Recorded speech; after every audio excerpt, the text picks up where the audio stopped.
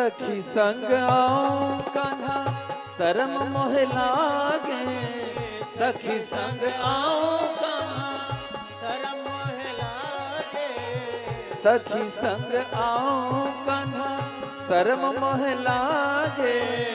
अकेली में आओ तो, अकेली आओ तो भूल जाओ डगरी, बर दूर नगरी है, दूर नगरी बर दूर नगरी, हाँ दूर नगरी बर दूर नगरी।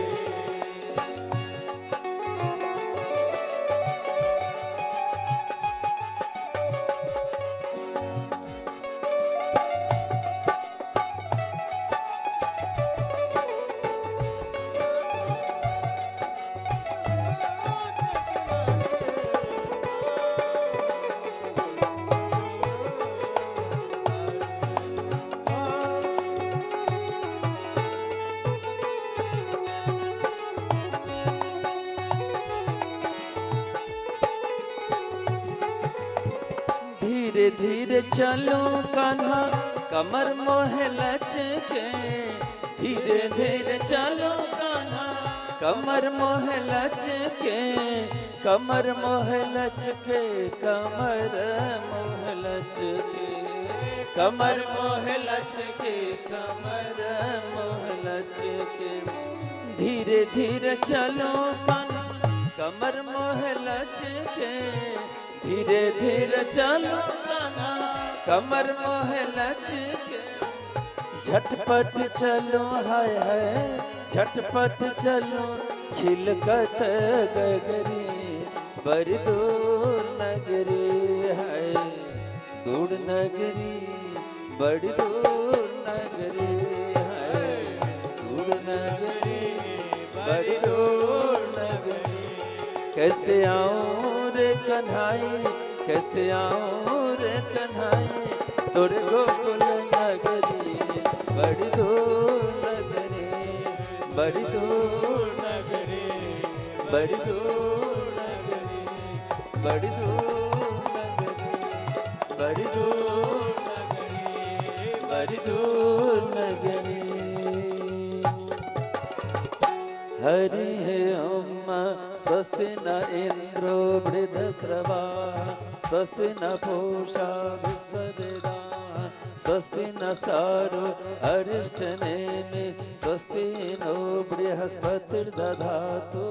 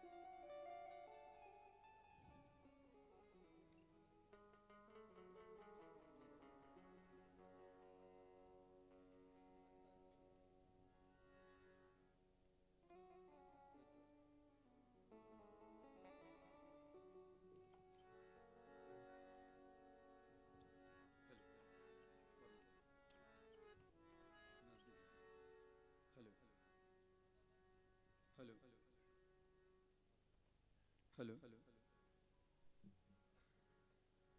हेलो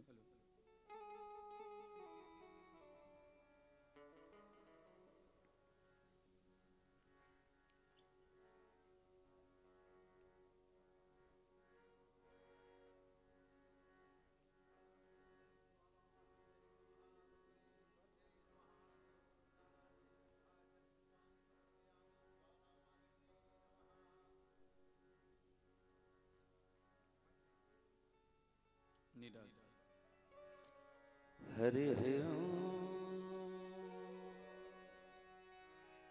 कर्पूर गौरम करुणावतारम संसार सारम भुजगेन्द्रहारम सदा वसंतम हृदयारविंदे भवम भवानी सहितं नमामि। श्री भागवत भगवान की है आरती, पापियों को पाप से है तारती। श्री भागवत भगवान की है आरती, पापियों को पाप से है तारती। श्री भागवत भगवान की आरती, पापियों को पाप से है तारती।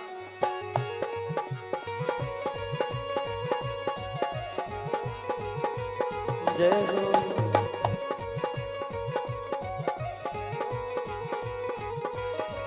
ये अमर ग्रंथ ये मुक्ति पंथ, ये पंचम वेद निराला, नव ज्योति जगाने वाला। ये अमर ग्रंथ ये मुक्ति पंथ, ये पंचम वेद निराला, नव ज्योति जगाने वाला। हरि नाम यही हरि ध्यान यही, हरि नाम यही हरि ध्यान यही, हरि नाम यही हरि ध्यान यही। हरि नाम यही हरि ध्यान यही। जग के मंगल की आरती, पापियों को पाप से है तारती। श्री भागवत भगवान की है आरती, पापियों को पाप से है तारती।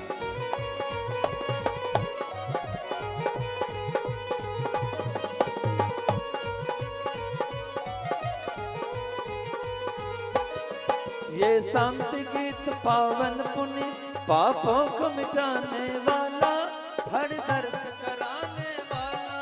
ये शांति गीत पावन पुनीत, पापों को मिटाने वाला, हर दरस दिखाने वाला। ये शांति गीत पावन पुनीत, पापों को मिटाने वाला, हर दर्द कराने वाला।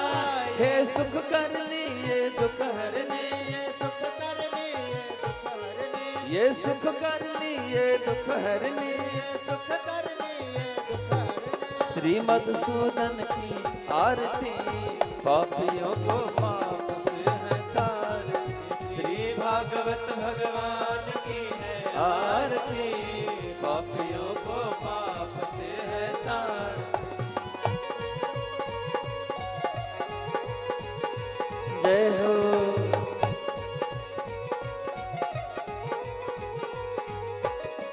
ये मधुर बोल भव पंथ खोल, सतमार्ग बताने वाला, बिगड़ी को बनाने वाला। ये सतमार्ग बताने वाला, ये मधुर बोल भव पंथ खोल, सतमार्ग बताने वाला, बिगड़ी को बनाने वाला। श्री राम यही घनश्याम यही, श्री राम यही घनश्याम यही, श्री राम यही घनश्याम यही। श्री राम यही घनश्याम यही। प्रभु के महिमा की आरती, पापियों को पाप से है तारती। श्री भागवत भगवान की है आरती, पापियों को पाप से है तारती। हरे कृष्णा कृष्ण कृष्ण हरे हरे, हरे रामा राम राम हरे हरे। हरे कृष्णा कृष्ण कृष्ण हरे हरे, हरे रामा राम राम हरे हरे। श्री भागवत भगवान की आरती, पापियों को पाप से है तारती। पापियों को पाप से है तारती, पापियों को पाप से है तारती।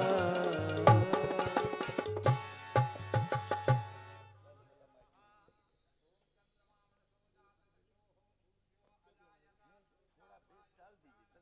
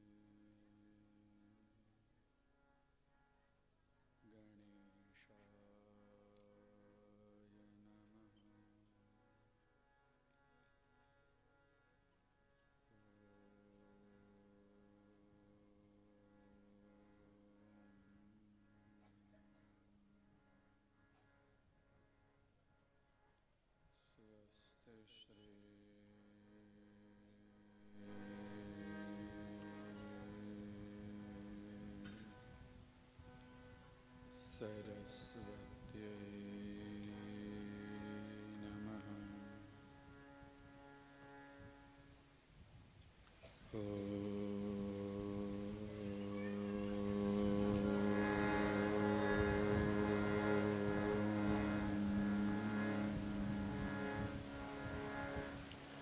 स्वस्ति श्री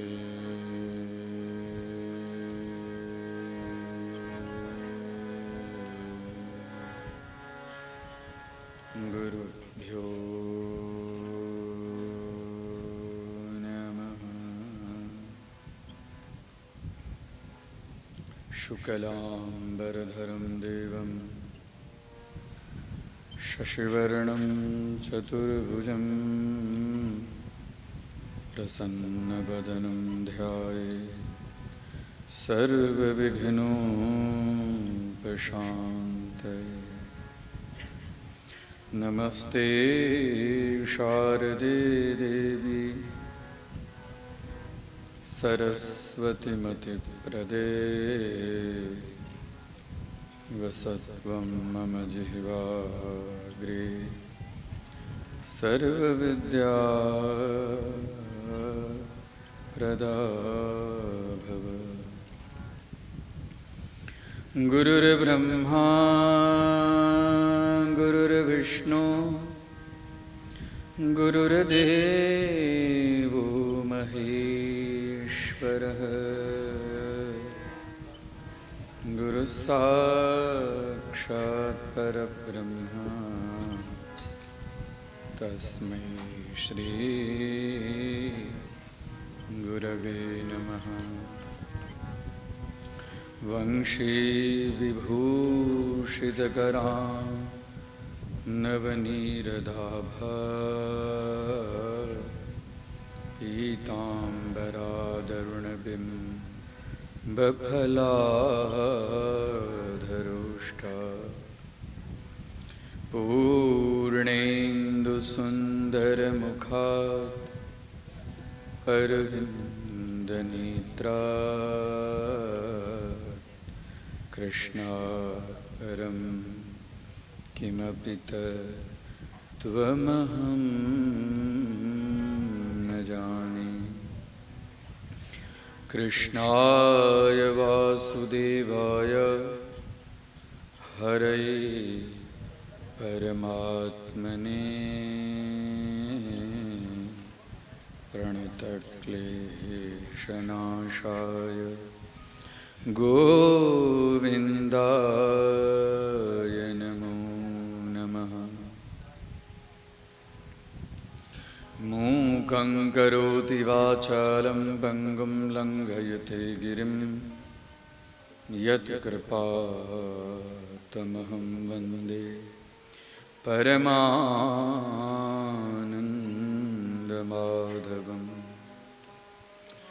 सच्चिदानन्दरूपाय विश्वोत्पत्त्यादिहेतवे तापत्रयविनाशाय श्रीकृष्णाय वयं नमः। नारायणं नमस्कृत्य नरं चैव नरोत्तमं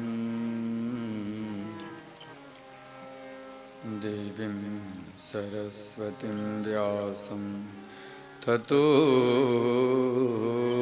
जयमुदीरये।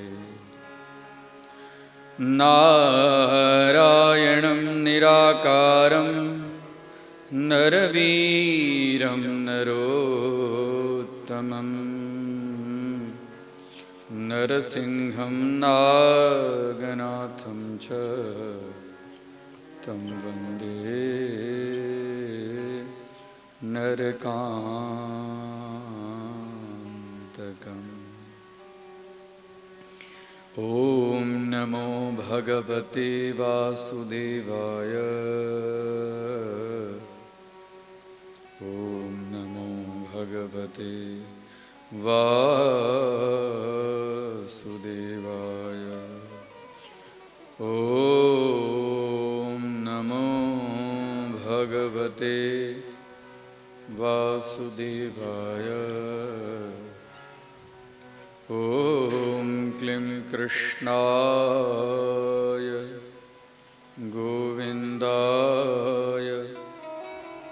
गोपीजनवल्लभाय।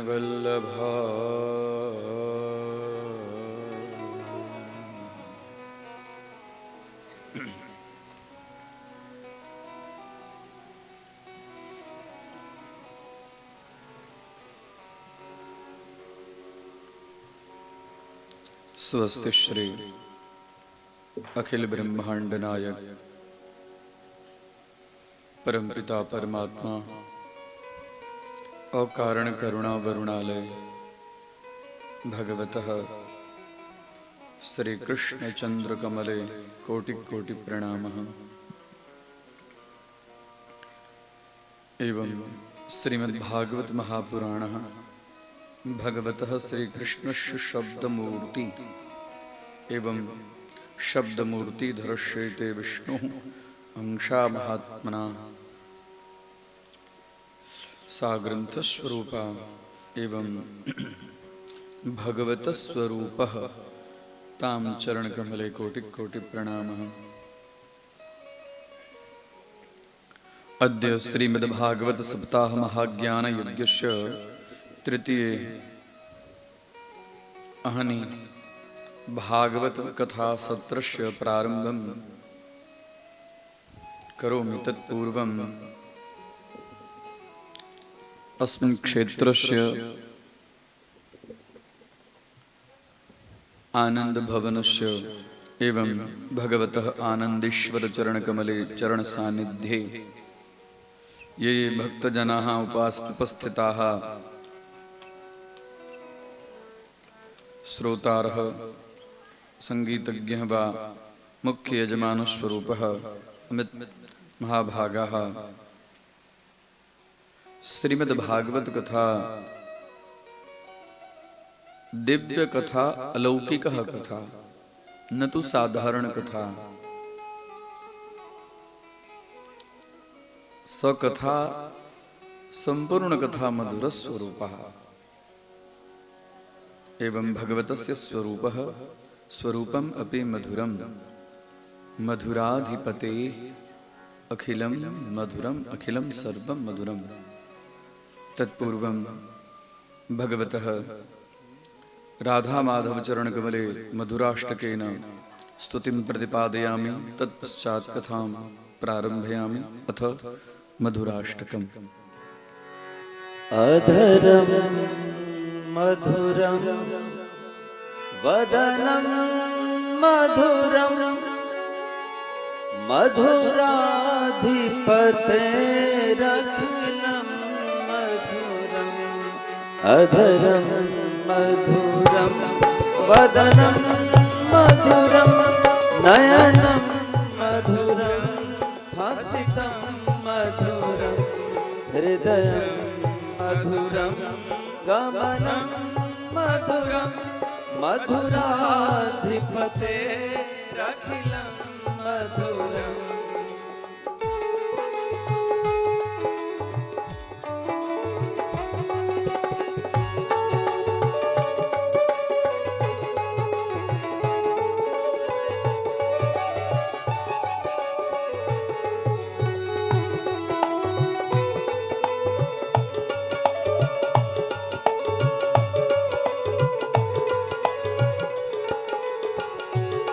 वचनं मधुरं चरितं मधुरं वचनं मधुरं चरितं मधुरं वसनं मधुरं बलितं मधुरं वसनं मधुरं बलितं मधुरं चलितं मधुरं भ्रमितं मधुरं चलितं मधुरं भ्रमितं मधुरं मधुराधिपतेरखिलं मधुरं मधुराधिपतेरखिलं मधुरम्।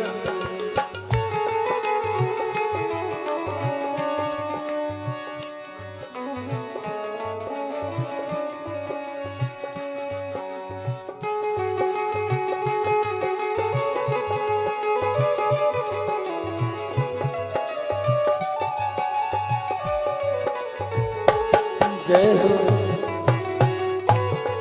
राधे। बोलिए भागवत भगवान की।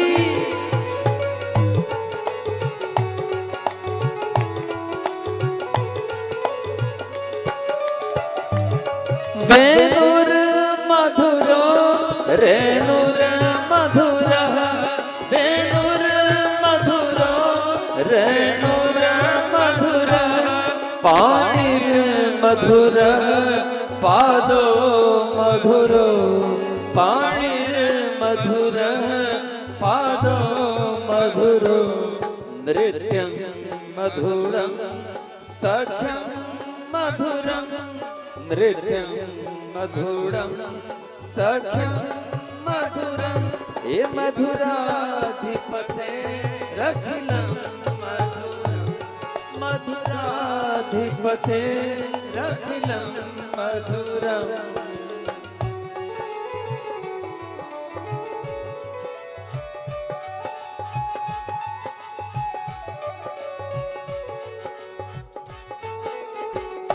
श्री राधे।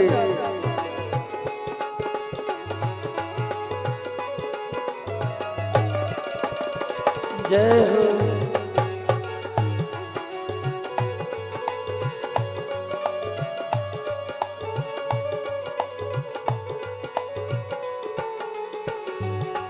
गीतं मधुरं पीतं मधुरं, गीतं मधुरं पीतं मधुरं, उक्तं मधुरं सुक्तं मधुरं, भुक्तं मधुरं सुप्तं मधुरं, रूपं मधुरं तिलकं मधुरं, रूपं मधुरं तिलकं मधुरं, ये मधुराधिपते रखिलं मधुरं, मधुराधिपते रखिलं मधुरं। जय हो।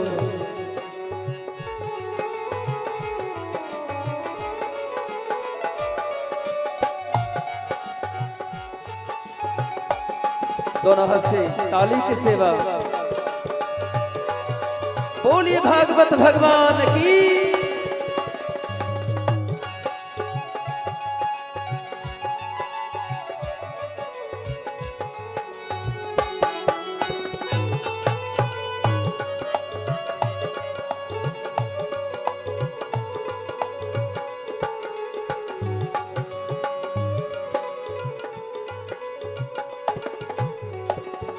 कर्णं मधुरं कर्णं हरणं, कर्णं मधुरं कर्णं हरणं, हरणं मधुरं रमणं मधुरं, हरणं मधुरं रमणं मधुरं, बमितं मधुरं संहितं मधुरं, बमितं मधुरं समितं मधुरं, ये मधुराधिपते रखिलं मधुरं, मधुराधिपते रखिलं मधुरं।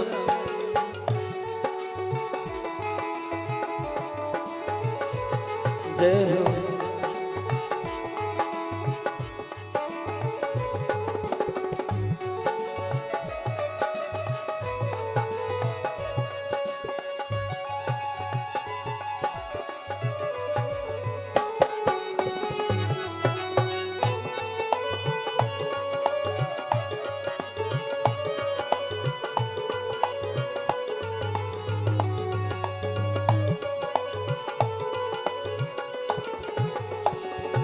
गुंजा मधुरा माला मधुरा, गुंजा मधुरा माला मधुरा, जमुना मधुरा बीची मधुरा, जमुना मधुरा बीची मधुरा, सलिलं मधुरं कमलं मधुरं, सलिलं मधुरं कमलं मधुरं, ये मधुराधिपते मधुराधिपते अखिलं मधुरं मधुराधिपते अखिलं मधुरं।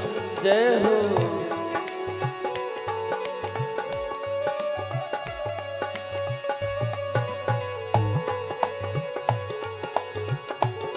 गोपी मधुरा लीला मधुरा, गोपी मधुरा लीला मधुरा, युक्तं मधुरं भुक्तं मधुरं, युक्तं मधुरं भुक्तं मधुरं, दृष्टं मधुरं शिष्टं मधुरं, दृष्टं मधुरं दृष्टं मधुरं।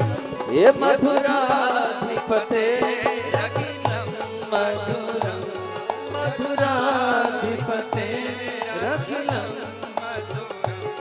गोपा मधुरा गावो मधुरा, गोपा मधुरा गावो मधुरा, यष्टिर मधुरा सृष्टिर मधुरा, यष्टिर मधुरा सृष्टिर मधुरा, दलितं मधुरं पलितं मधुरं, दलितं मधुरं पलितं मधुरं। ये मधुराधिपते अखिलं मधुरं मधुराधिपते अखिलं मधुरं, अधरं मधुरं मधुरं, अधरं मधुरं वदनं मधुरं, नयनं मधुरं हसितं मधुरं, नयनं मधुरं हसितं मधुरं, हृदयं मधुरं गमनं मधुरं, हृदयं मधुरं गमनं मधुरं। ये मधुराधिपते अखिलं मधुरं मधुराधिपते अखिलं मधुरं, हाँ मधुराधिपते अखिलं मधुरं, ओ मधुराधिपते अखिलं मधुरं। बोलिए भागवत भगवान की, श्री सुखदेव जी महाराज की, व्यासदेव भगवान की, हर हर महादेव।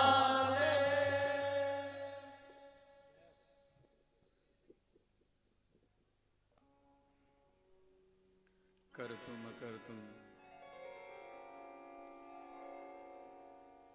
अन्यथा कर्तुम समर्थः ईश्वरः, स ईश्वरः यत्स्यात् सर्वत्र वर्तते। भगवान की कृपा समस्त जीव के ऊपर में हमेशा बरसती रहती है। जिस जीव की जितनी योग्यता लायकात हो, उनकी कृपा का अनुभूति उसी के हिसाब से समझता है, उसको प्राप्त होता है। वर्षा जो है ये तो नहीं कहती कि भाई हम इस घर के लिए बरसते हैं और उस घर के लिए नहीं बरसते हैं। हाँ, बरसात तो सबके लिए है वर्षा। वैसे ही भगवान सम है, सभी के लिए सम है। भगवान दैत्यों के लिए भी संभाव रखते हैं, देव के लिए भी संभाव रखते हैं, मानव के लिए भी संभाव रखते हैं। और ईश्वर का स्वरूप बताया गया है, कर्तुम अकर्तुम अन्यथा कर्तुम समर्थः। कुछ गड़बड़ हुआ ऐसा लगा, तो यहाँ कथा होगी तो तक्षक नहीं आएगा। बोलिए राधे राधे। भागवत की कथा बैठ सुनने चले, अब कोई होंगे परीक्षित? हाँ, क्यों? अब भागवत की कथा में तक्षक की कथा में तक्षक ना आए तो फिर तो कथा ही बराबर नहीं हुई।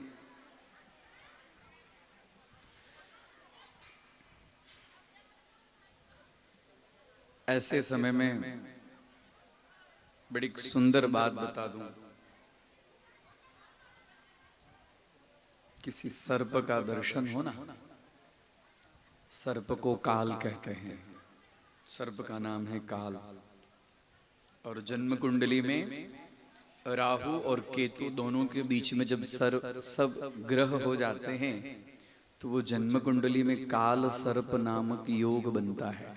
इसको कहते हैं काल सर्प योग। इसके लिए सर्प को कहते हैं काल।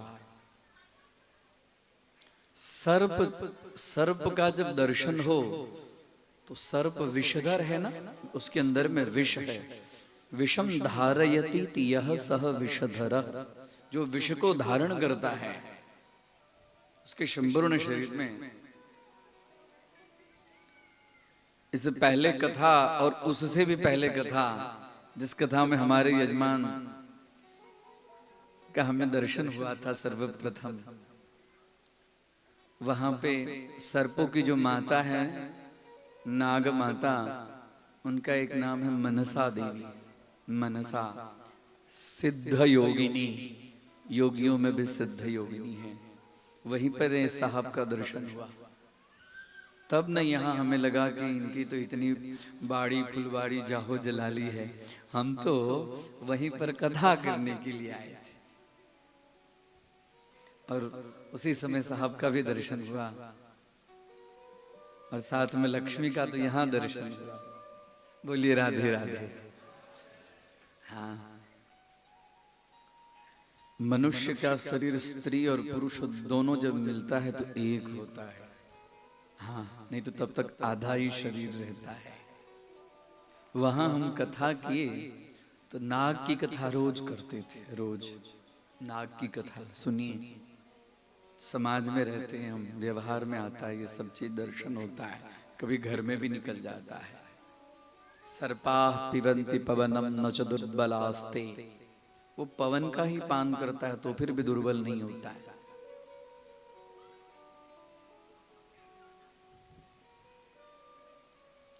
सांप को चक्षुश्रवा कहते हैं। चक्षुश्रवा, उसके कान नहीं होते, वो आंख से ही दिखता है, इसके लिए चक्षुश्रवा।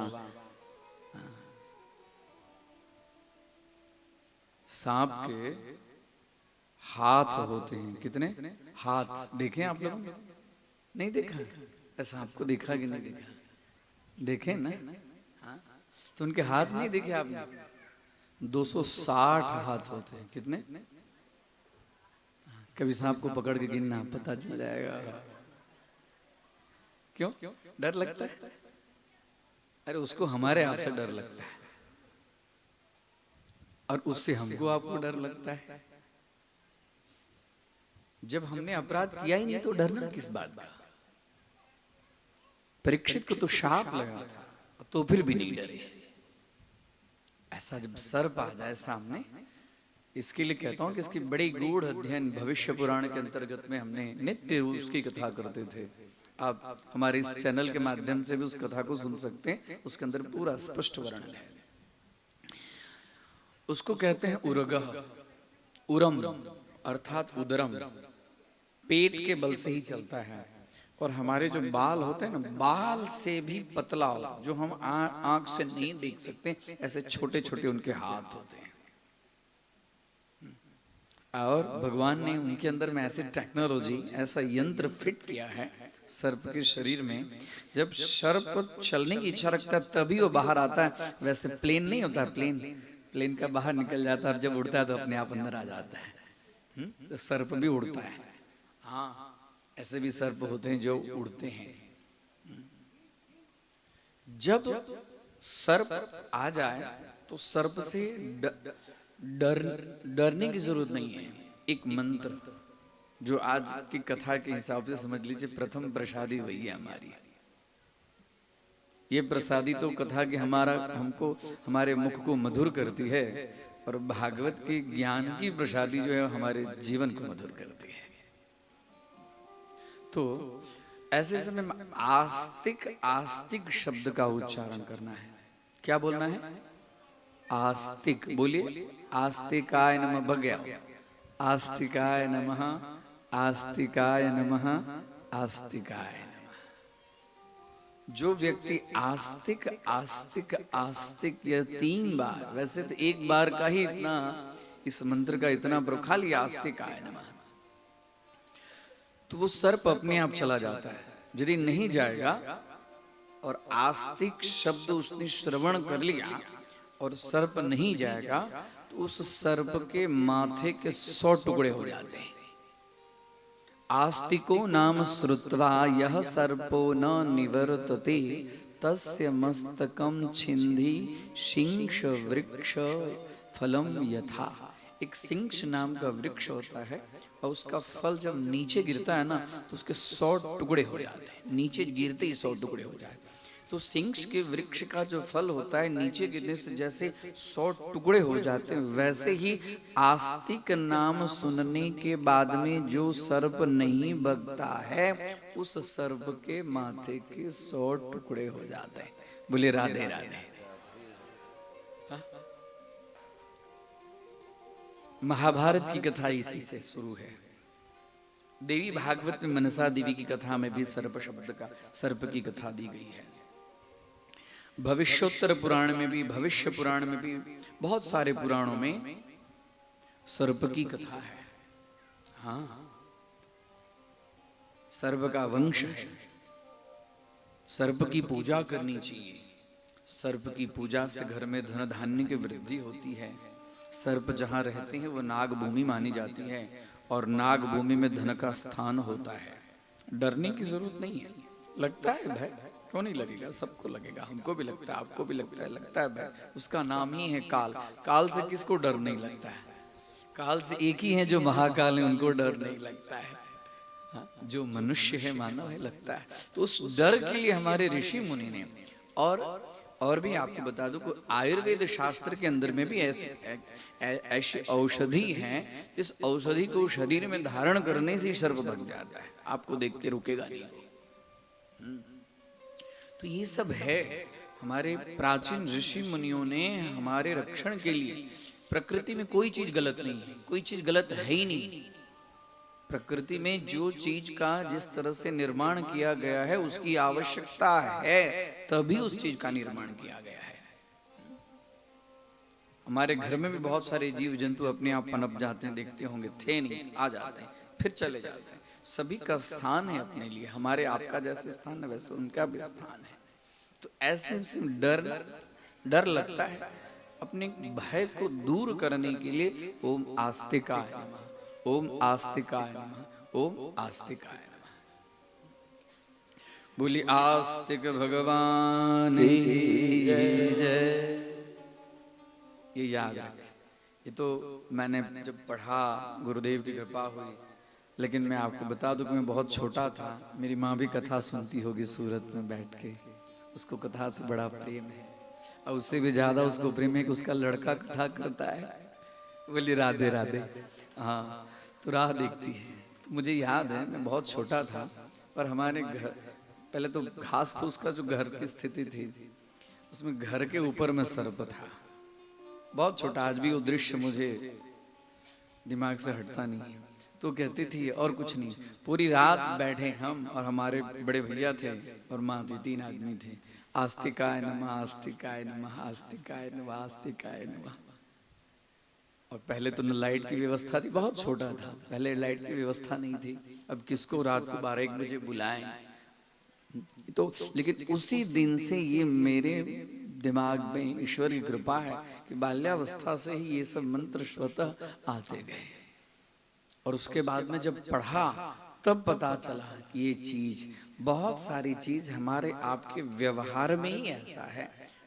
हमारे गुरुदेव कहते थे कि जो शास्त्र नहीं पढ़ेगा वो व्यवहार क्या जानेगा। व्यवहार शास्त्र से होता है। हाँ, व्यवहार विदे शिवेत रक्षत। ये हाँ, शास्त्र जो है वो मर्यादित कर देता है, व्यक्ति अनुशासन मिला देता है। सास अनुशिष्टो, जो अनुशासन में। मनुष्य क्या है? मनुष्य चाहता है कि मैं स्वच्छंद विचरण करूं, लेकिन शास्त्र उसको मर्यादा में रखता है। पिता के साथ में ऐसे, पति के साथ में ऐसे, पुत्र के साथ में ऐसे, भाई के साथ में ऐसे, समाज के साथ में ऐसे मर्यादा में रख देता है। इसके लिए उसको कहते हैं शास्त्र। शास्त्र अनुशिष्टो, जो अनुशासन पालन करने के लिए हमेशा तत्पर दिशा निर्देश करे, उसका नाम है शास्त्र। और वास्तव में मनुष्य तो वो होता है कि शास्त्राणि यत्र गच्छन्ति तत्र गच्छन्ति ते नराः। नराः मतलब मानवाः, मनुष्य वो होता है जो शास्त्र जहां कहते हैं जाने के लिए वहां जो जाता है। हाँ? आज तो मनमानी हो गई है, बुद्धिमानी और मनमानी, बुद्धिमानी कम और मनमानी ज्यादा। लोगों को उपदेश देने के लिए बुद्धिमानी और अपने के लिए मनमानी। बोलिए राधे राधे। अपने लिए मनमानी चलता है, हम हमारे ऊपर में कोई जोर, लेकिन दूसरे को देना है तो बुद्धिमानी। इसके लिए वास्तव में शास्त्र जिस तरह से आदेश करे, शास्त्र का आदेश ऐसे जीवों का दर्शन हो, तो उस समय ये मंत्र का उच्चारण करना चाहिए। बोलिए कृष्ण कन्हैया लाल की जय, भागवत भगवान की जय। जितं जितं ते जित यज्ञ भावन त्रयी तनुस्वां परिधुन्वते नमः। यद्रोमगर्ते सुनीलो निमील्य रुध्वरास्तस्मै नमः। कारणसुकरायते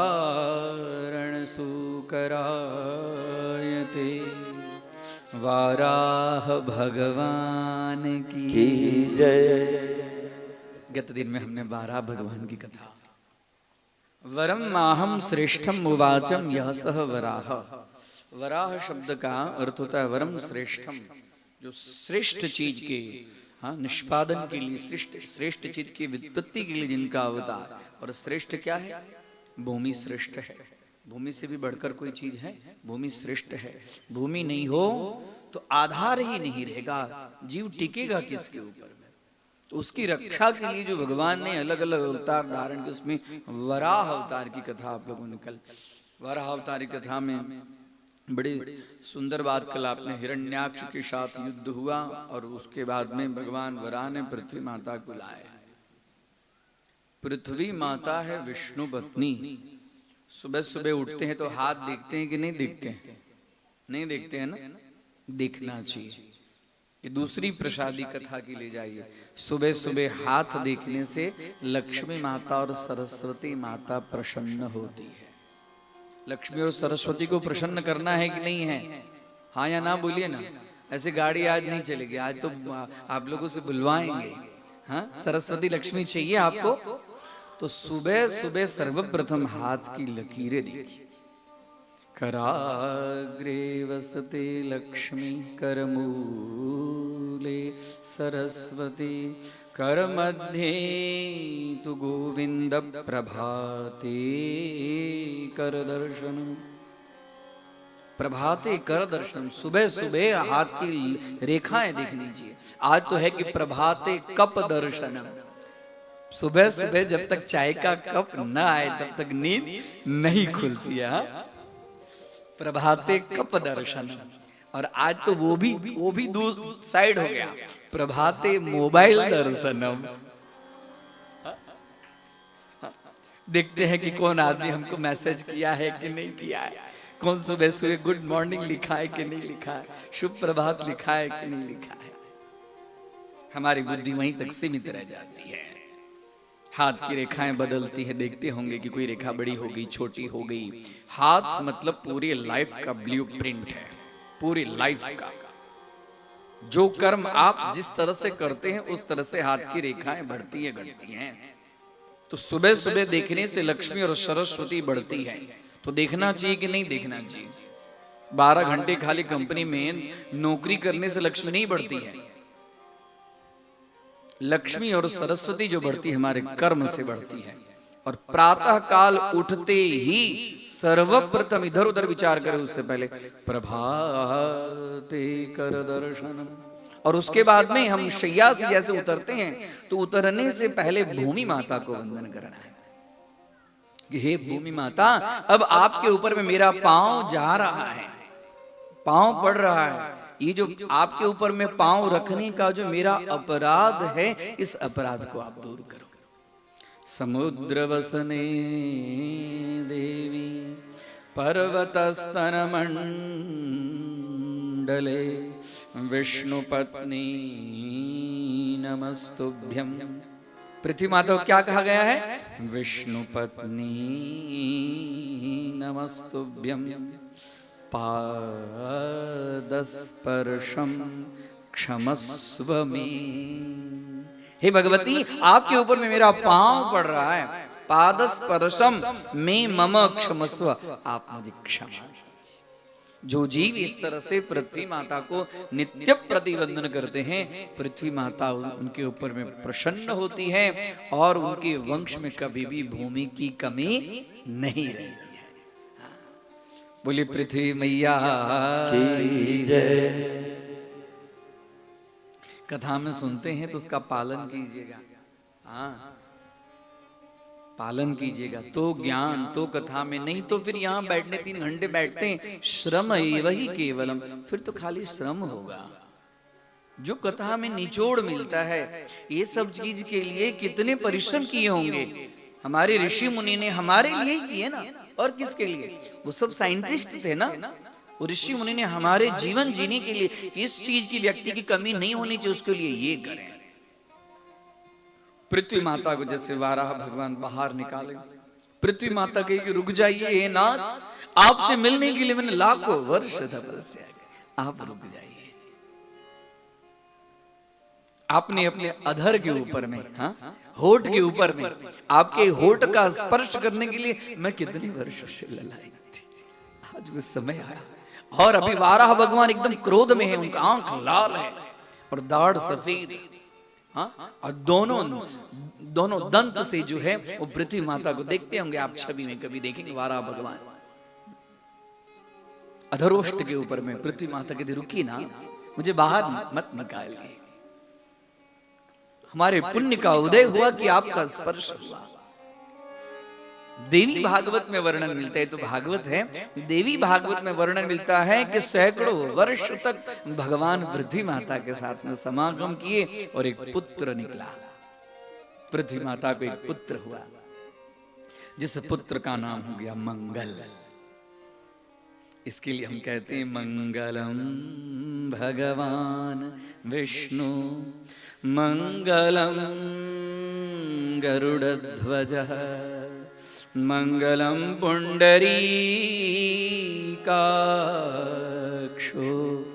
मंगलायतनो हरि। मंगल, भगवान क्रोध में थे, इसके लिए मंगल भी क्रोध, मंगल ग्रह है जिसको मंगल कहते हैं ना।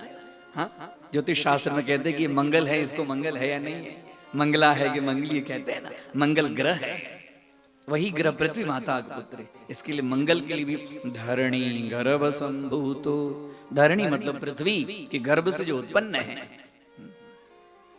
इसके लिए पृथ्वी की पूजा होती है।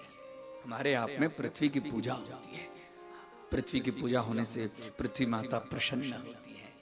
भूमि पूजा होती है ना, जब हम आप घर का निर्माण करते हैं उस समय भूमि की पूजा होती है।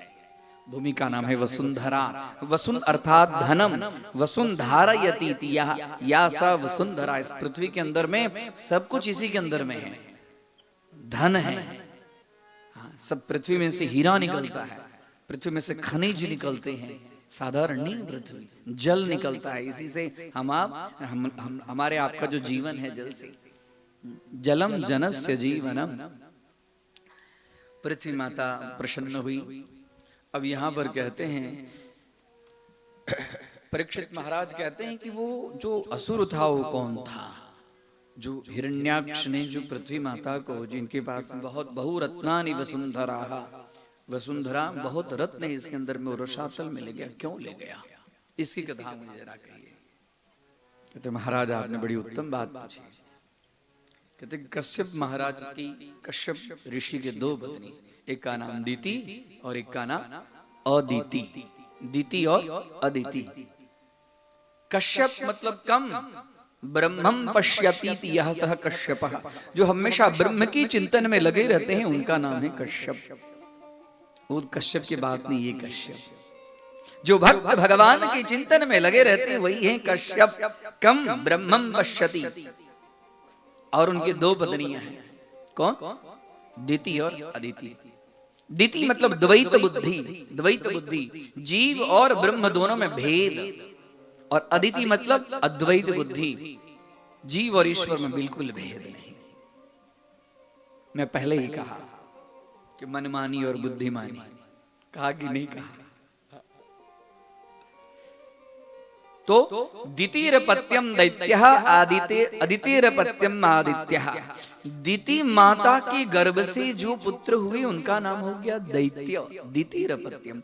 और अदिति माता के गर्भ से जिन संतानों की उत्पत्ति हो गई वही आदित्य, मतलब सूर्य नारायण वो ज्येष्ठ पुत्र हैं, इसी के लिए आदित्य। सब देवता सब अदिति माता के पुत्र हैं।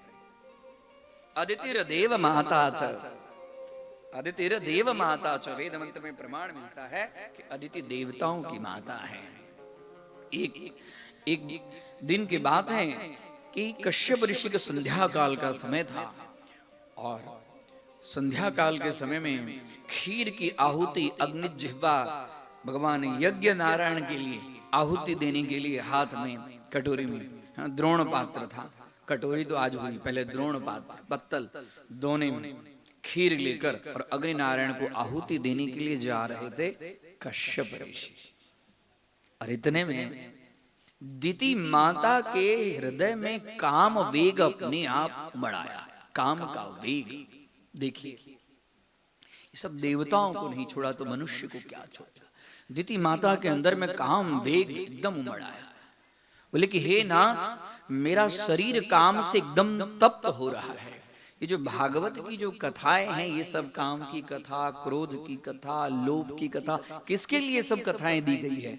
ये सब कथाएं दी गई है कि ये सबसे कितना अनर्थ होता है और इस कथा को सुनने के बाद में जीव को ये सब चीजों के ऊपर में संयम रखना चाहिए। बोलिए राधे राधे। यही है इस कथा का उद्देश्य। कथा तो बहुत सुने होंगे और बहुत सुनेंगे, भगवान की कृपा हो ये बारंबार हम भू रहो रसिका भूवि भावुका, बार बार सुनी कथा, बार बार सुनी कथा। सुनने से जीवन पवित्र होता है, मन शुद्ध होता है, वाणी शुद्ध होती है। इसके लिए कथा सुननी चाहिए। ये सब कथाओं का तात्पर्य है। दिति माता रोक रही कि हे नाथ, मेरे शरीर को काम जो है वो जला रहा है, आप मेरे इस काम को शांत कीजिए। कश्यप जी कहते हैं कि देवी ये उचित समय नहीं है, संध्या काल का समय है, ये उचित समय नहीं। ऐसे में भगवान शिव जी वृषभ के ऊपर में, बैल के ऊपर में बैठकर संपूर्ण आकाश में अंतरिक्ष में विचरण करते हैं और जो जीव जिस तरह की कामना करता है उस जीव को तथास्तु तथास्तु तथास्तु कहते रहते हैं और उसकी इच्छा पूर्ण होती है। इसके लिए हम आप संध्या काल अगरबत्ती दिया बत्ती करते हैं कि नहीं करते हैं? उसका नाम है संध्या वेला। वेला मतलब संध्या और संध्या मतलब संधि काल। संधि काल मतलब दिन और रात्रि दोनों का जो संधि काल है उसको कहते हैं संध्या। और संध्या शब्द का अर्थ ही होता है सम्यक ध्यायति यह सह संध्या, जहां पर अच्छे ढंग से संपूर्ण रूप से जो ब्रह्म के चिंतन करने का जो समय होता है उसको कहते हैं संध्या। और ब्राह्मण देवता सब करते हैं संध्या। तो बोलते नहीं ये देवी ये अच्छी बात नहीं है। ईशा घोरतमा वेला घोराणाम घोर दर्शनम चरन्ति यस्याम भूतानि भूतेषु भूतेशानुचराणि।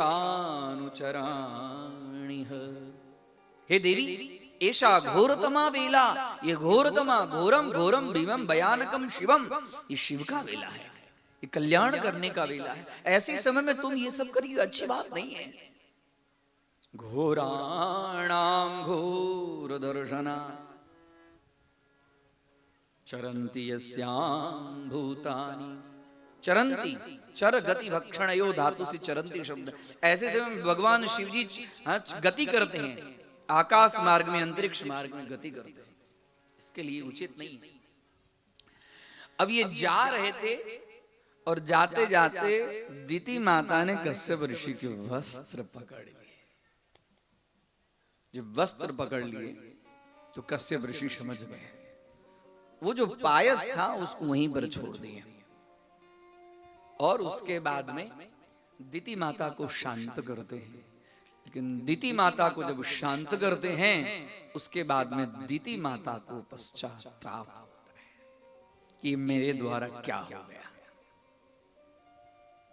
ऐसे शास्त्र में विधान मिलता है कि सायंकाल में कौन कौन से कार्य नहीं करने चाहिए।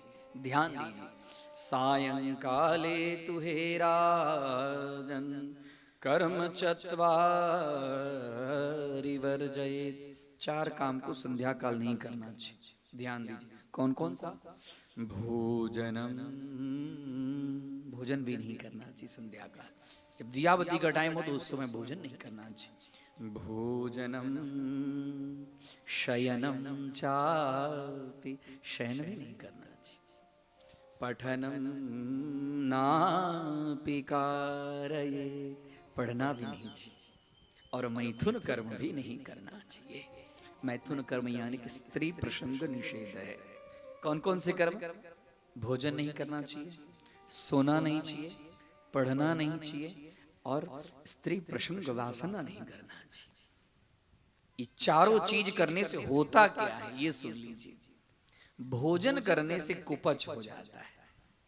भोजन करने से कुपच हो जाता है। क्यों कुपच हो जाता है? तो सूर्य का अस्त हो गया।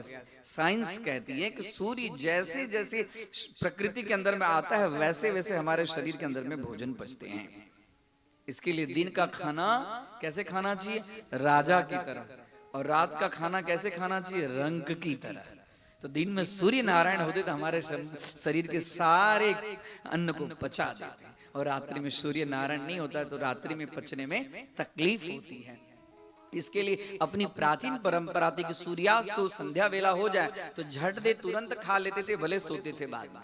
तो उस समय मिलता था भोजन को पचने के लिए। आज जो रोग होता है इसके पीछे कारण कि भोजन किए और तुरंत हम चले जाते हैं बेड के ऊपर में। ये सबसे रोग होता है। तो संध्या काल में संधि वेला होती है, न सूर्य होते हैं न चंद्र होते हैं। तो ऐसे समय में भोजन पचने में तकलीफ होता है। इसके लिए संध्या काल में भोजन नहीं करना चाहिए। संध्या काल में शयन करने से रोग होता है। अधिकतर रोग सोकर आप उठते हैं तभी आपके बॉडी के अंदर में फीलिंग होता है कि मुझे फीवर हुआ है या मुझे कुछ तकलीफ होती है। संध्या काल सोने में शरीर में रोग होता है। संध्या काल पढ़ने से विद्या की विस्मृति होती है। आज तो हम बड़े एडवांस हो गए हैं। बच्चे सब कंप्यूटर पे लैपटॉप पे पढ़ते रहते संध्या काल। अरे पढ़ता है, छोड़। लेकिन नहीं, वो जो 15 से 20 मिनट का जो पीरियड है बंद कर दो बेटा। जाओ बाहर चले जाओ या फिर भगवान के चरण सानिध्य में बैठ जाओ। उतने समय मत पढ़ो, नहीं तो विद्या का विस्मरण हो जाता है। कई लोग कहते हैं हमारे बच्चे पढ़ते तो हैं लेकिन जब एग्जाम होती है तो उनको कुछ याद नहीं रहता है। तो इसके पीछे ये सब कारण है। इस सब कारण को देखिए। इसी के लिए मैं पहले कहा कि जो व्यक्ति शास्त्र नहीं जानेगा वो व्यक्ति व्यवहार कैसे जानेगा। और मैथुन कर्म करने से, संध्या काल में मैथुन कर्म करने से असुर दानवों की उत्पत्ति होती है। इसके लिए 4 कर्म संध्या काल में नहीं करने। कश्यप ऋषि कहते हैं कि देवी तुमने गलत किया। तुम हो तो भद्रा मतलब कल्याण करने वाली, लेकिन ये तुम मुझे भी अपवित्र कर दी। इतिहास में मेरी भी अपकीर्ति होगी तुम्हारे साथ में। जो मैंने ये संग किया इससे मेरी भी अपकीर्ति होगी। कहते हैं ये जो मेरा जो तेज है वो अमोघ है। इस तेज से 2 भयानक शत्रु तुम्हारे पेट से उत्पन्न होंगे। दिति माता तो डर गई। जैसे बोले कि भयानक शत्रु उत्पन्न होगी, दिति माता डर गई। भविष्यतिस्तवा भद्रे, भविष्यति होगा। तवा मतलब हे भद्रे, हे कल्याणी, तुम्हारे अंदर में होगा। क्या होगा? अभद्रे जाठराधम। अभद्रे अभद्र होगा, जठरः उदरे, अधमः अधम। लोकान् सपालान् स्त्री चंडी मुहुरा क्रंदयिष्यतः। लोकान सपाला, लोगों को दुखी करेगा, लोकपाल को दुखी करने वाला, स्त्रियों को दुखी करने वाला, तुम्हारे पेट से दो असुर उत्पन्न होंगे। जैसे ये सुने कि दिति माता तो कांपने लगी। अब गए स्नान करने के लिए कश्यप ऋषि, स्नान करके आते हैं। अभी तो कर्म अवशेष था ना, गए अब कर्म करने के लिए। हाथ जोड़कर खड़ी है दिति माता, बोली मेरे कल्याण के लिए भले आपने मुझे कहा, उसके लिए मुझे कोई, ये मेरा अपराध है, इस अपराध को भोगने के लिए मैं तैयार हूं। कभी भी जीवन में अपराध हो जाए तो उससे बचने के लिए असत्य का पर्दा डालना नहीं चाहिए। पाप यदि हो जाता है जीव से तो पाप को कई लोग छुपाते हैं कि मेरे पाप को कोई सुन न ले, मेरे पाप को कोई देख न ले, मेरे पाप का कोई प्रचार प्रसार न करे। लेकिन ये गलत है। पाप को व्यक्त करना चाहिए। पाप और पुण्य दोनों बांटने से घटते हैं। पाप और पुण्य बांटने से घटते हैं। तो किसको बांटना चाहिए? पाप को बांटना चाहिए जिससे घटेगा, और पुण्य को नहीं बांटना चाहिए।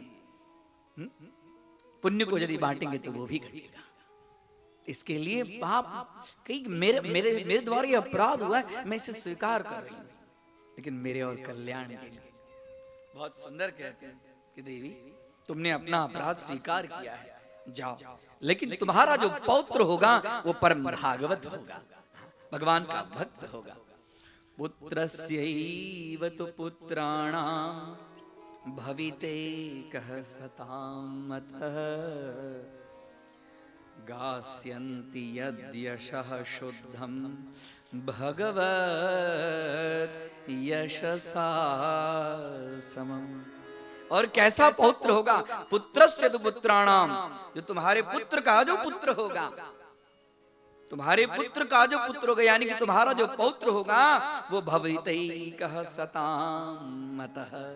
भवितैकः सतां, सतां साधु जनानां, बहुत श्रेष्ठ होगा। और कैसा होगा कि घास्यन्ति यद्यसः शुद्धं भगवत यशसा समम। जैसे भगवान की यश कीर्ति है वैसे उसकी यश कीर्ति होगी। भगवत यशसा समम, तुल्यम, समम अर्थात तुल्यम, भगवान के सदृश उसकी यश कीर्ति होगी। और जैसे ये सुनी वैसे ही दिति माता भगवान के चिंतन में लग गई कि हमसे अपराध हुआ है। इस अपराध के लिए, जब हमारे द्वारा भी कोई अपराध हो तो ठाकुर जी के चरण में जाना चाहिए, भगवान का नाम स्मरण करना चाहिए, भगवान का कीर्तन करना चाहिए कि हे भगवान मेरे द्वारा ये अपराध हुआ, इस अपराध को क्षमा करने में आप ही समर्थ हैं। इसके लिए भगवान के चरणों में दिति माता गई और भगवान के चरणों में प्रार्थना कर रही है। गोविंद बोलो हरि गोपाल बोलो, गोविंद गोविंद बोलो हरि गोपाल बोलो, गोविंद बोलो हरि गोपाल बोलो। राधा रमण हरि गोविंद बोलो, राधा रमण हरि गोविंद बोलो, गोविंद बोलो हरि गोपाल बोलो, गाइए। गोविंद बोलो हरि गोपाल बोलो, राधा रमन हरि गोविंद बोलो, राधा रमण हरि गोविंद बोलो, गोविंद बोलो हरि गोपाल बोलो, गोविंद बोलो हरि गोपाल बोलो, गोविंद बोलो हरि गोपाल बोलो, गोविंद बोलो हरि गोपाल बोलो, गोविंद बोलो हरि गोपाल बोलो, गोविंद बोलो हरि गोपाल बोलो, राधा रमण हरि गोविंद बोलो, राधे राधा रमण हरि गोविंद बोलो, की बोलो, केशव की बोलो, माधव की बोलो, केशव की बोलो, माधव की बोलो, केशव की बोलो, माधव की बोलो। हाँ राधा रमण हरि गोविंद राधे राधा रमण हरि गोविंद बोलो, गोविंद बोलो हरि गोपाल बोलो, गोविंद बोलो, हरि गोपाल बोलो, गोपाल बोलो, गोविंद बोलो, हरि गोपाल बोलो, राधा रमण हरि गोविंद बोलो, राधा रमण हरि गोविंद बोलो, राधा हरि गोविंद बोलो, राधा रमण हरि गोविंद बोलो, गोविंद जय जय गोपाल जय जय गोविंद जय जय गोपाल जय जय, गोविंद जय जय गोपाल जय जय, गोविंद जय जय गोपाल जय जय राधा रमण हरि गोविंद बोलो, राधा रमण हरि गोविंद बोलो, राधा रमण हरि भाव से गाइए ओ राधा रमण हरि गोविंद बोलो, केशव जय जय माधव जय जय केशव जय जय माधव जय जय केशव जय जय माधव जय जय जय माधव जय जय राधा रमण हरि गोविंद बोलो, राधा रमण हरि गोविंद बोलो, राधा रमण हरि गोविंद बोलो, राधा रमण हरि गोविंद बोलो, राधा रमण हरि गोपाल बोलो, राधा रमण हरि गोविंद बोलो, राधा रमण हरि राधा रमण रमण हरि गोविंद बोलो।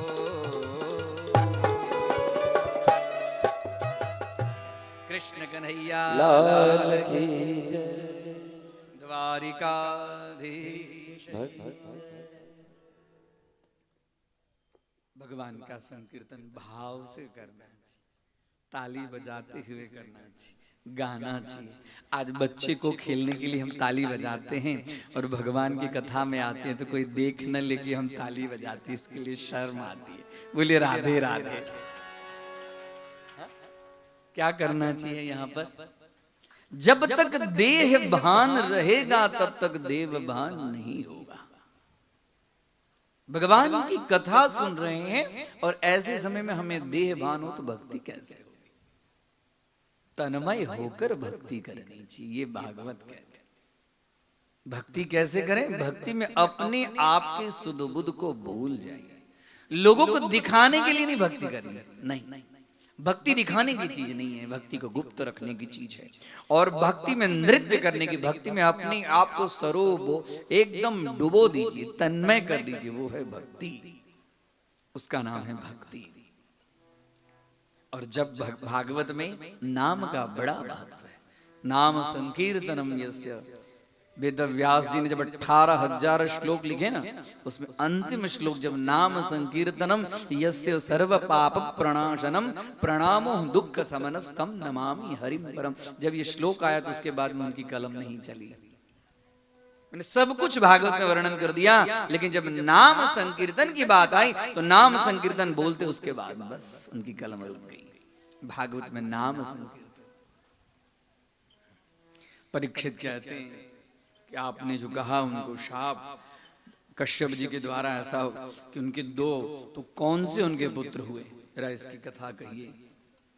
कहते हैं कि एक बार तो एकदा भगवतो वैकुंठस्यामलात्मनः ययुर्वै वैकुंठनिलयां सर्वलोकनमस्कृतम्। एक समय की बात है, तो ब्रह्मा जी के मानस पुत्र जिनकी कथा हम बताए आरंभ के दिन में ही, जो छोटे छोटे पंचहायन संयुक्त, हाँ 5-5 वर्ष के हैं तो सबसे श्रेष्ठ हैं, तो ज्ञान वृद्ध हैं, वयो वृद्ध हैं, लेकिन लगते हैं बालक के जब। हाँ। सनक सनंदन सनातन सनत कुमार, इनके मन में इच्छा हुई कि मैं वैकुंठ में जाकर भगवान के दर्शन करूं, वैकुंठ में जाकर भगवान के दर्शन करूं। भगवान के दर्शन के लिए मंदिर जाना चाहिए, और दिन जाए न जाए उत्सव के दिन जरूर जाना चाहिए। कई लोग तो कहते हैं कि उत्सव में तो भीड़ बहुत रहता है, जब मंदिर खाली होता है तब हम जाते हैं, लेकिन नहीं, उत्सव के दिन का महत्व कुछ अलग होता है, इसके लिए तो भीड़ होती है। भीड़ होने का तात्पर्य यही है कि उत्सव है, भगवान के मंदिर में जाकर दर्शन करना चाहिए। हमारे घर में ही है चारों धाम, हमारे आनंदेश्वर महादेव आनंद भुवन में ही विराजते हैं। हाँ, यहाँ पर आकर रोज जितने यहाँ के निवासी हैं रोज आना चाहिए, बाबा के दर्शन करना चाहिए और एक लोटा जल चढ़ाना चाहिए। देखिए सारी विपत्ति आपकी दूर हो जाएगी। हाँ, पूरे आनंद, इनका नाम ही आनंद, पूरा सब जगह सर्वत्र आनंद ही आनंद, आनंद ही आनंद फैलेगा। यहाँ कोई रोग नहीं रहेगा, कोई शोक नहीं रहेगा, क्योंकि ये राजा है। ये राजा है, अपने आप को राजा नहीं मानना चाहिए, राजा है इनको। घर में जो देवता है उनको राजा बनाना चाहिए। हाँ। बाकी होता क्या है, अभी तो हम खुद सेठ हो जाते, राधे राधे। हाँ। अब खुद घर में सेठ हो जाते। भगवान को सेठ बनाइए। भगवान को जब सेठ बनाएंगे तो आपके अंदर में विनय और विवेक, कभी भी अहंकार नहीं आएगा। सनक सनंदन सनातन सनत कुमार को भगवान के दर्शन की इच्छा हुई, गए, और जैसे गए वैसे भगवान के जो द्वारपाल थे उन्होंने रोक दिया। भगवान के द्वारपाल बोले मुझे रोक दिया, हमारे लिए तो तीनों लोकों में कहीं रोक टोक नहीं है, आप मुझे रोक दिए। लगता है कि आपकी बुद्धि बिगड़ गई है। वैकुंठ में तो भगवान के पार्षद ऐसे होते हैं जिनके अंदर में कोई कामना रहती नहीं है, भगवान के सदृश है वो, उस सभी जीवों के ऊपर में समभाव रखते हैं। और हम तो भगवान के परम भक्त हैं, भगवान के दर्शन की इच्छा हुई और आपने हमें रोक दिया, आपकी बुद्धि बिगड़ गई है। और वैसे उन लोगों को कभी क्रोध आता नहीं, आज अचानक क्रोध आया और क्रोध आते ही बोले आसुरिम योनिमा विशो, आसुरिम योनिमा विशो, आसुरिम योनिमा विशो, जाओ आप असुर योनि में प्रवेश करो, असुर योनि। अब आप लोग वैकुंठ में रहने लायक नहीं हैं। लोकानितो वज्रमनंतर भाव दृष्ट्या पापी यशस्त्रय इमे रिपवोस्य यत्र। जहां पर पापी लोग निवास करते हैं वहां पर आप निवास करो। अब आप यहां रहने लायक नहीं हैं, आप लोगों ने हमको रोका। अब जैसे ये बात जैसे भगवान को पता चला, तुरंत वहां पर लक्ष्मी माता भगवती नारायण के हृदय में चंदन का श्रृंगार कर रही थी। लक्ष्मी माता को बोली रुको रुको, कुछ बाहर गड़बड़ है, मेरे द्वारपाल ने कुछ गड़बड़ किया है, मुझे वहां जाना चाहिए। तो पार्षदो मह्यम। और जैसे देखे सनक सनंदन सनातन सनत कुमार को हाथ जोड़े बोले तो पार्षदो मह्यम, हे नाथ ये मेरे दोनों पार्षद हैं। जयम विजय च कदर्थी कृत्यमाम यद्वो बहवक्राता मते क्रमम। अतिक्रमम, आप लोग अतिक्रमण किए हैं हे नाथ। कदर्थी कृत्या, इन लोगों ने बहुत अपराध किया है, और उस अपराध के लिए इन लोग को जो आपने दिया है वो सजा इन लोग को। हाँ। लेकिन ये इन लोग का अपराध नहीं, ये अपराध तो हमारा है। यदि सेवकों के द्वारा कोई अपराध हो जाता है तो वो अपराध सेवक का नहीं होता, वो अपराध स्वामी का होता है। आप लोगों के आशीर्वाद से, आप लोगों के चरण की सेवा से ही मैं यहाँ पर विष्णु स्वरूप। हे ब्राह्मण देवता, भगवान ने यहाँ पर ब्राह्मणों की बड़ी प्रशंसा की। और इतना ही नहीं, बोले कि यदि ब्राह्मणों के प्रति छिन्द्याम स्वबाहुवः प्रतिकूल वृत्तिम सोहम भवद्मय उपलब्ध सुतीर्थ कीर्ति। सोहम भवद्मय उपलब्ध सुतीर्थ कीर्ति, आपके कृपा से ही मेरी यश और कीर्ति फैली हुई है। यदि आप लोगों के द्वारा, आप लोगों का प्रतिकूल आचरण करने के लिए मेरा यदि दाहिना हाथ, राइट हैंड, मेरा यदि दाहिना हाथ भी इधर उधर करेगा तो उस दाहिना हाथ को काटने में मैं तनिक भी देरी नहीं करूंगा। छिंद्याम स्वबाहु, स्वबाहु मतलब अपना हाथ, छिंद्याम काट डालूंगा। वह प्रतिकूल वृत्तिम, जो आप लोगों के लिए प्रतिकूल वृत्ति करेगा, मुझे अपने हाथ काटने में भी देरी नहीं। जैसे सनक सनंदन सनातन देखिए भगवान आए, बोले ये सब जो आपके अंदर में जो प्रेरणा हुई ना, वो मेरे कारण ही प्रेरणा हुई। भगवान कहते मेरे कारण ही प्रेरणा हुई। अब इन लोग यहां रहने लायक नहीं हैं।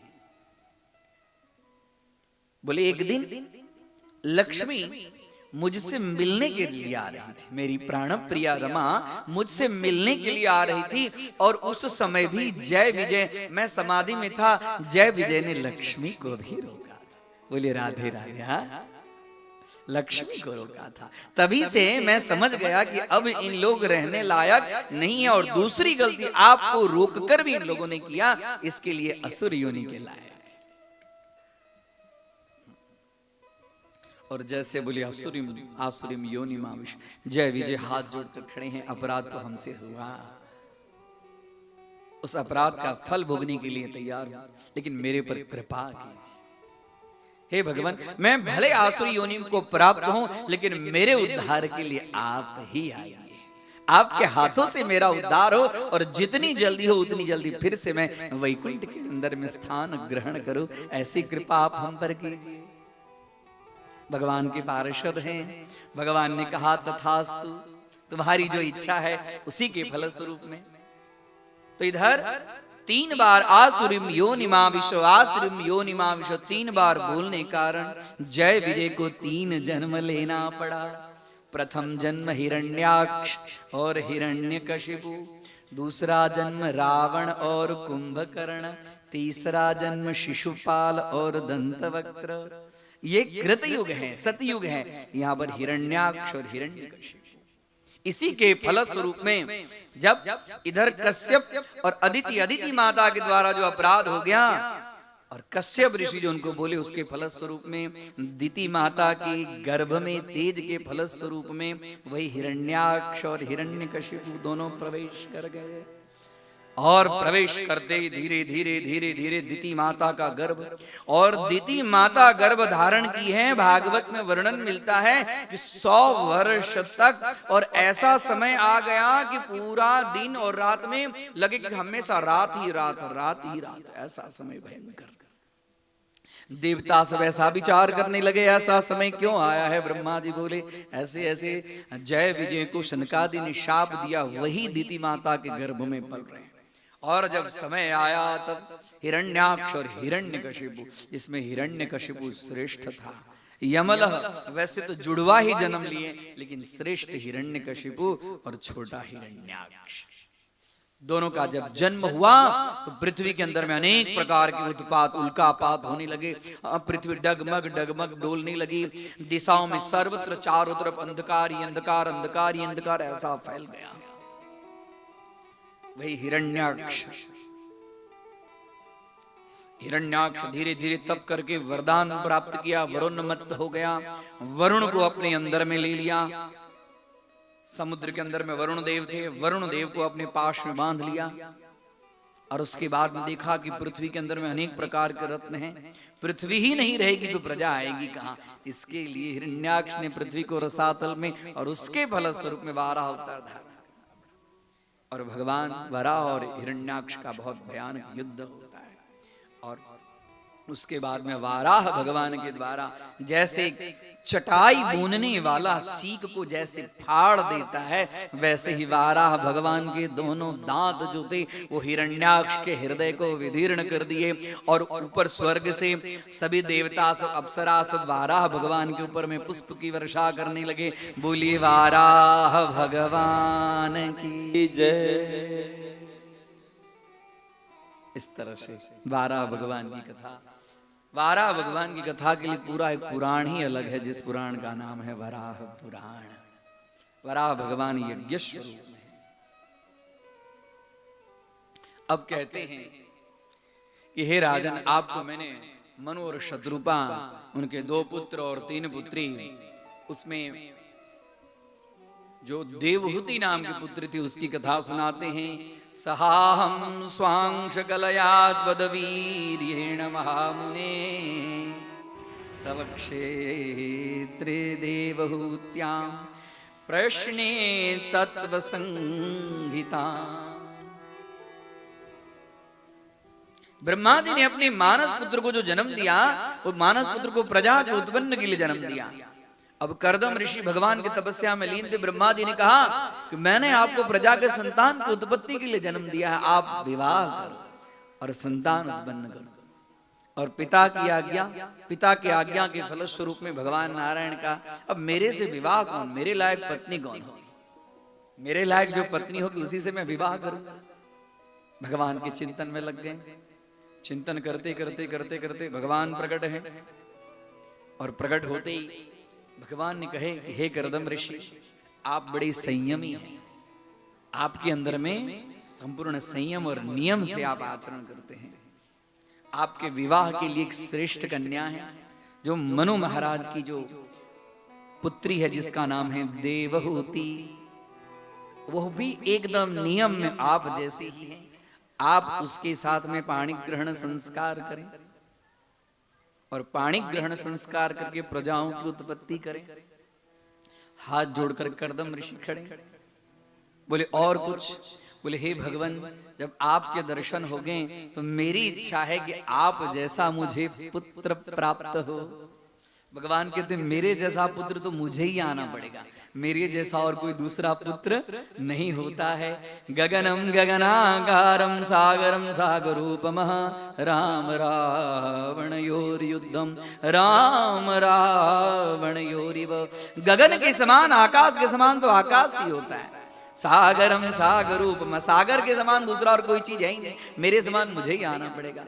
आप चिंता न करें, आपके पुत्र के रूप में। आहा, हम किसी को बोलेंगे कि तू मेरा बेटा बन, हाँ देखिए उसकी क्या हालत होगी। लेकिन यदि हम भक्ति करते हैं और भगवान प्रकट होते हैं तो हमारे पुत्र के रूप में भी भगवान आने के लिए तैयार है। बोलिए भक्तवत्सल भगवान की जय। बोले तव क्षेत्रे देवहूत्यां त्वदवीर्येण महामुने। हे महामुने, आपके वीर्य से, आपके तेज से और देवहूत्याम क्षेत्रे, देवहूति के क्षेत्र में मैं पुत्र के रूप में अवतीर्ण होऊंगा। परसों मनु और शत्रुपा देवहूति को लेके आएंगे, आप देवहूति को स्वीकार कीजिए। और वहीं पर भगवान अंतर्धान हो गए। कर्दम ऋषि जहां पर तप करते थे, उस क्षेत्र का नाम था बिंदु सरोवर, जो आज भी गुजरात में सिद्धपुर के रूप में, हाँ सिद्धपुर के रूप में वहां भी विख्यात है बिंदु सरोवर। गए परसों, जैसे भगवान बताए थे वैसे परसों आए। मनु और शत्रुपा साथ में देवहूति को लेकर आए। तो परीक्षा करने के लिए क्या किए, कर्दम ऋषि ने 3 आसन दिए। एक आसन पर बैठ गए मनु, दूसरे आसन पर बैठ गए शत्रुपा, और ये तीसरी आसन जो थी अभी परीक्षा करने के लिए। देखिए, हाँ कम से कम हमारी पत्नी कैसी हो इसके लिए परीक्षा। हाँ आज तो पत्नी परीक्षा करती है कि हमारे पति कैसे होंगे। बोलिए राधे राधे। हाँ? क्यों? आज तो पहले ही सबसे पहले फोन से बातचीत करती है, फिर हाँ टाइम देती है, घूमती है, फिरती है, लगता है हमारे लायक है तो फिर आगे बात बढ़े। हाँ? हमारी भारतीय संस्कृति देखिए। जब तीसरा आसन दिया तो देवहूति मन में विचार की, इनको तो मैं पति के रूप में, इनकी अभी कीर्ति गाथा इतनी सुनी हूं, कैसे कर्दम ऋषि हैं, भगवान के परम भक्त हैं, ये यम नियम इनका जो जीवन है शुद्ध आचरण से युक्त है, और मैं मन से इनको पति मान चुकी हूं। एक बार पतिव्रता स्त्री एक बार यदि किसी पुरुष को पति के रूप में स्वीकार कर ले तो बस उसी के हिसाब से आचरण करती है। पति रेको गुरु स्त्रीणाम, स्त्रियों के लिए दूसरे गुरु को करने के लिए शास्त्र में नियम बताया ही नहीं है। पति एक स्त्रीणाम, स्त्री के लिए एक ही उनके जो पति हैं वही गुरु हैं, और मैं इनको मन से मान चुकी हूं। इनके दिए हुए आसन पर यदि मैं बैठती हूं तो मेरा पातिव्रत धर्म नष्ट हो जाएगा। हाँ, पति के दिए हुए आसन पर बैठना नहीं चाहिए, लेकिन आज तो पति ही पत्नी को आसन देते हैं तब बैठने में मजा आती है। बोलिए राधे राधे। हाँ, है ना, ऐसा होता है। हाँ, मन इधर उधर, सब देख रहे हम। वास्तव में पति के दिए हुए, ये देखिए, ये भागवत में यही सब हम जहां पे अपने संस्कार से भटक रहे हैं। अपने बच्चों को संस्कार दीजिए, अपने बच्चों को संस्कार दीजिए। भागवत में क्या मिलेगा? यही सब न प्रसादी मिलेगी। हाँ, इसी प्रसादी से हमारा वंश जो है वो आगे बढ़ेगा, वंश संस्कार संपन्न होगा। पति के दिए हुए आसन पर बैठना नहीं चाहिए। पति यदि सोफे पर बैठे हैं तो वास्तव में पत्नी का स्थान है नीचे। अपने से श्रेष्ठ कोई व्यक्ति बैठे हैं, जैसे गुरुजी कैसे आसन पर बैठते थे, गुरुजी के सामने शिष्य भी आसन पर ही बैठता है? नहीं, उसके लिए नीचे आसन होता है। और पत्नी के लिए सर्वश्रेष्ठ उसके पति ही गुरु हैं। यदि पति उच्च आसन पर बैठे तो आज तो पति नीचे है और पत्नी सोफा पर बैठी है, और पति नीचे बैठ के मोबाइल देख रहे हैं और दूसरी मोबाइल पत्नी देख रही है। बोलिए राधे राधे।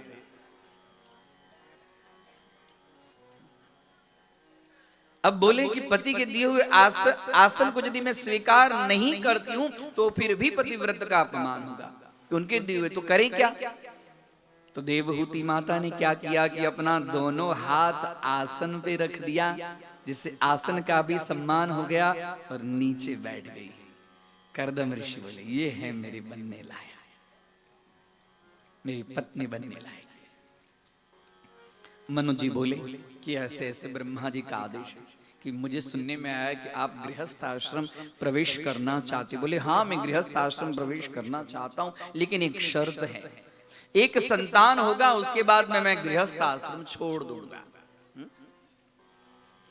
अतो भजिष्ये समयेन साध्वीं यावत् तेजो बिभ्रियादात्मनो मे, अतो धर्मान् पारम हंस्य मुख्यान् शुक्ल प्रोक्तान् बहुमन्यते विहिंसान्।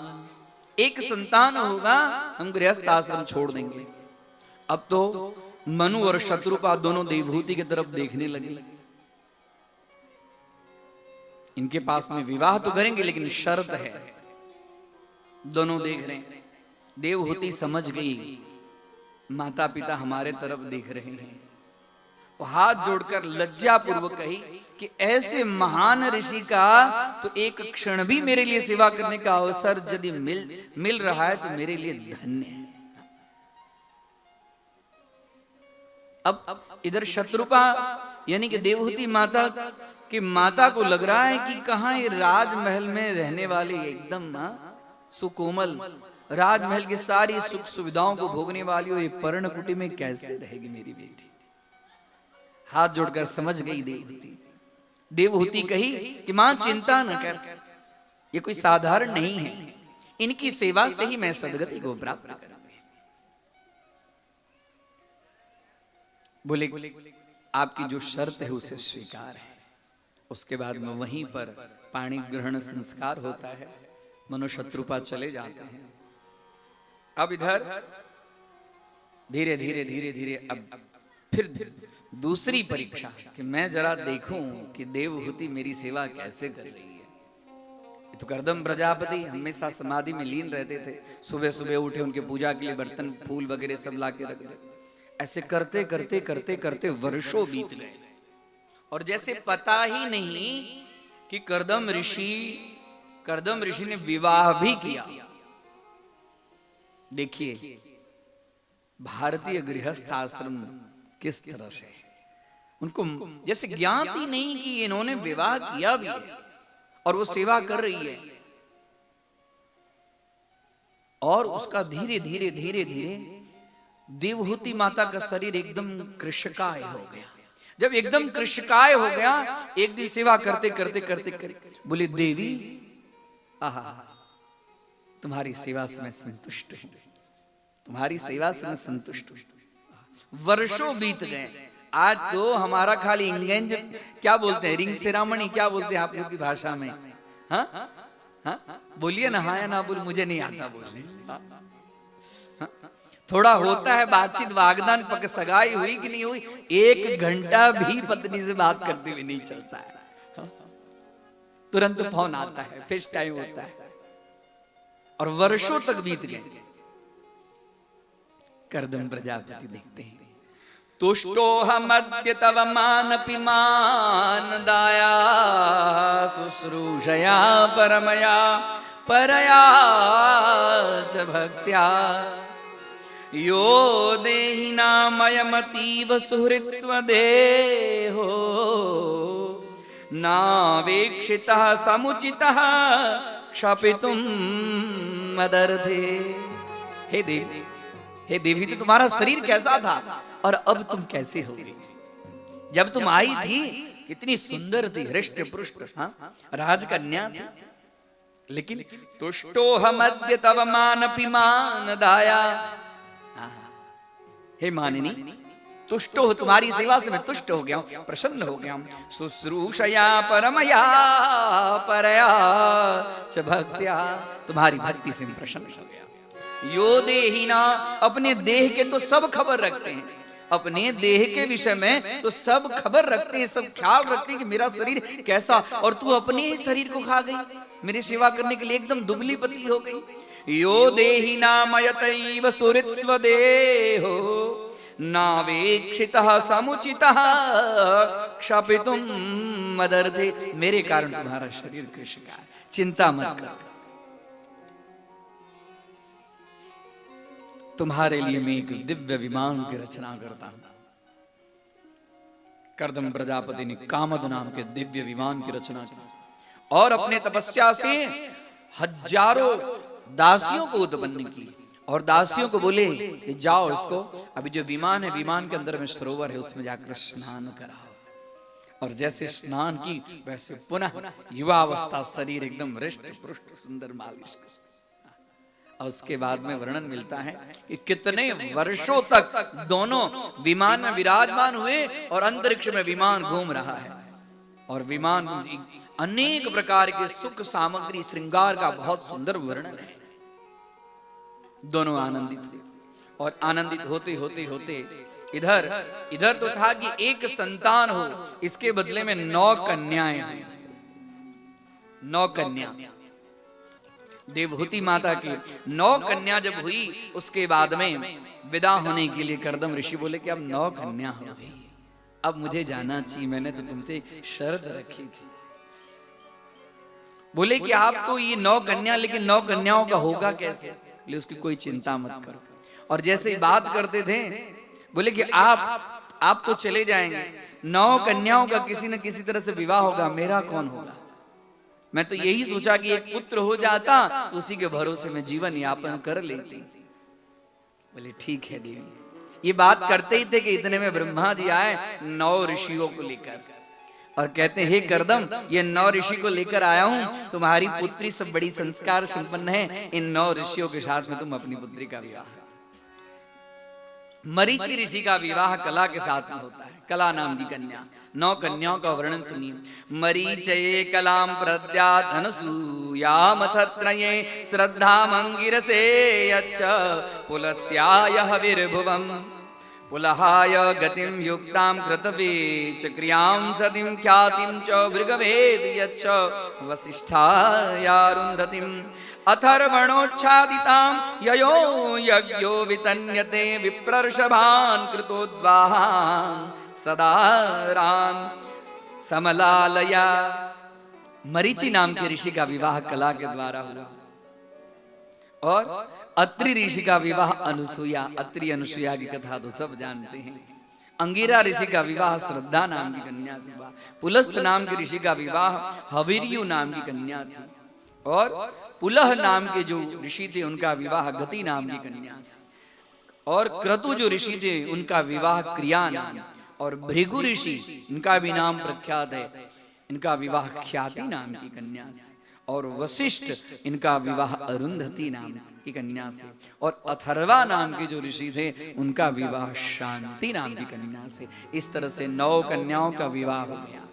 और 9 कन्या का विवाह होने के बाद ब्रह्मा जी बोले, चिंता मत करो, तुम्हारे गर्भ में एक पुत्र उत्पन्न साक्षात नारायण आएंगे। सचावतीर्ण त्रियुगमाज्ञया विबुधर्षभम विविक्त उपसंगम्य प्रणम्य समभासत। कुछ समय गया और देवहूति माता के गर्भ से साक्षात कपिल भगवान प्रकट हुए। बोलिए कपिल भगवान की जय। कपिल भगवान विविक्त उपसंगम्य अकेले में भगवान से मिलने गए कि हे भगवान, आप बताए थे कि मेरे पुत्र के रूप में आप स्वयं साक्षात आएंगे।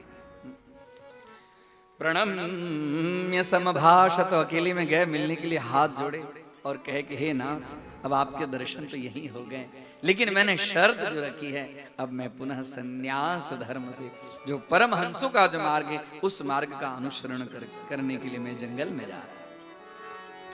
बोली भागवत भगवान की जय।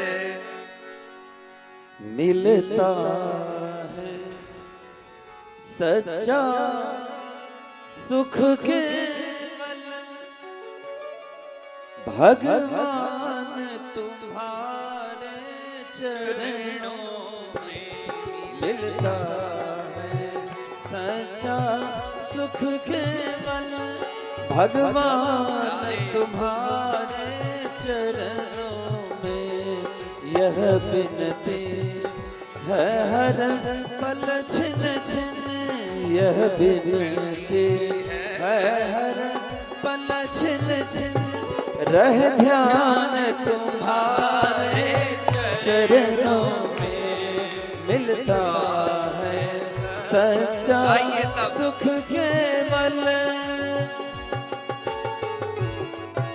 भगवान के चरणों में सुख है, और कहां सुख है। इसी भगवान के लिए कर्दम ऋषि तपस्या किए, और वही भगवान के चरण का स्पर्श करके एकदम आनंदित हो, आनंद विभोर होकर भगवान के चरणों को वंदन करते हैं।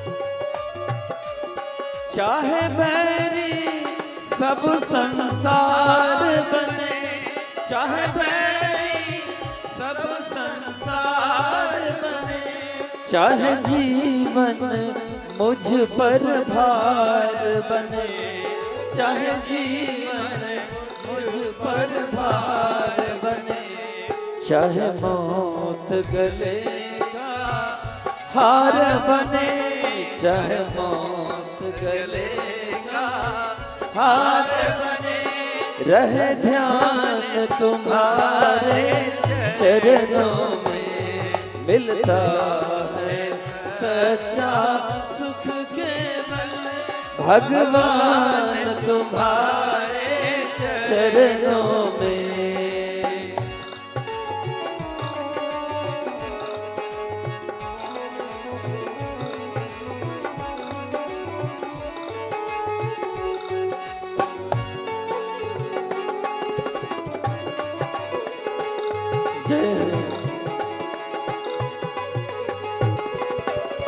हरि बोल।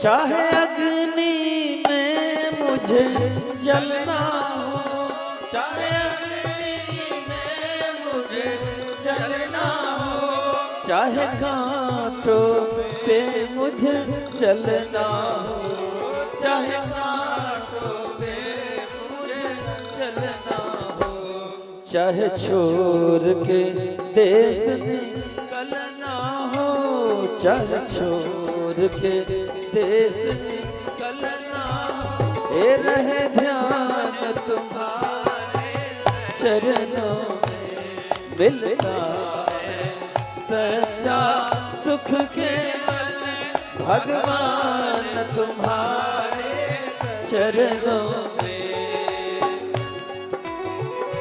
राधे। कथा में भगवान के चरण का हमेशा ध्यान करना चाहिए।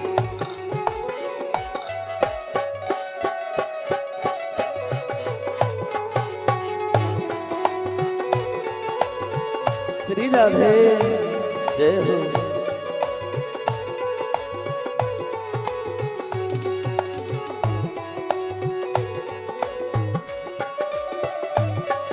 जिह्वा पर तेरा नाम रहे, जिह्वा पर तेरा नाम रहे, तेरा ध्यान सुबह और शाम रहे, तेरा ध्यान सुबह और शाम रहे, तेरी यादों में आठों याम रहे, तेरी यादों में आठों याम रहे, रहे ध्यान तुम्हारे चरणों में मिलता है सच्चा सुख केवल भगवान तुम्हारे चरणों में, भगवान तुम्हारे चरणों में, भगवान तुम्हारे चरणों में, भगवान तुम्हारे चरणों में, ये भगवान तुम्हारे चरणों में मिलता है सच्चा सुख केवल भगवान तुम्हारे चरणों में मिलता है सच्चा सुख केवल भगवान तुम्हारे चरणों में, ये भगवान तुम्हारे चरणों में, भगवान तुम्हारे चरणों में, हे नाथ तुम्हारे चरणों में। कपिल भगवान की जय। विविक्त उपसंगम्य प्रणम्य समभाषत, प्रणम्य समभाषत, प्रणाम करके विदा हो गए। गृहस्थ आश्रम में रहें लेकिन मर्यादित रहें। भोग के ऊपर में अंकुश लाए। जो जीव ज्यादा भोगता है उसको रोग होता है। भोगे रोग भयम कुले च्युति भयम। इसके लिए इन कथाओं से बोध पाठ मिलता है कि भोग के ऊपर में अंकुश रखें। जीवन कैसा हो तो जीवन कर्दम प्रजापति और देवहूति के सदृश हो। जब कर्दम प्रजापति और देवहूति के सदृश होगा तो फिर हमारे वंश के अंदर में, हमारे कुल में भगवान का जन्म होगा। और कैसे? सिद्धानाम कपिलो मुनि। कपिल अवतार बड़े बड़े परम महर्षियों को मार्ग देने के लिए, गंधर्वों को मार्ग बताने के लिए भगवान ने अवतार लिया। चले गए। धीरे धीरे कुछ समय के बाद में कपिल भगवान थोड़े बड़े हुए। माँ को कहते हैं कि माँ अब मैं भी जा रहा हूं तप करने के लिए। जैसे बोले मैं भी जा रहा हूं तप करने के लिए, तो बोले बेटा तुम्हारी 9 बहनें हुई, 9 बहनों का विवाह भी हो गया, वो भी अपने अपने अपने अपने घर चली गई। तुम्हारे पिता ने शर्त रखा, तुम्हारे पिता भी चले गए वनगमन। अब तुम कह रहे हो कि मैं भी जाऊं तो मैं किसके सहारे रहूंगी? मैं किसके सहारे रहूंगी? कपिल भगवान कहते हैं, माँ ये मैं कौन है, ये मैं कौन है? तू जो कहती है तू किसके सहारे, तू कौन, ये बता, तू कौन? माँ का हाथ पकड़ते कहती ये तो तेरा हाथ है, ये तो तेरा पांव है, तू है कौन? कहते कि बेटा तुम्हारे पिताजी कहते थे कि तुम श्री हरि के अवतार हो, सचावतीर्णम अवतीर्णम, हाँ तुम्हारा अवतार हुआ है, तुम तो साधारण नहीं। अब तुम ही बताओ, इस विषय में मैं जानना चाहती हूं जिससे मेरी गति हो। एक पुत्र से मां ज्ञान लेने के लिए, और वहां पर कपिल मुनि माता देवहूति को जो उपदेश देते हैं, भागवत में उसको कहते हैं कपिल गीता। महाभारत के अंदर में भगवान श्री कृष्ण ने अर्जुन को जो उपदेश दिया वो है भगवत गीता, और यहाँ पर भगवान पुत्र के रूप में आए और माँ को उपदेश देते हैं, उसको कहते हैं कपिल गीता। और भगवान ने कपिल गीता के अंदर में माँ को संपूर्ण सांख्य शास्त्र का, संपूर्ण प्रकृति का, देह गेह में जो आसक्त, देह और गेह मतलब शरीर, गृहस्थ आश्रम में जो आसक्त जीव है उसके विषय में, भक्ति के विषय में, अर्ची आदि के विषय में, अष्टांग योग के विषय में, प्राणायाम के विषय में, ध्यान के विषय में, धारणा के विषय में, महदादि तत्वों के विषय में, अनेक प्रकार की चीजों का वर्णन। जब सब तत्व का वर्णन जब दे दिए, देवहूति माता एकदम, अब उनके अंदर में अब कोई विकार नहीं रहा। ज्ञान से बढ़कर कोई चीज नहीं होती है, हाँ? ज्ञान से बढ़कर और कोई दूसरा प्रकाश नहीं है, और अज्ञान से बढ़कर दूसरा कोई अंधकार भी नहीं है। जब देवहूति माता को ज्ञान रूपी प्रकाश, अब उसके बाद में कपिल जी जा रहे हैं, कोई दिक्कत। अब हमारे पुत्र ने मुझे जिस तरह से उपदेश दिया उसी तरह से मुझे जीवन यापन करना है। माँ बैठ गई समाधि के अंदर में, और समाधि के अंदर में बैठकर ब्रह्म चिंतन करने लगी। भगवान ने मेरे पुत्र को भगवान के रूप में ही अवतार लिया, और उसने मेरे गति के लिए एक सुंदर मार्ग बता दिया। कभी पुत्र से भी अच्छी बात सुनने को मिले तो उसको ग्रहण करना चाहिए। ये नहीं होना चाहिए कि मैं माँ हूँ, हम पिता हैं, हमारा बेटा जो बोल रहा है, हम माँ पिता, हम अपने बच्चे की बात क्यों माने? ऐसा नहीं होना चाहिए। बालादपि सुभाषितम ग्राह्यम, बच्चे भी यदि अच्छी बात बोले तो उसको ग्रहण करना चाहिए।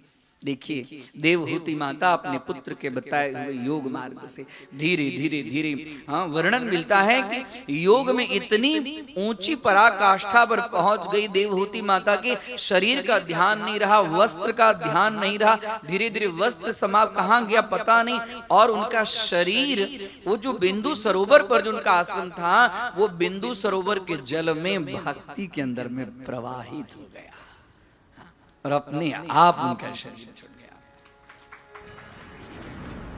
और वो बिंदु सरोवर में भक्ति के द्रव में जो मां देवहूति जो प्रवाहित हो गई, तभी से उस स्थान का नाम हो गया सिद्ध क्षेत्र। वो क्षेत्र जो था, बिंदु सरोवर जो था, वो सिद्ध हो गया। नाम्ना सिद्ध पदम यत्र संसिद्ध्यं तुमुपेयुषि स्रोतसां प्रवरां सौम्यां सिद्धिदा सिद्धि सेविता, सिद्धि सेविता। वो देवहूति ने जो सिद्धि का सेवन की, इसके लिए उसका नाम पड़ गया मातृगया। उसका नाम पड़ गया मातृगया, जो गुजरात में, हाँ, महसाणा जिले में सिद्धपुर करके क्षेत्र होता है, सिद्ध क्षेत्र। इसी के लिए ये देवहूति के नाम पर उसका नाम पड़ गया सिद्ध क्षेत्र, इसको सिद्धपुर कहते हैं। हाँ, बोध गया तो पितृ गया है, और सिद्धपुर मातृ गया है। माँ के सदगति के लिए जीवन में भगवान की कृपा सब संपन्न हो, अनुकूल लगे तो माँ के गति के लिए सिद्धपुर में जाकर श्राद्ध करना चाहिए। सिद्धपुर में जाकर माँ का यदि श्राद्ध किया जाता है तो माँ वह सदगति को प्राप्त होती। जैसे देवहूति को हम भगवान के चरणारविंद की प्राप्ति हुई, वैसे ही माँ को भी सदगति की प्राप्ति हुई। इस तरह से तृतीय स्कंध की कथा सुखदेव जी राजा परीक्षित को सुनाते हैं। और कहते हैं अभी तो आपको एक पुत्री की, दूसरी पुत्री का नाम है प्रसूति, उसका विवाह हुआ दक्ष प्रजापति। दक्ष को प्रजापति बनाया गया। प्रजापति मतलब सभी देवताओं के भी ऊपर जिनका ग्रेड होता है। प्रजापति मतलब मानवों में तो सर्व हमारे आप जैसे मानवों में तो सर्वश्रेष्ठ होता है चक्रवर्ती राजा, जिसको कहते हैं वो मानवों में भी राजा होता है चक्रवर्ती। और चक्रवर्तियों से भी 100 गुना ज्यादा श्रेष्ठ होते हैं पितर, और पितरों से भी 100 गुना श्रेष्ठ होते हैं गंधर्व, और गंधर्वों से भी 100 गुना श्रेष्ठ होते हैं कर्मदेव। कर्मदेव मतलब जो ऐसे सत्कर्म कर लिए, जो सत्कर्म करते करते देव योनि को प्राप्त हो गए, उनको कहते हैं कर्मदेव। और उससे भी 100 गुना श्रेष्ठ होते इंद्रादिक, इंद्र। और उस इंद्रादिक से भी 100 गुना श्रेष्ठ जिनको सुख समृद्धि मिलती है, उनका नाम होता है प्रजापति। और वो प्रजापति से भी 100 गुना श्रेष्ठ होते हैं ब्रह्मा। बोलिए कृष्ण कन्हैया लाल की। तो दक्ष को प्रजापति बनाया गया, मतलब इंद्र से भी ऊपर। और उन्होंने एक सभा रखी देवताओं के लिए, सभा रखी, उसमें सभी देवता आए।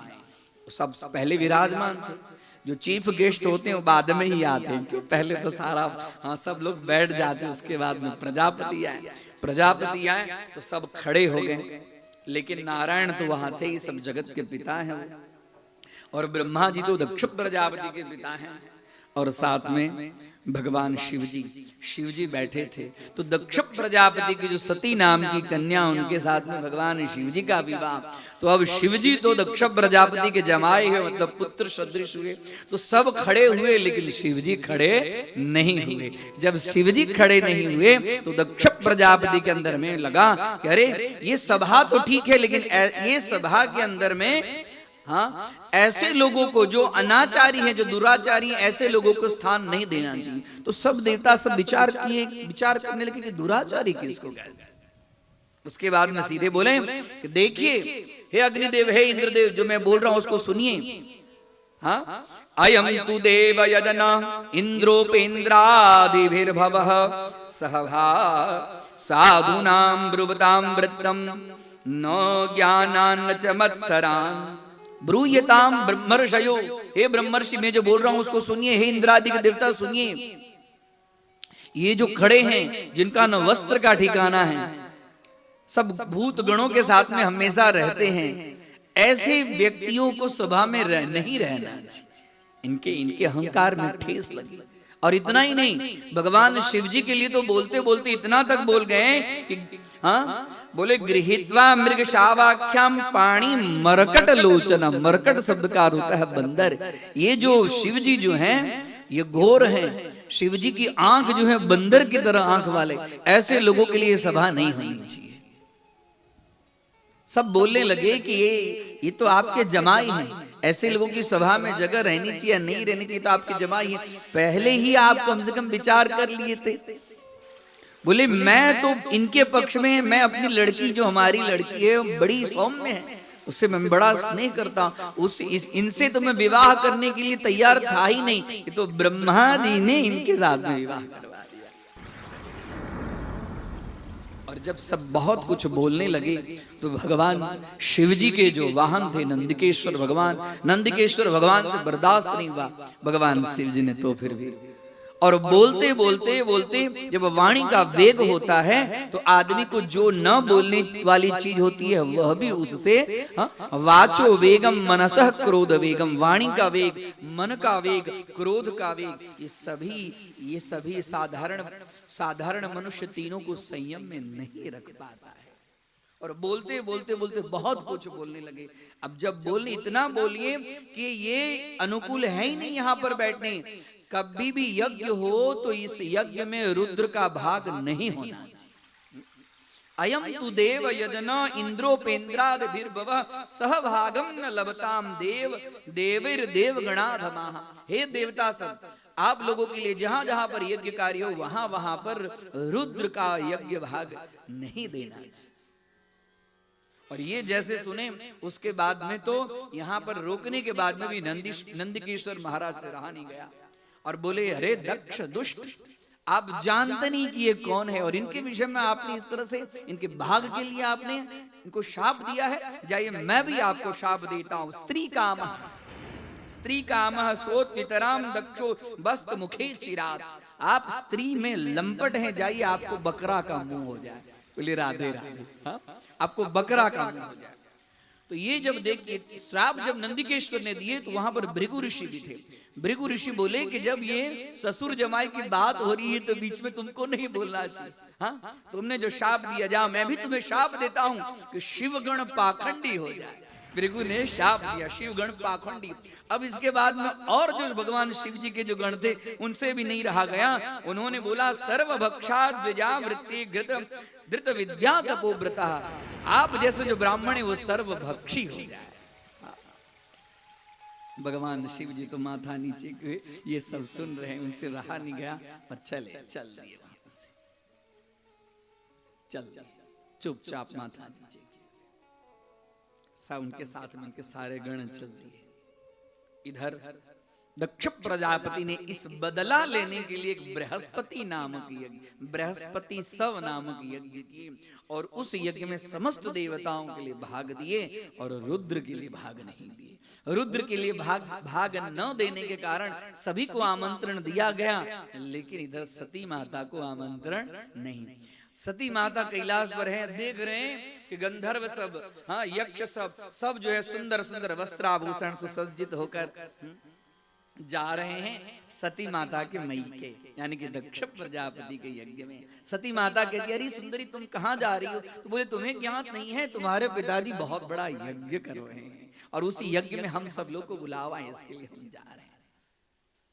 सती माता आई, कह रही है कि हे नाथ हमारे पिताजी यज्ञ कर रहे हैं, मुझे जाना चाहिए वहां। भगवान शिव जी कहते हैं अनाहुतम न गच्छन्ति, जहां से आमंत्रण न आया हो देवी वहां नहीं जाना चाहिए। हाँ? देखिए अनाहुतम न गंतव्यम, जहां से निमंत्रण आमंत्रण न आए वहां नहीं जाना चाहिए।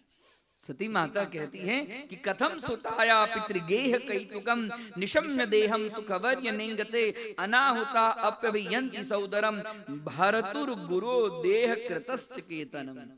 गुरु के घर में, पिता के घर में, मित्र के घर में कुछ इस तरह से प्रसंग हो हे नाथ, तो वहां पर बुलावा न आए तो फिर भी जाना चाहिए।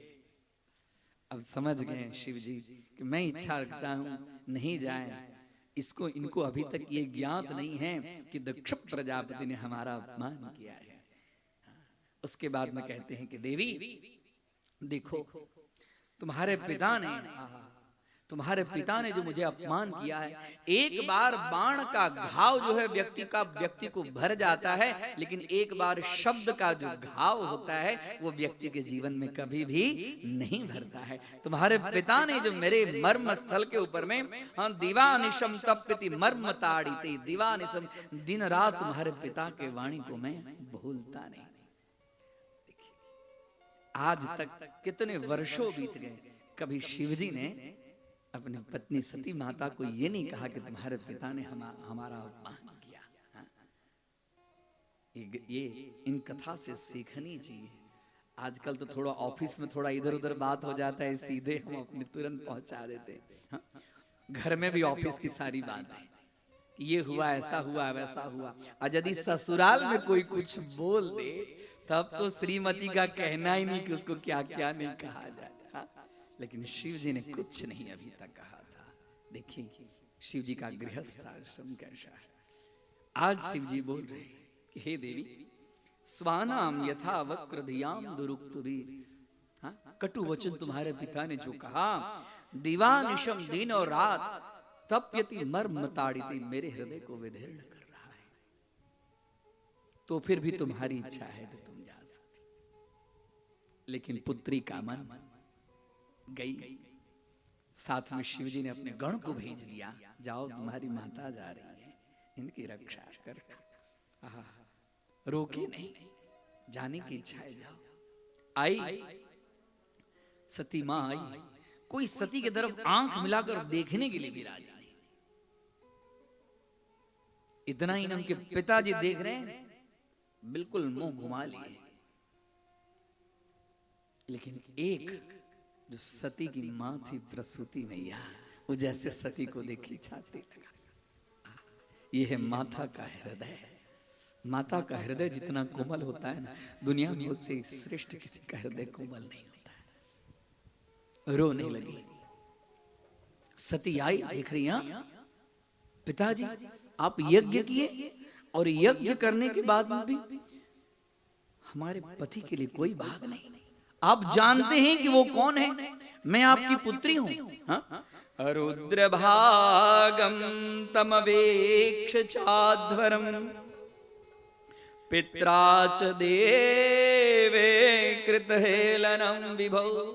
अरुद्र भाग, यज्ञ के अंदर में देखिए कि रुद्र का भाग नहीं है, अरुद्र भाग, रुद्र का भाग। तमवेक्ष चाध्वरम अध्वरम यज्ञम। हे पिताजी मुझे तो लज्जा आती है कि मैं आपकी पुत्री हूं, मुझे लज्जा आती है। अब सती माता जाए तो कैसे जाए और रहे तो कैसे रहे? जहां अपमान हो रहा है वहां रह नहीं सकती है, और जाएगी वहां और बोलेगी कि फिर से मैं जाऊंगी। और मुझे जब दाक्षायणी करके, यहाँ भगवान जब बहुत प्रसन्न होते थे शंकर, तो सती माता को दाक्षायणी कहते थे। बोले मुझे दाक्षायणी कहेंगे मैं लज्जा से मर जाऊंगी, मैं दक्ष की पुत्री होकर, मैं धिक्कार है मेरे इस शरीर को। इनसे तो नाता तभी, जब तक शरीर है तब तक तो नाता रहेगा, शरीर रहेगा ही नहीं तो नाता छूटेगा। इसके लिए अब मुझे इस शरीर को रखना नहीं है। एकदम क्रोध में आ गई, आंख लाल लाल हो गई। बल्कि हे पिताजी, जिनका आपने अपमान किया, आप उनको क्या जानते हैं? वो तो देवों के देव हैं, महादेव हैं, उनका नाम है शिव। शिवद्वयक्षरम नाम गिरेरितम नृणाम सकृत प्रसंगात दधमा सुहंतिता। जीवन में जिसने एक बार भी शिव शिव शिव ऐसा नाम एक बार भी उच्चारण कर लिया, सकृत प्रसंगात, कोई भी प्रसंग के कारण एक बार भी, सकृत शब्द का अर्थ होता है एक बार, अघमा सुहंति तत्, अघम पापम हंति नाशयति तत्, उस व्यक्ति के जीवन का संपूर्ण पाप नष्ट हो जाता है खाली शिव शिव शिव शिव इतना बोलने से। और आपने उनका अपमान किया। यदि गुरु का अपमान, पति का अपमान जहां हो वहां नहीं रुकना चाहिए। बन सके, शास्त्र में तो ऐसा कहा गया है कि गुरु का अपमान जहां हो, अपने पति का अपमान जहां, वहां तो जिह्वा खींच ली। और यदि जिह्वा खींचने का सामर्थ्य, अनुकूलता, प्रसंग न हो तो कान को बंद करके वहां से भग जाना चाहिए। कर्णौ पिधाय निर्याद्यत कल्पैषे, कर्णौ पिधाय, कान को बंद करके अब कहां जाऊंगा? अब तो न मैं यहाँ की हूं न वहां की। इसके लिए तुरंत योग रूपी अग्नि का स्मरण करती है। सद्यः प्रज्वल्वाय समाधि जाग्निना, समाधि रूपी योग रूपी अग्नि का स्मरण की और सती वहीं पर अपने शरीर को छोड़ दी। जैसे शरीर को छोड़ दी वैसे हाहाकार मच गया। और हाहाकार मच गया तो जो शिव के गण थे सब टूट पड़े देवताओं के ऊपर। उस समय भृगु ने देवताओं को उत्पन्न करके शिव गणों को मार दिया। शिव गणों को जैसे मारा एकदम, तो यहाँ तो अब मार काट चालू है। नारद जी गए, नारद जी के भगवान शिव जी को कहते हैं ऐसे ऐसे सती ने प्राण त्याग कर दिया। शिव जी एकदम क्रोध में हुए और क्रोध में होकर अपने जटा को पछाड़े और जटा में से वीरभद्र नाम का वीरभद्र नाम का राक्षस उत्पन्न हुआ। वीरभद्र को बोले जाओ दक्षम स यज्ञम जहि मत भटानाम, दक्षम स यज्ञम, जाओ दक्ष के यज्ञ को विध्वंस करो। वीरभद्र आया और वीरभद्र आने से बोला कि जितने सारे देवता सब देवताओं को बंदी बनाओ। इस यज्ञ में जो जो देवता सब देवताओं को बंदी बनाओ। और उसके बाद में जो आया जैसे आसे मार काट कर किसी का हाथ तोड़े, किसी का पांव तोड़े, किसी का दाढ़ी नोचे। कराल द्रंष्टा भीरुदस्त भागणम, कराल दंष्टा, बड़ी बड़ी मुख, बड़े बड़े दांत, जिह्वा, एकदम आंख लाल लाल। वीरभद्र को देखकर ही सब लोग डरने लगे कि क्या कौन सा तूफान आ गया है। एकदम पृथ्वी डगमग होने लगी। और भृगु, वीरभद्र ने कहा कि देखो देखो भृगु जा रहा है, उसको बांधो। भृगुम बबंध, हम भृगु ने देवताओं को उत्पन्न किया था मारने के लिए। भृगुम बबंध, भृगु को बंधन करो। चंडीसह पूषणम देव, हे चंडीसह, ये जो पूषण नाम का देव है उसको बंदी बनाओ। भृगोर लुलुंचे, ये भृगु बहुत बड़बड़ बड़बड़ बड़बड़ करता था, इसकी दाढ़ी और मूछ नोच लो। भृगुर लुलुंचे भगस्य नेत्रे, जो भग नाम का देवता है उसके नेत्र को, आंख को फोड़ दो उसको। और जो पूषा नाम के देवता बहुत हंस रहे थे उसके दांत को भी तोड़ दो। और इतना ही नहीं, तुरंत गए दक्ष के पास में और दक्ष प्रजापति के मस्तक को काटे और यज्ञ के अंदर में दे दिया। हाहाकार, सब तरफ हाहाकार हाहाकार। यह यज्ञ हो रहा था, सब देवता सब बंदी बने, दौड़े ब्रह्मा जी के पास में। हे भगवान त्राहिमाम, आप हमारी रक्षा कीजिए, रक्षा कीजिए, रक्षा कीजिए। भगवान बोले जाने के लिए कौन बोला था? ब्रह्मा जी बोले जाने के लिए हम और नारायण तो नहीं गए, तुम लोग को यज्ञ के भाग लेने की इच्छा थी, जहां रुद्र का पूजन नहीं वहां नहीं जाना। देवताओं को भी भगवान ब्रह्मा जी भर्त्सना करते हैं, बोलते हैं देखो इससे बचना है तो भगवान शिव जी को ना। शिव जी एकदम विक्षिप्त है। सब देवता सब, ब्रह्मादि देवता सब कैलाश गए और शिव जी की स्तुति करते हैं। कर्पूर गौरम करुणावतारम संसार सारम भुजगेन्द्रहारम सदा वसंतम हृदयारविंदे भवम भवानी सहितं नमामि। कर्पूर गौरम भगवान शिव जी का ध्यान, करुणावतारम संसार सारम भुजगेन्द्रहारम सदा वसंतम हृदयारविंदे भवम भवानी सहितं नमामि। नमामि समीशान निर्वाण रूपम विभुं व्यापकं ब्रह्म वेद स्वरूपम निजं निर्गुणं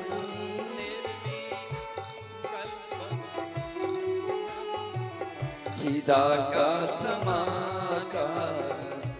वासं भजेऽहं शिवोऽहं शिवोऽहं शिवोऽहं शिवोऽहं शिवोऽहं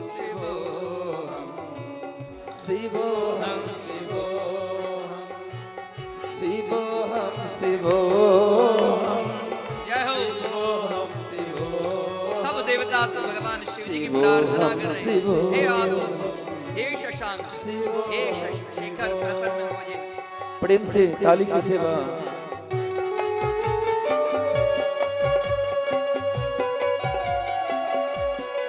हे शेखर, हे चंद्रमौली, आप प्रसन्न होइए, इस यज्ञ को पूर्ण कीजिए, देवताओं की रक्षा कीजिए।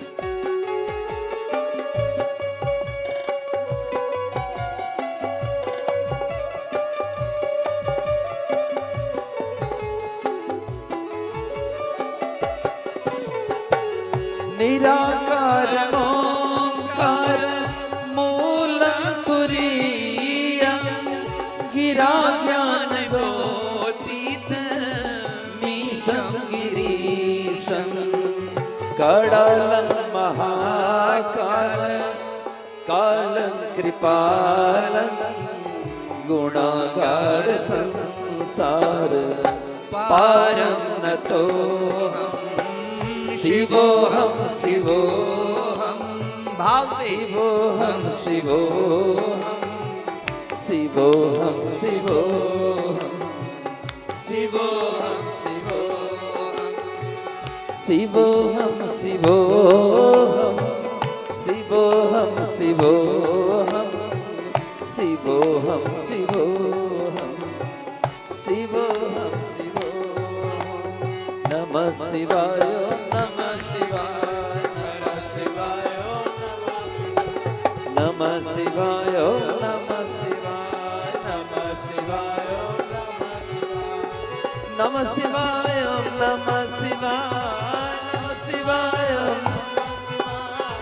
नमः शिवाय ओम नमः शिवाय नमः शिवाय ओम नमः शिवाय नमः शिवाय ओम नमः शिवाय नमः शिवाय ओम नमः शिवाय नमः शिवाय ओम नमः शिवाय गंगाधरा शिव माहेश्वराय गंगाधरा शिव माहेश्वराय गंगाधरा शिव माहेश्वराय नमः शिवाय ओम नमः शिवाय नमः शिवाय ओम नमः शिवाय नमः शिवाय ओम नमः शिवाय नमः हे शशांक हे शेखर प्रसन्न होइए देवताओं की रक्षा कीजिए क्रतुम रक्षा यज्ञ की रक्षा कीजिए सब देवता आर्त होकर भगवान शिव जी की प्रार्थना करते हैं हर हर बम बम नमः शिवाय हर हर बम बड़े से नमः शिवाय हर हर बम बम नमः शिवाय हर हर बम बम नमः शिवाय हर हर बम बम नमः शिवाय हर हर बम बम नमः शिवाय हर हर बम बम हर हर बम बम हर हर बम हर हर हर हर हर हर बम बम नमः शिवाय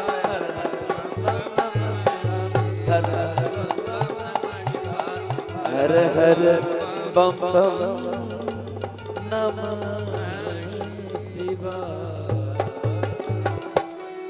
आशुतोष महादेव की आनंदेश्वर महादेव की जय। भगवान भोलेनाथ का एक नाम है आशुतोष। आशु अर्थात शीघ्रम, तोषम तोषम संतोषयति प्रसन्नम भवति स एव आशुतोष। भगवान प्रसन्न हो भोलेनाथ। देखिए इतनी बड़ी तकलीफ और देवता सब प्रार्थना की प्रसन्न। निर्विकल्प निरीह, कोई ममत्व नहीं किसी से। कष्ट तो है, बोले हे नाथ आप यज्ञ संपन्न कीजिए। यज्ञ कैसे संपन्न होगा? सब देवता सब तो बंधन में बंधे हैं, वीरभद्र के बंधन में। बोले यज्ञ में संपन्न करूंगा, मेरा भाग ही नहीं है तो मैं यज्ञ में जाऊं कैसे? मेरा भाग रहेगा तब ना मैं यज्ञ में जाऊंगा, और मेरा भाग रहेगा यज्ञ में जाऊंगा तो यज्ञ संपन्न होगा। हाँ? जिस यज्ञ में भगवान शिव जी का भाग नहीं होता वो यज्ञ कभी भी संपन्न नहीं होता है। एषते रुद्र भागोस्तु यदिच्छिष्टोध्वरस्य वै यज्ञस्ते रुद्र भागेन कल्पतामद्य यज्ञः। हे भगवान, अब जो बाकी सामग्री है, बाकी जो भाग है, वो सब भाग आपका ही है। यदुच्छिष्टोध्वरस्य वै, अब जो यज्ञ में जो कुछ भाग बाकी रह गया हे नाथ, वो सब भाग आपका ही है। चलो अब मैं चलता हूं यज्ञ में। यज्ञ में गए तो बोले कि यज्ञ जो संपन्न करेंगे वो ऋषियों की तो हालत खराब है, देवताओं की तो हालत खराब है। जो भग नाम के देवता थे उनके तो नेत्र ही हैं, कृपा करें। तो भगवान ने कहा कि चलो जो भग नाम के देवता हैं उनके नेत्र आ जाए। और भृगु की दाढ़ी मूछ नोच ली थी, बोले दाढ़ी मूछ भी इनकी आ जाए। और पूषण के दांत टूट गए थे, बोले इनके दांत भी आ जाए। बोले ये सब तो आ गया, लेकिन यजमान का मुख आएगा तब न यज्ञ संपन्न होगा। यजमान का ही मुख जो है कटा हुआ है। त्वष्टा को बोले जल्दी से जाओ, जो चीज मिल रहा है। और नंदकेश्वर महाराज तो पहले ही शाप दे दिए थे कि जाओ आप, तुम्हारा बकरे का मुंह हो। तो बकरे को पकड़ कर लाया गया, और त्वष्टा ने दक्ष प्रजापति के मस्तक के ऊपर में वो बकरे के मुख को संयोग कर दिए, मृत संजीवनी विद्या। उसके बाद तो जैसे बकरे का मुख हो गया तो बकरा बर बर बर बर बर बर बर करने लगा। तो जैसे बर बर करे वैसे भगवान शिव जी बड़े प्रसन्न हो। हाँ? बकरे का सिर जोड़कर जैसे संकल्प हुए तो बकरा गाल बजाने लगा।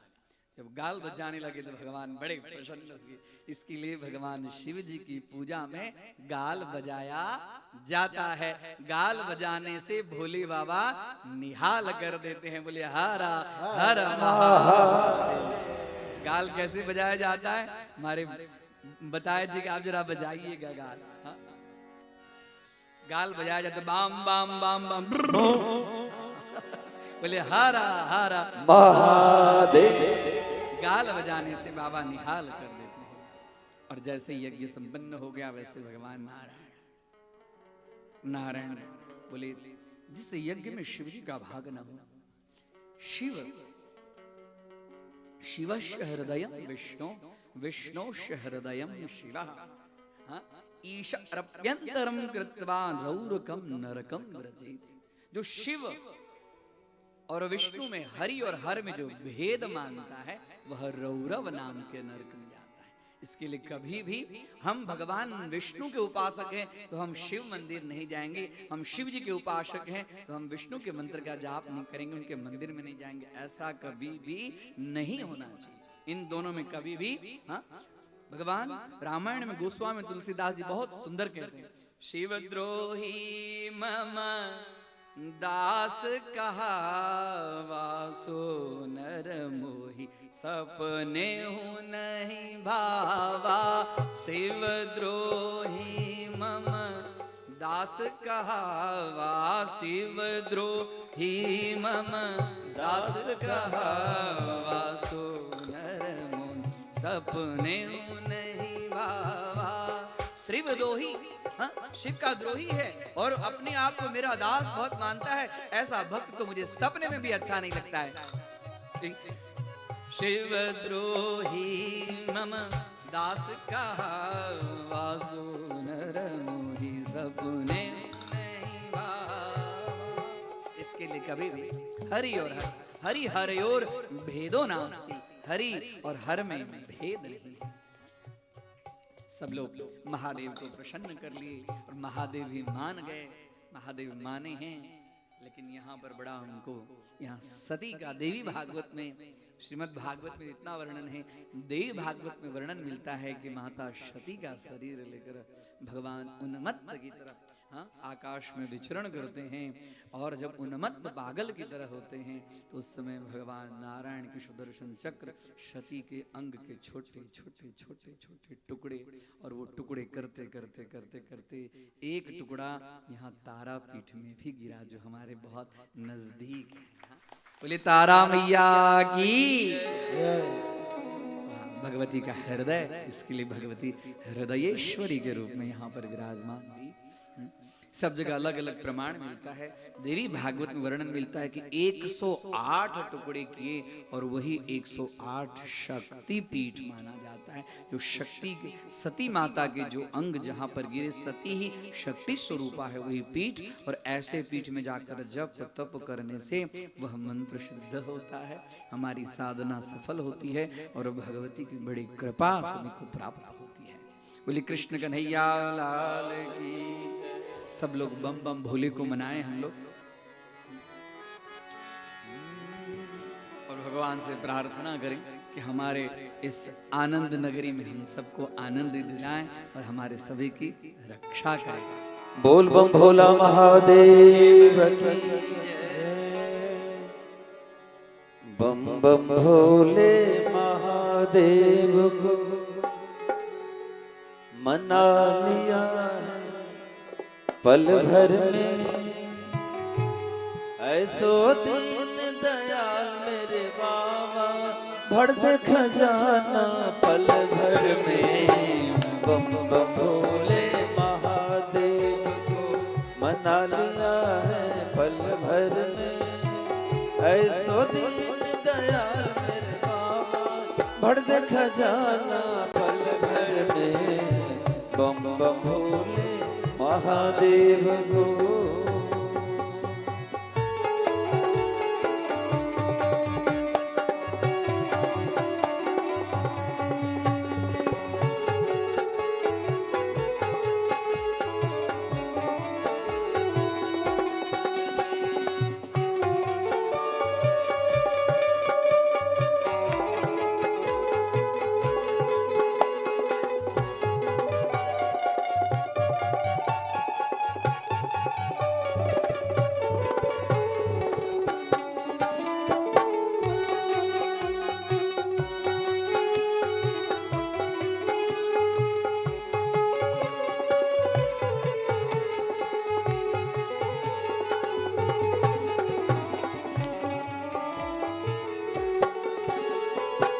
ब्रह्मा को 4 वेद दिए हैं, विष्णु बने हैं अधिकारी।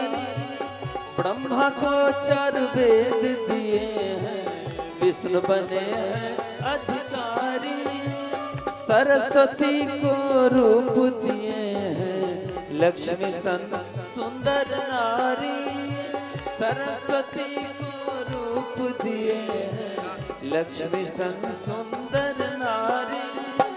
हम भक्तों को दर्शन देकर, हम भक्तों को दर्शन देकर भर दिया झोली पल भर में। ऐसो दीन दयाल मेरे बाबा, भर दे खजाना पल भर में। बम बम भोले महादेव को मना लिया है पल भर में। ऐसो दीन दयाल मेरे बाबा, भर दे खजाना पल भर में। बम बम भोले महादेव को।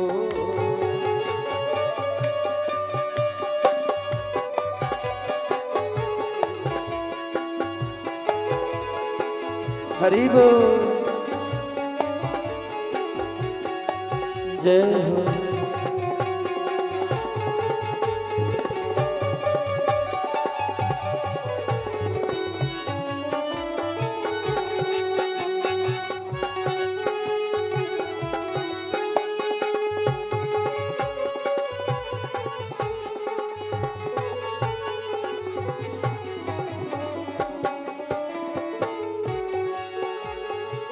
दुनिया के रखवाले प्रभु जी, नाथ दयालो मेरे हो।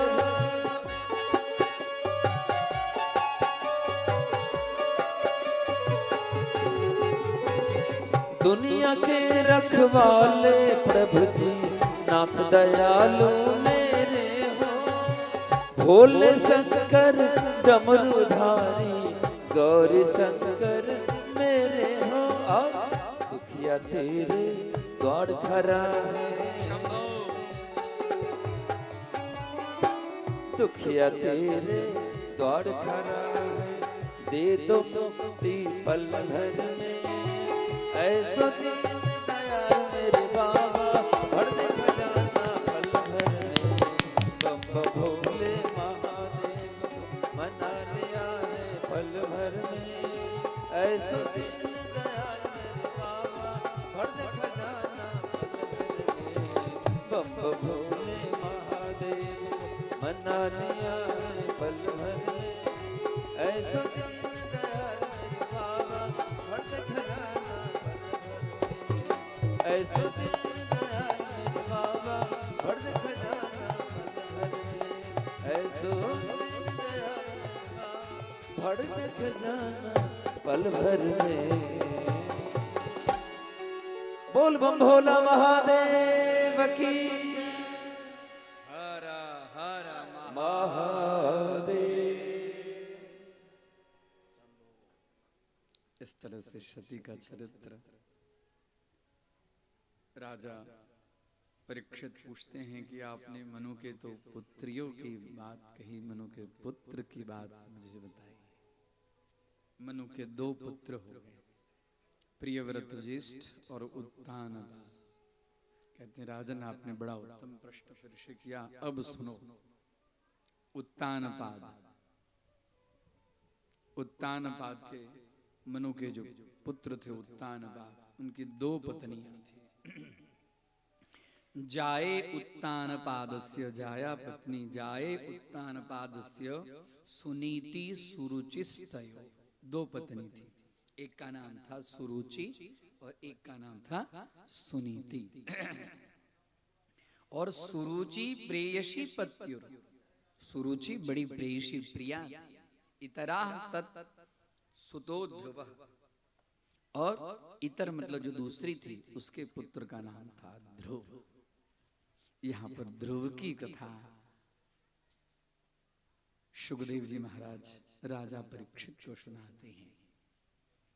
उत्तानपाद, उत्तानपाद का अर्थ होता है, पाद शब्द का अर्थ होता है पांव, और उत ऊर्ध्वम पादम यस्य स एव उत्तान पाद। गर्भ में जो जीव रहता है उसका पांव ऊपर रहता है और माथा नीचे रहता है।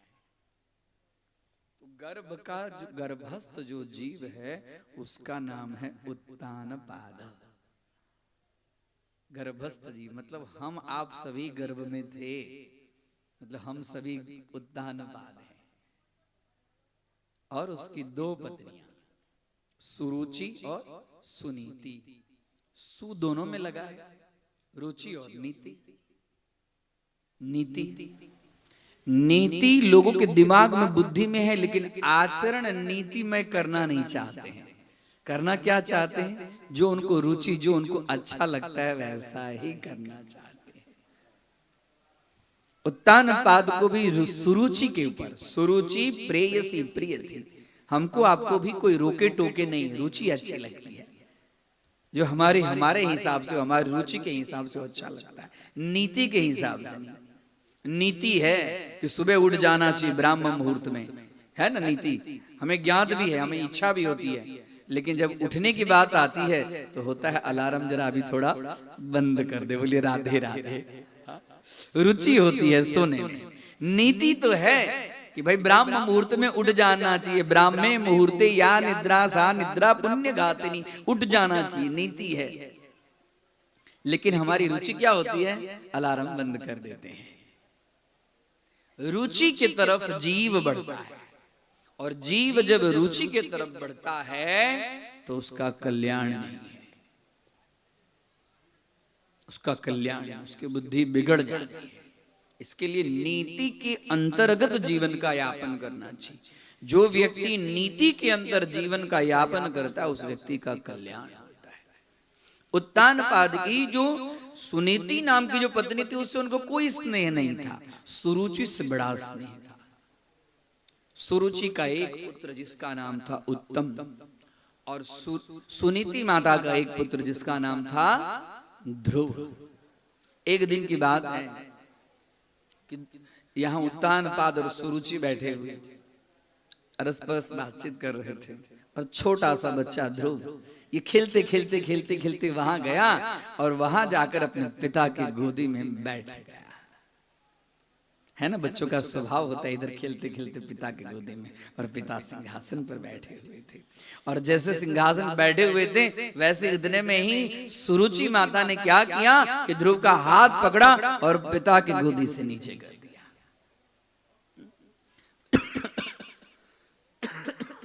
बोले कि हे ध्रुव, यदि तू पिता के गोदी में बैठना चाहता है, इस सिंहासन पर बैठना चाहता है, तो तुझे मेरे गर्भ से जन्म लेना पड़ेगा। और जैसे हाथ पकड़कर नीचे कर दिए तो एकदम ध्रुव जी एकदम विस्मय, एकदम चिंतातुर हो गए। गर्भित्वम साधयात्मानं यदिच्छसि नृपासनम, नृपासनम यदिच्छसि, तू राजा के गोदी में बैठना चाहता है तो तुझे मेरे गर्भ से जन्म लेना पड़ेगा। ध्रुव जी रोने लगे। इतने में वहां कुछ दासी देख रही थी, आए अपने माँ के पास में, माँ माँ माँ माँ ऐसे ऐसे ऐसे ऐसे सुरुचि माँ ने मुझे कहा है। तो बोले वो तेरे पिता है ही नहीं। बोले मेरे पिता नहीं? बोले हाँ, मैं उनकी पत्नी हूँ, आज तक मेरे प्रति उनका कोई स्नेह नहीं। हो तेरे पिता? तो मेरे पिता कौन है? तो तेरे पिता जो जगत के पिता है वो तेरे पिता है। बोले जगत के पिता कहाँ है? तो जगत के पिता जंगल में रहते हैं, वो नारायण है, विष्णु। तो माँ मुझे उस जगत के पिता से मिलना है, जगत के पिता का दर्शन करना है। बोले जगत के पिता का तुझे दर्शन करना है तो जा तू जंगल में तप कर।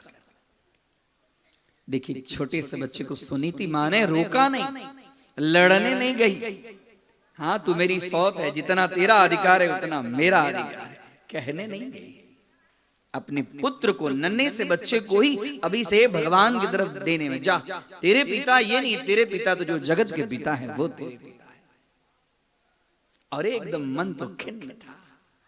किसी को कुछ कुछ चीजें लग जाती है और लगने के बाद में अक्ल ठिकाने आती। बोलिए राधे राधे। किसी को बात लग जाती है, किसी को लात लग जाती है ना। हाँ? विभीषण को लात लग गई ना, विभीषण ने छोड़ दिया। ध्रुव जी को बात लग गई बात, लगनी चाहिए। जब तक लगे नहीं तब तक जीव इधर उधर जो भटक रहा है वो सही मार्ग पर नहीं जाता है। ध्रुव जी को लग गई, जा रहे हैं ध्रुव जी, जा रहे हैं एकदम मन खिन्न मनस्क होकर, अब जंगल में कहां जाऊं, नहीं जाऊं। बीच में नारद जी मिले। नारद जी बोले, अरे ध्रुव कहां जा रहे हो? जंगल जा रहा हूं। क्यों? तप करने के लिए। मैं विष्णु भगवान को मनाऊंगा, वो हमारे जगत पिता हूं, मेरे पिता हैं। अरे जंगल में हिंसक जानवर है, मेरा कोई कुछ नहीं बिगाड़ेगा, मुझे जाना है। नारद जी देख लिए कि भगवान की प्राप्ति के लिए इसके अंदर में उत्कंठा है। बिना उत्कंठा के भगवत प्राप्ति नहीं होती है। भगवान के प्राप्ति के लिए जब अंतःकरण में, हृदय में विशेष उत्कंठा होगा तो भगवत की प्राप्ति होगी। समझ गए? कभी कभी होता है कि गुरुदेव अपने शिष्य को समझ लेते हैं कि मेरे शिष्य बनने लायक है। नारद जी गुरु के रूप में हैं यहाँ पर। बोले काम करो, यदि जाना ही है तो मैं तुम्हें एक मंत्र देता हूं और मैं तुझे जहां जाने के लिए बोलता हूं वहां जाओ और वहां तप करो। तत्तात गच्छ भद्रम ते यमुनायास्तटं शुचि पुण्यम मधुवनम यत्र सान्निध्यम नित्यदा हरे। हे ध्रुव, तुम्हारी इच्छा है तो जाओ, यमुना के तट पर मधुवन नामक वन है, वह पुण्य वन है, वह हमेशा हरि विचरण करते रहते हैं।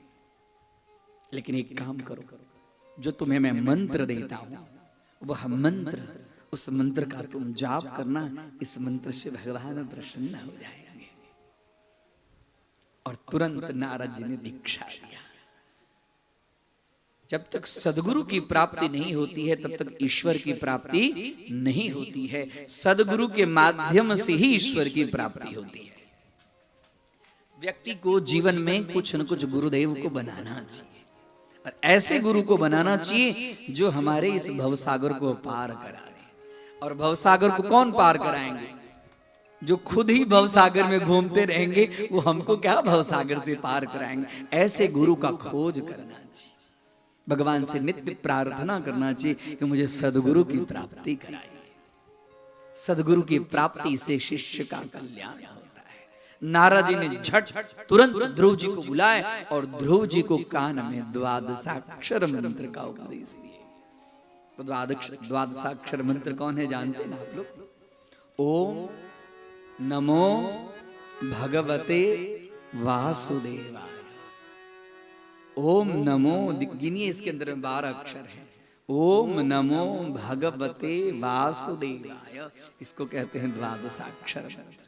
और जैसे ही नारद जी का स्पर्श हुआ, ध्रुव जी के अंतःकरण में भगवान की भक्ति की ज्योति एकदम बढ़ी और वहीं से भगवान का स्मरण करते जा रहे हैं। और नारद यहाँ ध्रुव जी को कोई कुछ चिंता नहीं कि जंगल में कहाँ जाऊंगा, मुझे कोई हिंसक जानवर मिलेगा नहीं मिलेगा, क्या करेगा नहीं करेगा। जैसे अभी से ध्रुव जी की समाधि लग गई और ओम नमो भगवते वासुदेवाय रटते जा रहे हैं। बस ओम नमो भगवते वासुदेवाय, ओम नमो भगवते वासुदेवाय, ओम नमो भगवते वासुदेवाय, ओम नमो भगवते वासुदेवाय, ओम नमो भगवते वासुदेवाय, ओम नमो भगवते वासुदेवाय, ओम नमो भगवते वासुदेवाय, ओम नमो भगवते वासुदेवाय।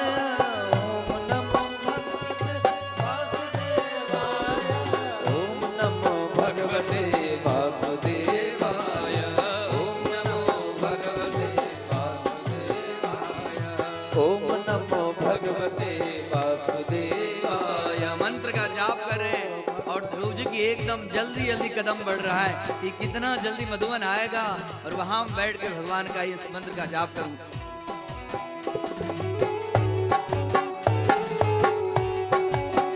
श्री राधे जय हो।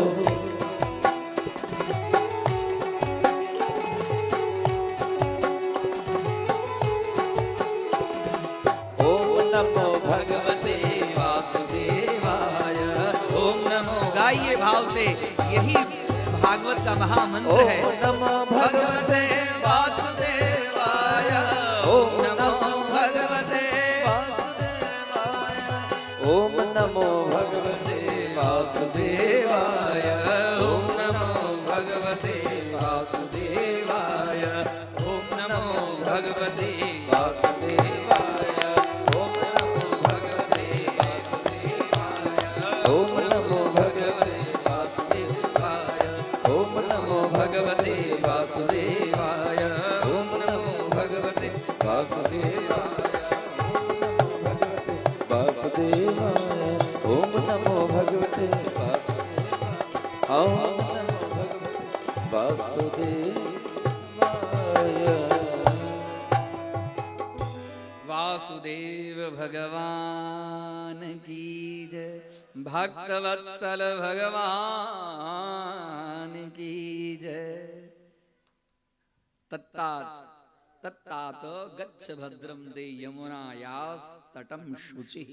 आए पहुंच गए कहां पर? यमुना के तट पर। और पुण्यम मधुवनम यत्र, मधुवन के अंदर में।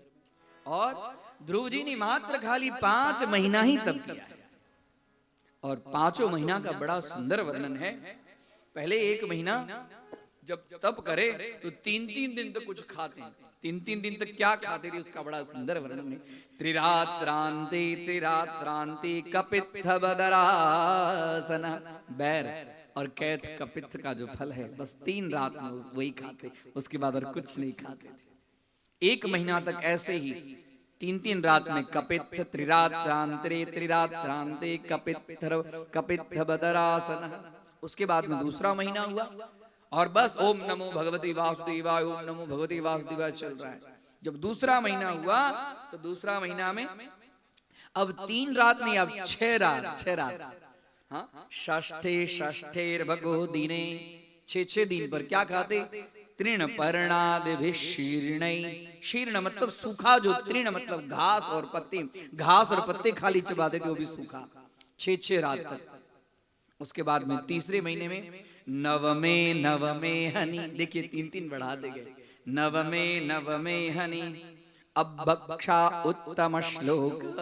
ध्रुव जी के लिए यहाँ पर उत्तम श्लोक है। अबक्षा, अब मतलब जल, खाली जल पीकर, उसके बाद में यह भी कुछ नहीं, पत्ते वत्ते कुछ नहीं। आप शब्द का अर्थ है जल। अबक्षा। और उसके बाद में चौथे महीने में द्वादशे हनि, द्वादश मतलब 12 रात्रि में क्या खाते थे? तो वायु भक्ष, खाते ही कुछ नहीं थे, वायु भक्ष, खाली हवा पीकर रह जाते थे। इस तरह से 4 महीने। और 5वें महीने में तो बस एक बार श्वास लिए और श्वास लेने के बाद में जो समाधि लगी, हाँ, और एक पांव को, हाँ, अपना जो दाहिना पांव था वो बायां पांव के घुटने के ऊपर में टेक कर एक पांव से खड़े होकर पंचमे स्यानन प्राप्ते जितस्वा सोन्द्रिपात्मजः ध्यायन् ब्रह्मपदे केना तस्थे स्थाणुरिवाचल। स्थाणुरिवाचलो, जैसे ठूठ वृक्ष में जो ठूठ वृक्ष होता है जिसमें पत्ते वगैरह नहीं होते और एक बार जैसे वो खड़ा रहता है उसको स्थाणु कहते हैं। स्थाणुरिवाचल। पंचमे मास से अनुप्राप्ति, जब 5वां महीना शुरू हो गया तो जितश्वास, श्वास को भी जीत ली, अब श्वास नहीं लेने की जरूरत नहीं।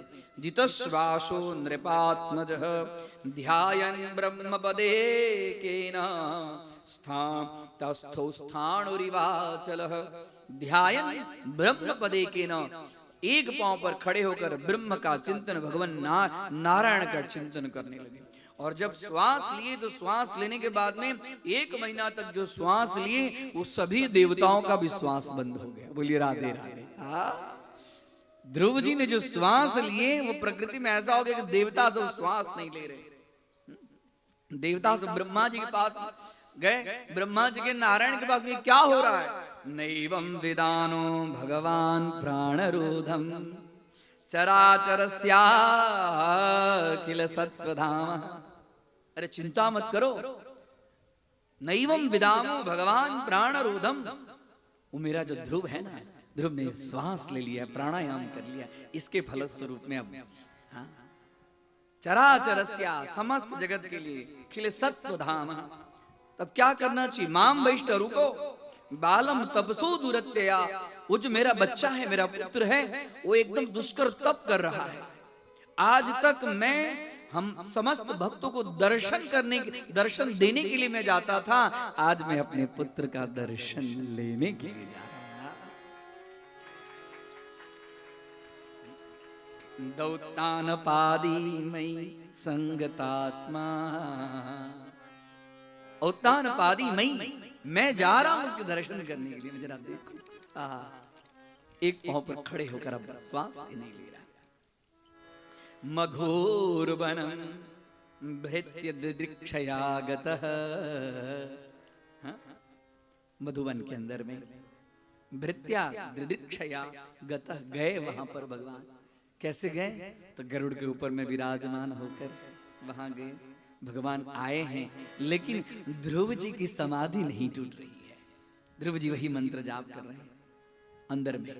भगवान देख रहे कि मैं खड़ा हूं, और वहां पर भगवान ने अपना, उनके ध्रुव जी के अंदर में अपना सुंदर स्वरूप, सशंख चक्रम शकीरीट कुंडलम सपीत वस्त्रम सरसीरुहेक्षणम सहार वक्षस्थल कौस्तुभश्रियम नमामि विष्णुं शीर्षा चतुर्भुजम।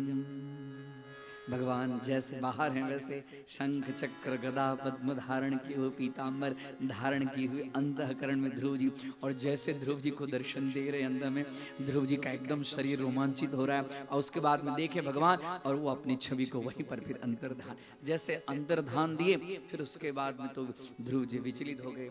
और उसके बाद में भगवान ने अपना, भगवान के हाथ में जो शंख था, अभी भी देख रहे हैं कि ध्रुव अभी भी आंख नहीं खोल रहे हैं।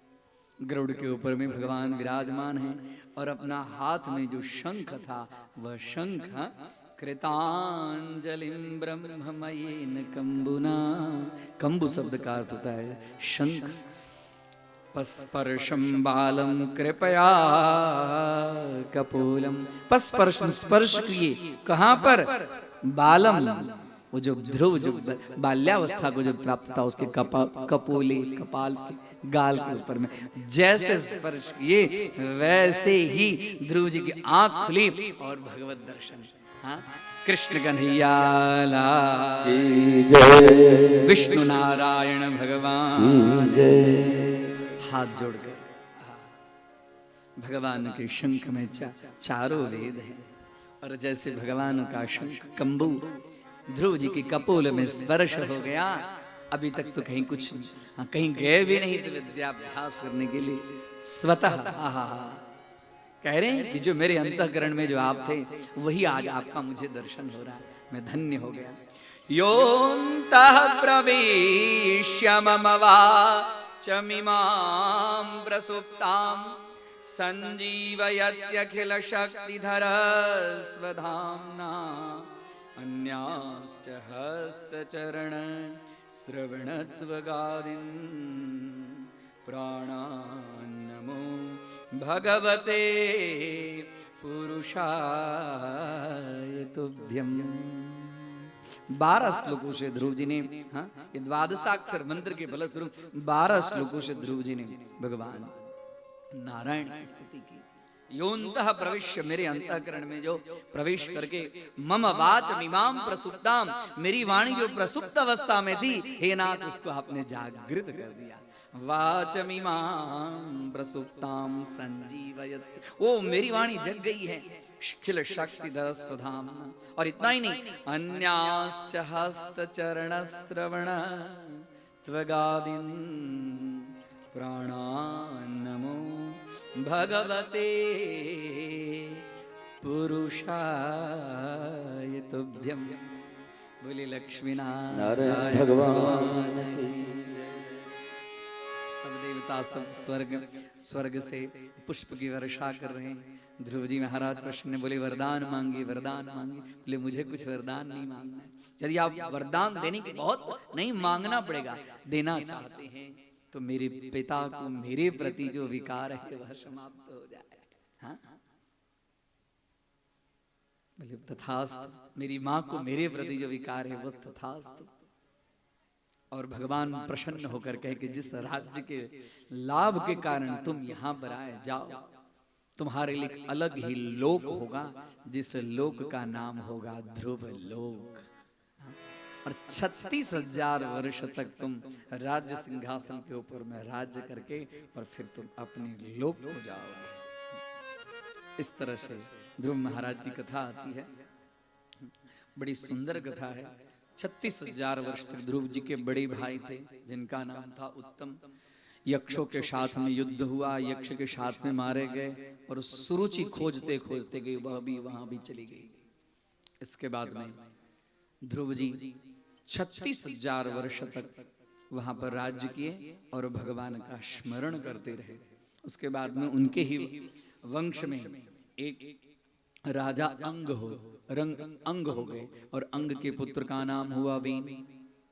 बेन जो था वो बड़ा दुराचारी था, उसने सभी सत्कर्मों पर लगा दिया बेन। कोई सत्कर्म नहीं करेगा, न यष्टव्यम न होतव्यम न दातव्यम कदाचन। यज्ञ करना बंद कर दो, होम करना बंद कर दो। यदि जय जयकार करनी है तो नारायण की जय जयकार करनी है तो मेरा। हाँ, सर्वदेव मयो नृप। राजा के शरीर के अंदर में ही समस्त देवों का निवास होता है और हम तुम्हारा पालन करते हैं और मुझे छोड़कर तुम विष्णु का स्मरण करते हो। सब ऋषि सब देख रहे हैं कि ये गड़बड़ हो रहा है। अब यज्ञ होगा नहीं, यज्ञ नहीं होगा तो फिर वर्षा नहीं होगा, वर्षा नहीं होगा तो हाँ, यज्ञाद भवति पर्जन्यः, पर्जन्यादन्न संभव अन्नाद भवन्ति भूतानि। यज्ञ नहीं होगा तो मेघ नहीं होगा, मेघ नहीं होगा वर्षा नहीं होगा, वर्षा नहीं होगा अन्न नहीं होगा। अब यहाँ पर जो राजा बेन जो राज्य शासन कर रहा है, राज्य शासन अनुकूल नहीं। अब सब ऋषि सब विचार कर रहे हैं कि इसके राज्य को यहाँ पर गिरा देना है। जब राज्य बराबर नहीं चलता हो तो जनता उसे गिरा देती है ना। महर्षि सब आए समझाने के लिए उसको।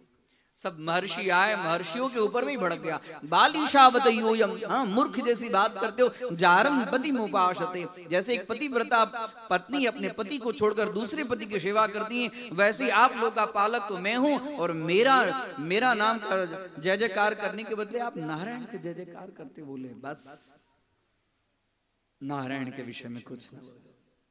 और तुरंत ऋषियों के मुंह से हुंकार एक ऐसा शब्द निकला और जैसे हुंकार शब्द निकला वैसे ही बेन वहीं पर उसका प्राण छूट गया। उसकी माँ का नाम था सुनीता। उसको जलाने के लिए तैयार नहीं थी, तेल की कड़ाह में रखी नदी के तट पर। अब तो अनायका विनश्यंति बहुनायका। राज्य में यदि कोई नायक नहीं हो तो राज्य नहीं चलता है। अब तो फिर से चोर लुटेरे सब आकर राज्य में तहस नहस करने लगे। अब फिर महर्षि सब विचार की कब कुछ न कुछ तो करना होगा। फिर आए, बोले एक काम करो, तेल के कड़ाह में से राजा वेन के शरीर को निकालो और उसका मंथन करो। और उसका मंथन करते उसके हृदय का जब मंथन किया गया तो वेन का जो पाप पुरुष था वह निकला। उसका नाम हो गया निषाद। और उसको बोले कि जाओ तुम दक्षिण दिशा में तुम स्थान करो। तभी से निषाद जाति की प्रजाएं उत्पन्न हो गई। और उसके बाद में ऋषि मुनि ने दक्षिण शरीर के दक्षिण अंग का मथना शुरू कर दिया। और मथते एक पुरुष उत्पन्न हो गया। और वाम अंग को मथे उसमें से एक नारी। दक्षिण अंग का मथने से जो पुरुष उत्पन्न हो गए उनका नाम हो गया पृथु। और वाम अंग के मथने से जो नारी की उत्पत्ति होगी उनका नाम पड़ गया अर्ची। इस तरह से यहाँ पर भगवान के 24 अवतार में से एक अवतार है पृथु का। पृथु भगवान की जय। पृथु भगवान का अवतार। अब यहाँ पर वेन के अत्याचार के कारण पृथ्वी ने सारा तत्व सा जो बीज था सब कुछ अपने अंदर में भूमि उज्जड़ हो गई थी। सब जगह इतस्ततः पहाड़ हो गए थे। अब राजा बंदी जन सब राजा पृथु की स्तुति करने लगे। बोले हमारी क्यों स्तुति करते हो, हम कोई स्तुति करने लायक नहीं है। बोले अब ये पृथ्वी रहने लायक नहीं है, सब जगह इतस्तत पहाड़। तो राजा पृथु ने धनुष की नोक से जो है, राजा पृथु ने धनुष की नोक से पहाड़ों को अलग कर दिया और पृथ्वी के ऊपर में बाण जैसे चलाना शुरू कर दिया। पृथ्वी तूने संपूर्ण बीज को अपने अंदर में कर लिए। पृथ्वी गाय का रूप धारण की और उस समय राजा पृथु ने उनका दोहन किया और दोहन करके उनके दूध को सर्वत्र यत्र तत्र सर्वत्र प्रक्षेपण कर दिए। उनके दूध से हाँ फल फूल सब औषधियां ये सब बीज सब उत्पन्न हो गए। फिर से पृथ्वी शस्य श्यामला।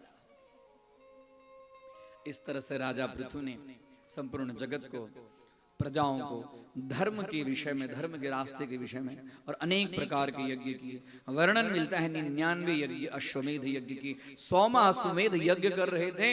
हाँ, देवराज इंद्र यह समझ नहीं पाया कि पृथु जो साक्षात भगवान नारायण के अवतार हैं, वह देवराज इंद्र पृथु राजा के अश्व को लेकर चुड़ाकर भाग रहा था। इतने में भृगु खाली देखे और भृगु राजा पृथु के पुत्र का नाम था विजिताश्व। बोले भो भो विजिताश्व, भो भो विजिताश्व इंद्रम अश्वम नयति। इंद्र घोड़े को ले जा रहा है, पकड़ो पकड़ो उसको। और तुरंत पकड़कर, बड़ी सुंदर कथा है। एक बार हुआ, 2 बार हुआ, राजा पृथु से रहा नहीं गया। बोले हे भगवान, आप बार बार हमारे घोड़े को देवराज इंद्र ले जा रहा है। देवराज इंद्र अपने आप को समझता क्या है, लाइए बाण और अभी मैं देवराज इंद्र को ठिकाने। बोले नहीं नहीं नहीं नहीं, आप यज्ञ की दीक्षा लिए। यज्ञ की दीक्षा के समय में, यज्ञ के संकल्पित में कभी भी क्रोध नहीं करना चाहिए। देखिए कथाओं से मिलता है, हम कुछ भी कैसी भी परिस्थिति हो, यदि हम संकल्प कर चुके तो उस समय क्रोध नहीं करना चाहिए। क्रोध करने से पुण्य क्षीण। बोले यदि आपकी इच्छा है तो आप बोलिए यहीं पर देवराज इंद्र को इसी यज्ञशाला में भस्म कर दिया जाए। और जैसे ही भृगु ऋषि देवराज इंद्र के लिए यज्ञ की आहुति लिए, उसी समय ब्रह्मा जी आए। बोले तिष्ठा, छोड़ दीजिए। ब्रह्मा जी आए। ब्रह्मा जी आकर ब्रह्मा जी का सम्मान किए। इतने में भगवान नारायण स्वयं भी आए और भगवान नारायण स्वयं आए तो राजा पृथु कहे कि बस मेरा यज्ञ सफल है, हे नाथ आपके दर्शन हो गए। विधिवत उनकी पूजा की और पूजा करने के बाद बोले कि पृथु आपको कुछ वरदान मांगने की इच्छा हो तो वरदान मांगिए। बोले हाँ, मुझे वरदान मांगने की इच्छा है। जब आपका दर्शन हो गया तो हे नाथ मुझे 10,000 कान दीजिए। कितना? 10,000 कान दीजिए। बोले कि आपके गुण गाथा को सुनते सुनते सुनते मेरे कान अघाते नहीं है, मेरे कानों की तृप्ति होती नहीं है, तो मुझे 10,000 कान दीजिए और 10,000 कानों से मैं आपकी कथा को हमेशा सुनता रहा। बोले पृथु भगवान की जय। इस तरह से पृथु भगवान की कथा, उन्होंने बहुत सुंदर राज्य शासन किया। अब फिर से राजा परीक्षित कहते हैं कि आपने मनु के एक पुत्र की कथा, अब दूसरे पुत्र की कथा कही। तो बोले दूसरे पुत्र का नाम था प्रियव्रत। उनको विवाह करने की इच्छा नहीं, लेकिन ब्रह्मा जी की आज्ञा से उन्होंने विवाह किया और इनकी इच्छा हुई कि दिन और रात होता है, मैं पृथ्वी पर ऐसा कर्म करूं कि रात होना ही बंद हो जाए, दिन ही दिन रहे, रात होना ही नहीं। अब उसके बाद में प्रियव्रत अपने रथ पर चढ़े। रथ पर जब चढ़े तो प्रियव्रत ने 7 दिन तक हम अनवरत रथ चलाते रहे और 7 दिन रथ चलाने के कारण 7 रात हुई नहीं, दिन ही दिन रहे। और प्रियव्रत के रथ के पहिए से पृथ्वी पर जहां जहां घुमा वहां 7 द्वीप हो गए और 7 समुद्र बन गए। इसके लिए पृथ्वी सप्तद्वीपा वसुंधरा। प्रियव्रत के रथ के पहिए में इतना वजन था कि पूरा समुद्र चारों तरफ हो गया, तो 7 समुद्र। अब उसके बाद में प्रियव्रत के पुत्र एक हुए आग्निद्र। उसी में एक द्वीप में 7 द्वीप में एक द्वीप जिसका नाम है जम्बुद्वीप, जहां पर हम आप रहते हैं। संकल्प में पंडित जी सब कराते हैं जम्बुद्वीपे भरतखंडे आर्यावर्तांतर कददेशे, जम्बुद्वीप। और जम्बुद्वीप में उनके एक पुत्र को बिठा दे जिसका नाम था आग्निद्र। उनके 9 पुत्र हुए और उन 9 पुत्रों ने 9 खंडों का निर्माण किया और उसमें से एक खंड का नाम हो गया अजनार। और उसमें आग्निद्र के पुत्र नाभिदेव वहां पर निवास करने लगे और नाभिदेव के पुत्र हो गए ऋषभदेव। बोलिए ऋषभदेव भगवान की जय। ऋषभ देव भगवान अवधूत वृत्ति धारण कर किए और ऋषभ देव के द्वारा ही संपूर्ण जैन संप्रदाय का जो है आरंभ हो गया। ऋषभ देव के 100 पुत्र हुए, उसमें से सर्वश्रेष्ठ जो पुत्र था उस पुत्र का नाम हो गया भरत। और वही अजनाब खंड में भरत राज्य करने लगे, तभी से इस वर्ष का नाम हो गया भारतवर्ष। भारतवर्ष में तीन भरत की कथा आती है शास्त्र में। 3 भरत के नाम पे ये जो खंड है अजनाब खंड, इसका नाम हो गया। कौन कौन से 3 भरत?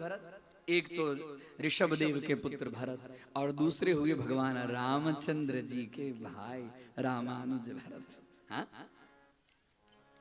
उनकी कथा, उनकी गाथा और उन्होंने जो राज्य शासन किया, इसके लिए भी इस भूमि का नाम हो गया भारत। और तीसरे शकुंतला और दुष्यंत के पुत्र भरत, जो जंगल में जन्मे और बाल्यावस्था में ही सिंह के पास जाते और कहते, हे सिंह तू अपना मुंह खोल, और अपने दोनों हाथों से सिंह का जबड़ा खोलते और बोलते, मुझे तेरे दांत गिनने हैं। ऐसे चक्रवर्ती सम्राट उसी के नाम के फलस्वरूप में इस देश का नाम हो गया भारत। और ये भारत देश जो है साधारण देश नहीं है, ये तो बहुरत्नानि वसुंधरा। ये भारत देश सोने की चिड़िया है। इसके लिए इस भारत देश के अंदर में जो रत्न है, भारत देश पुण्य भूमि है। बोलिए भागवत भगवान की। बड़ी देर भई नंद लाला, तेरी राहत की ब्रिजबाला। ओ बड़ी देर भई नंद लाला, तेरी राहत की ब्रिजबाला। ग्वाल बाले की किसे पूछे, ग्वाल बाले की किसे पूछे, कहाँ है बंसी बाला। बड़ी देर भई नंद लाला, तेरी राहत की ब्रिजबाला। ओ बड़ी देर भई नंद लाला, तेरी राहत की ब्रिजबाला।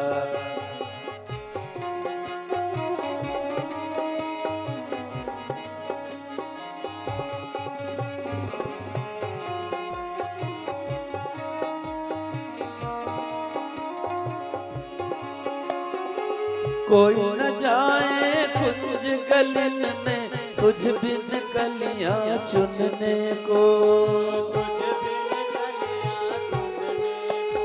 अड़ कोई न जाए कुंज गलन में, तुझ बिन कलियां चुनने को। तड़स रहे हैं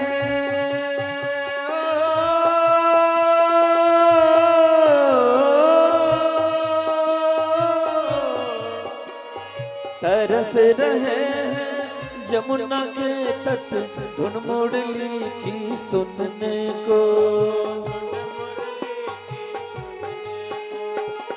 अब तो तरस दिखा दे नटखट, अब तो तरस दिखा दे नटखट, क्यों दुविधा में डाला रे। बड़ी देर है नंद लाला, तेरी रात की ब्रिजबाला। बड़ी देर है नंद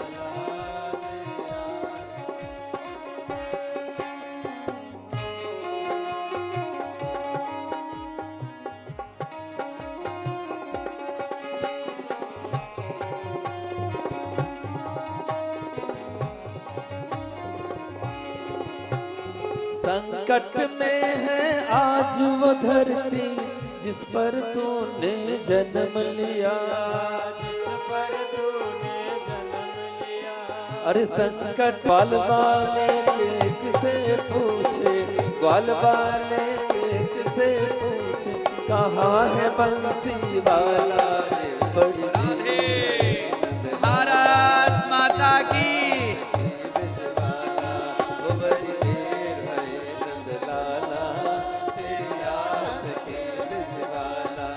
बड़ी देर भई नंद लाला, तेरी रात बड़ी देर भई नंदलाला तेरी रात की रिझवाला अब बड़ी देर भई नंदलाला तेरी रात की कृष्ण कन्हैया गायन्ति देवाः किल गीतकानि धन्यास्तु ते भारत भूमि भागे। देवता से भगवान से प्रार्थना करते हैं, हे भगवान एक बार मुझे भारतवर्ष में जन्म दीजिए। एक बार मुझे भारतवर्ष मतलब पुण्य भूमि है, यहाँ समस्त देवताओं का अवतार है। हाँ? भारत भूमि को भारत माता कहते हैं। हाँ? आपने सुना है इंग्लैंड माता, न्यूजीलैंड माता सुना है? हाँ? अमेरिका माता सुना है? हाँ? भारत माँ है, भूमि माता है, भारत माता है। और इन लोगों की तपस्या, इन लोगों के कारण ये ऐसी पुण्य भूमि है जहाँ पर समस्त देवी देवताओं ने अवतार लिया है। साक्षात जानकी का अवतार यहाँ पर हुआ, राम का अवतार हुआ, कृष्ण का अवतार हुआ, पृथु हुए। हाँ, कोई साधारण नहीं। ये भारत जो है वो सोने की चिड़िया है। हाँ? आज हम आप व्यापार करने के लिए जाते हैं, अंग्रेज सब यहाँ व्यापार करने के लिए उस समय आए थे। जहाँ डाल डाल पर सोने की चिड़िया करती है बसेरा, आगे वो भारत देश है मेरा, वो भारत देश है मेरा। जहाँ डाल डाल पर सोने की चिड़िया करती है बसेरा, वो भारत देश है मेरा, वो भारत देश है मेरा। जहाँ सत्य अहिंसा और न्याय पग पग लगता डेरा, वो भारत देश है मेरा, वो भारत देश है मेरा।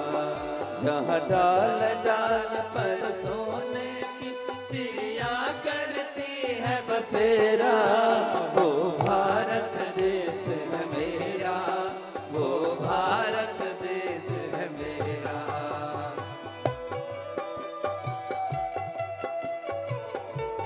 भारत माता की जय। हमें अपने राष्ट्र पर गर्व होना चाहिए, हमें अपने भूमि पर गर्व होना चाहिए।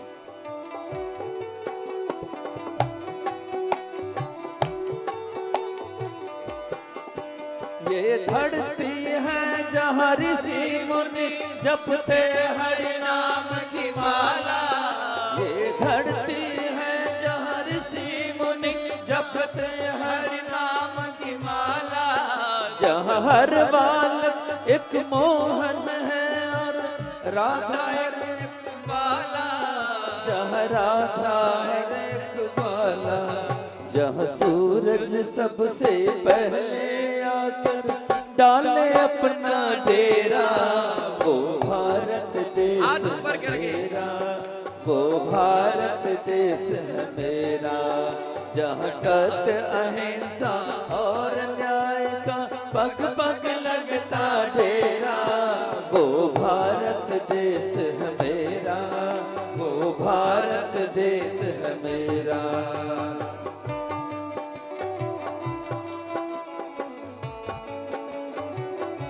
हरि बोल।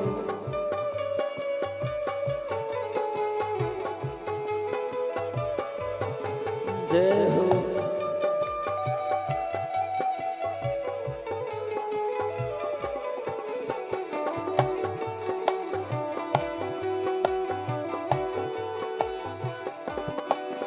जहाँ गंगा जमुना कृष्ण और कावेरी बहती जाए, जहाँ गंगा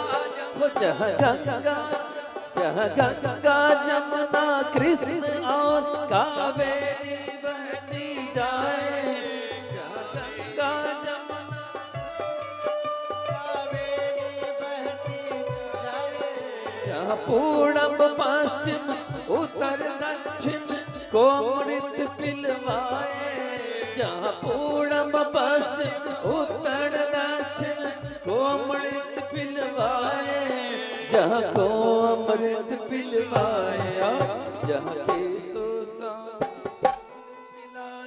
केसर कहीं भी तेरा, वो भारत देश है मेरा, वो भारत देश है मेरा। जहाँ डाल डाल पर सोने की चिड़िया करती है बसेरा, वो भारत देश है मेरा, वो भारत देश है मेरा। जहाँ सत्य अहिंसा और न्याय का पग पग लगता डेरा, वो भारत देश है मेरा, वो भारत देश है मेरा। जहाँ सत्य अहिंसा और न्याय पग पग लगता डेरा, वो भारत देश है मेरा, वो भारत देश है मेरा, वो भारत देश है मेरा, वो भारत देश है मेरा, वो भारत देश है मेरा, वो भारत देश है मेरा। भारत माता की जय। भारत अखंड हो। इस तरह से सुखदेव जी राजा भरत के चरित्र की कथा करते हैं, जिसके नाम पर इस पुण्य भूमि का नाम भारत। वर्षों तक राज्य करने के बाद इनकी इच्छा हुई कि अब मैं जंगल में तप करूं। जंगल में तप करने के लिए गए, कुटिया बनाए। एक दिन संध्या वंदन के लिए, जल भरने के लिए कमंडल लेकर गए, और जैसे जल भरने के लिए सरोवर में गए, उतने में एक हरिणी, उसके पेट में बच्चा था, और सिंह ने जोर से दहाड़ा दूर। वो समझी कि मेरे पीछे, और सीधे गई सरोवर में। सरोवर में जाते उसका पेट फट गया, और उसमें से सिंह का शावक जो है सीधे राजर्षि भरत गए, अपने हाथों में उसको लेकर आए, अपने आश्रम में उसका लालन पालन सब करने लगे। अब ध्यान कम, भगवान की भक्ति कम, और जो हरिण का बच्चा था, मृग शावक था, वो क्या क्या खाएगा? छोटे छोटे उसके लिए तृण घास लाए, दूध लाए वृक्षों का, ये कहीं भाग न जाए। पूरे राज्य छोड़कर आए यहाँ पर जंगल में तप करने के लिए, और जंगल में एक मृग के बच्चे के अंदर में इनका मोह ममत्व हो गया। अब साधना कम, ये बच्चा जंगल में जाएगा, कोई खा लेगा, हिंसक जानवर इसको मार देगा, इसको अपने आश्रम से, कुटिया से बाहर नहीं जाने देना है, बाहर नहीं जाए, इसको पकड़ के रखे। धीरे धीरे राजर्षि के मरणासन्न अवस्था में आए, और मरणासन्न अवस्था में आने के बाद में मृग शावक अपने आश्रम से बाहर चला गया। कहाँ गया होगा, कौन पकड़ा होगा, क्या करता होगा? ये करते करते करते इनका शरीर छूटा, और जैसे शरीर छूटा और मृग योनि में इनका जन्म हुआ। अंते या मति सा गति, अंतिम समय में व्यक्ति के जिस प्रकार की मति होती है, उनका जन्म फिर से उसी प्रकार में होता है। इसके लिए अंतिम समय में भगवत स्मरण करना चाहिए। देखिए कथा से, अंते या मति सा गति, अंतिम समय में मति जो है वो मृग के शावक के पास में, अब मृग योनि में ही जन्म ले। मृग योनि में जन्म तो ले, तो राजर्षि थे, इनको संपूर्ण पूर्व जन्म का स्मृति था। हाँ, मैं कहाँ पहुंचा था, और पहुंचने के बाद मैं कौन से योनि में आ गया। अब धीरे धीरे मृग योनि में जन्म लेने के बाद में भी अब हरी हरी घास नहीं खाना है, सूखा पत्ता, और इधर उधर अपने पांव से कोई जीव जंतु नष्ट न हो जाए। हरना समझ पग धरना, हरना समझ पग, एकदम ध्यान से पांव रखते। और एक दिन अपना आधा शरीर गंगा जी में और आधा शरीर बाहर करके शरीर छोड़ दिए, और फिर से इनका दोबारा जन्म हुआ एक ब्राह्मण कुल में। और ब्राह्मण कुल में जन्म हुआ, वहां भी इनका नाम रखा गया भरत। एक ब्राह्मण कुल में जन्म तो हुआ, धीरे धीरे पिता ने यज्ञोपवीत संस्कार कर दिया, इनको कुछ चीज में मन नहीं लगे। ये तो पूर्व जन्म का स्मृति था, मैं थोड़ी सी एक चूक हो गई, हाँ, नजर हटी, दुर्घटना घटी। थोड़ा सा मैं एक जगह थोड़ा चुका और मृग योनि में, उसके बाद ब्राह्मण। अभी भी नहीं, हमेशा ब्रह्म चिंतन करते। धीरे धीरे सब लोग बोले कि इसका विवाह करा दो, तो विवाह करेगा कौन इससे? इनके बड़े भाई, और ये जो इनके पिता थे शरीर छोड़ दिए, बड़े भाई के ऊपर में पूरी जवाबदारी आ गई। बड़े भाई, अब भाभी जो रूखा सूखा जो बासी वासी तो था वो दे देते, काम तो कुछ करते नहीं थे, बैठे रहते थे। इसके लिए लोग इनको कहने लगे जड़ भरत, जड़ भरत के रूप में। इधर उधर कहीं घूमना नहीं, जो जहां बैठे हैं बैठे। एक दिन की बात है, भाई बोले एक काम करो, गन्ने की खेती है, वहां देखो कोई जानवर आए नहीं, हाथ में लठ लेकर रखो। गए जंगल, वहीं खेत में हाथ में लठ लिए। आई एक गाय आई, गाय चरने लगी और यहाँ लठ लेकर खड़े हैं। जड़ भरत महाराज लठ लेकर खड़े हैं। हाँ, राम की गाय राम की खाए, मैं क्यों भाई रोकने से बदनाम, मुझे कुछ रोकने की जरूरत नहीं। इतने में उनके बड़े भैया आए, बड़े भैया आए, बोले दुष्ट मूर्ख, वो खा रहा है, गाय खा रहा है, गाय गन्ना खा रही है और तू यहाँ बैठकर। इसमें भी कुछ बोले नहीं, दो चार हाथ लगाए, उसके बाद बोले जा यहाँ से, अब तुझे यहाँ रहना नहीं है। जड़ भरत महाराज विचरण करने लगे। इतने में उसी जंगल के अंदर में एक डाकू को पुत्र नहीं होता था, पुत्र हुआ, उसने भद्रकाली माता को नर बलि के लिए निश्चित किया था। एक मनुष्य को बलि के लिए तैयार किया और मनुष्य भग गया। अब भग गया तो यहाँ सारी तैयारी हो गई थी। अब वो जो डाकू का जो सरदार था, वो अपने डाकू को कोई भी हालत में एक आदमी को पकड़ के ले आओ। तो देखे के सामने जड़ भरत महाराज, उनको पकड़ कर ले आए। बोले चलो जहां ले जाना, चलो कोई दिक्कत नहीं। जड़ भरत महाराज थे, जिसको जहां ले जाना ले गए। तुरंत इनको स्नान कराए, स्नान कराकर एक माला पहनाए और बलिदान के लिए जैसे वैसे भद्रकाली माता एकदम उसे विग्रह से प्रकट हुई और समस्त जो जितने डाकू सब थे सभी डाकू को मार और फिर से अपनी मूर्ति के अंदर में स्थित हो गई। अब इसके बाद में फिर से जड़ भरत महाराज इधर उधर विचरण करने लगे। कोई फर्क नहीं, कोई कुछ भी करे, कोई किसी से न रोक टोक, कुछ नहीं। अब इसी समय में रघुगण महाराज कपिल मुनि के आश्रम में जा रहे थे ज्ञान प्राप्ति के लिए। ज्ञान प्राप्ति के लिए जा रहे थे शिविका में, कहार पर। कहार, चार कहार में चार उठाने वाले होते हैं। राजा चाले, हाथी घोड़ा, पालकी सजाए के, पालकी सजी हुई थी। इसमें से एक कहाड़ की तबीयत खराब हो गई। अब तो तीन कहाड़ से चले कैसे? तो तुरंत जड़ भरत बोले, राजा बोले कि जाओ यहाँ आजू बाजू में कोई यदि आदमी मनुष्य आपको दिखाई पड़े तो उसको पकड़ कर ले आओ, मुझे जल्दी से ज्ञान प्राप्ति के लिए जाना है। सब गए तो देखे कि जड़ भरत महाराज उनको पकड़ कर ले आएगा। बोले चलो। इसमें बोले हाँ कोई बात नहीं, उनको तो जो जिस काम में लगाए, किसी को न रोकना न टोकना। पालकी में लग गए। अब पालकी में लगे तो नीचे कीड़ी होती थी, कीड़ी दिखाई पड़े, हाथी, हाँ, संतन चाले कीड़ियां बचाएंगे। राजा चाले, हाथी घोड़ा पालकी सजाएगे, संतन चाले कीड़ियां बचाएगे। देख रहे थे इधर कीड़ी तो सीधे कूद जाते थे, कूद जाते थे तो माथा जो था वो पालकी में राजा को लग जाता, राजा को लग जाता। तो कौन है? तो नहीं महाराज, हमने अभी जो नया नया जो कहा रहा है ना वो ऐसा कर रहा है। जब बार बार देखने लगे, बोले क्यों ऐसा कर रहे हो?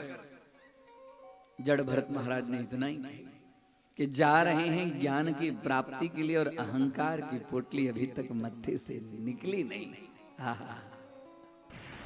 और जैसे ही पर्दा हटाया और देख रहे हैं, हाँ, एक ब्राह्मण, उनके शरीर में खाली यज्ञोपवीत और धोती, फटी चिथड़ी धोती थी। तुरंत बोले रोको पालकी, और तुरंत उतर गए और उनके चरण में वंदन किए। बोले आपके वाणी में जो तेज है, आप कौन है ये बताइए। मैं कपिल मुनि के आश्रम में ज्ञान प्राप्ति के लिए जाता हूँ, आप कोई कपिल मुनि तो नहीं है, आप अंगीरा तो नहीं, आप है कौन ये बताइए। और वहीं पर जड़ भरत जी ने राजा रघुगण को ब्रह्मोपदेश किए। ब्रह्मोपदेश करने के बाद में ब्रह्मांड के विस्तार का वर्णन करते हैं कि ब्रह्मांड कितना है। ब्रह्मांड के अंदर में 7 नीचे लोग हैं और 7 ऊपर लोग हैं। तो ऊपर के लोग हैं भूल लोग, भुवर लोग, स्वर लोग, महर लोग, जनो लोग, तपो लोग, और नीचे के लोग हैं अतल, वितल, सुतल, तलातल, महातल, रसातल, पताल। सातों लोग मिलकर एक ब्रह्मांड होता है। वो ब्रह्मांड के क्षेत्रफल जो 50,000 करोड़ योजन का पूरा संपूर्ण ब्रह्मांड है। ब्रह्मांड की बात बताते हैं, राहु की स्थिति की बात बताते हैं, सूर्य की स्थिति की बात बताते हैं, चंद्रमा की स्थिति की बात बताते हैं। उसके बाद में यमपुरी का वर्णन बताते हैं कि यह पृथ्वी से 99,000 योजन की दूरी में जो है वो यमदूत का एक पुरी है जिसका नाम है संयमनी। वहीं पर नरक है। 28 प्रकार के नरकों का वर्णन। जब 28 प्रकार के नरकों का वर्णन करते हैं तो राजा परीक्षित कहते हैं कि हे भगवान, ये नरक के वर्णन सुनते सुनते मुझे भय लगता है। इस नरक से बचने के लिए और क्या उपाय है, ये जरा मुझे बताइए। कहते कि इस नरक से बचने के लिए और कुछ नहीं। यदि नरक से बचना है तो भगवान का नाम स्मरण करो। भगवान के नाम स्मरण करने से जीव स्वतः नरक से बच जाता है। केचिद केवलया भक्त्या वासुदेव परायणा अद्यम मुंचन्ति कार्ष्णेय निहारैव भास्करः। भगवान का नाम लो। भगवान के वासुदेव परायण, जो जीव वासुदेव के परायण हो जाते हैं वो नरक में नहीं जाते। बोले राजा देखो, एक मैं इतिहास बताता हूं भगवान के नाम का।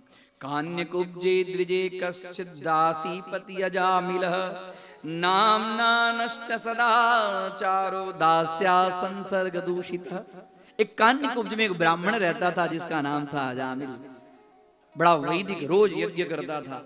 यज्ञ के काष्ठ के लिए एक दिन जंगल में गया और जंगल में देखा कि एक वैश्या के साथ में एक व्यक्ति समागम कर रहा है। वैश्या इतनी सुंदरी थी, उसके ऊपर में आसक्त हो गया और जबरन उससे विवाह कर लिया और सब कुछ अपना जो यज्ञ इत्यादि करता था सब बंद कर दिया और उस वैश्या के साथ में रहने लगा। वैश्या के साथ में रहने के कारण उसके अंदर में चोरी करने की प्रवृत्ति। अब जंगल से जो कोई जाता उसको लूटता। उसको 9 पुत्र हुआ और उसके वहां एक दिन एक ब्राह्मण एक संत आए और संत ने भिक्षा लिया और भिक्षा लेते हुए कहा कि देवी, तेरे गर्भ के अंदर तू अभी गर्भवती है, तेरे गर्भ से पुत्र उत्पन्न होगा और उसका नाम तो नारायण रखना। और नारायण रखे।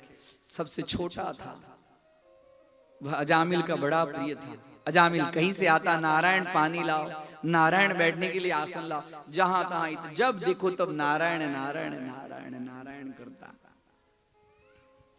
एक दिन ऐसी स्थिति हुई कि वह अजामिल मरणासन अवस्था में प्राप्त हो गया और मरणासन अवस्था में जब प्राप्त हो गया 12 साल उसकी आयुष्य बाकी थी।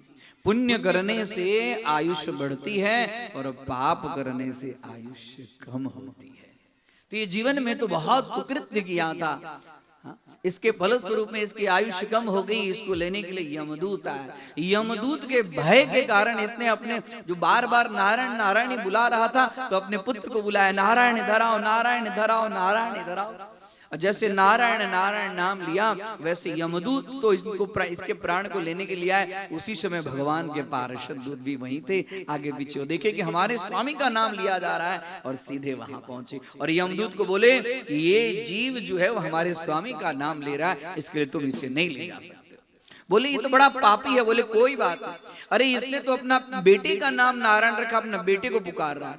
बोले कि नारायण नाम इसके बेटे का है कि हमारे नाथ का है? इसका बेटा कितने साल का? पुराना नाम किसका है? पुराना नाम हमारे नाथ का है। हमारे नाथ का नाम ले रहा है, तुम यहां से जाओ।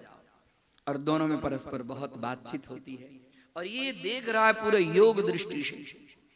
और देखते देखते देखते यमदूत और विष्णुदूत दोनों में लड़ाई होती है और विष्णुदूत यमदूत को मारते हैं। उसके बाद में आ जाते हैं और उसके बाद में यह जो अजामिल जो है वो जब देख लिया कि विष्णुदूत ने यमदूत को मारा है इनकी दिव्य दृष्टि में, उसके फलस्वरूप में पुनः 12 वर्ष का जो शरीर था वो पुनः इनको मिला। और उसके बाद में जब देखा कि मैं अपने पुत्र का खाली नाम नारायण रखा, उसके फलस्वरूप में 12 वर्ष की पुनः मुझे अवस्था प्राप्त हो गई। गंगा के तट पर गया और भगवान का नाम स्मरण करते करते करते करते उसके बाद में उसने अपना संपूर्ण जीवन व्यतीत किया। तो भगवान का नाम भाव से लो, कुभाव से लो, कैसे भी लो, भगवान का नाम, भगवान के नाम स्मरण करने मात्र से व्यक्ति नरक की यातना से दूर होता है। कृष्ण कन्हैया लाल की जय। भाव कुभाव अनख आलस हूं, नाम रटत मंगल दिशि दस हूं। भाई लाल बत्ती हो गई है, लाल बत्ती के बाद में क्या करना पड़ता है? लाल बत्ती के बाद में गाड़ी को बंद करना पड़ता है, नहीं तो आगे क्या होता है? बोलिए राधे राधे। कथा तो बहुत बाकी है, लेकिन समय को देखते हुए अजामिल की बड़ी सुंदर कथा आती है। उसके बाद में यमदूत यमराज के पास में जाते और कहते कि आज से आपका काम मुझे नहीं करना है, ये लो डंडा, ये पाश। बोले क्यों? तो ऐसे ऐसे हमारे विष्णुदूत से टक्कर हो गई। बोले विष्णुदूत से क्यों टक्कर हो गई? तो अजामिल बड़ा पापी था, और अजामिल पापी होने के कारण उसको लेने हम गए, और वहीं पर विष्णुदूत से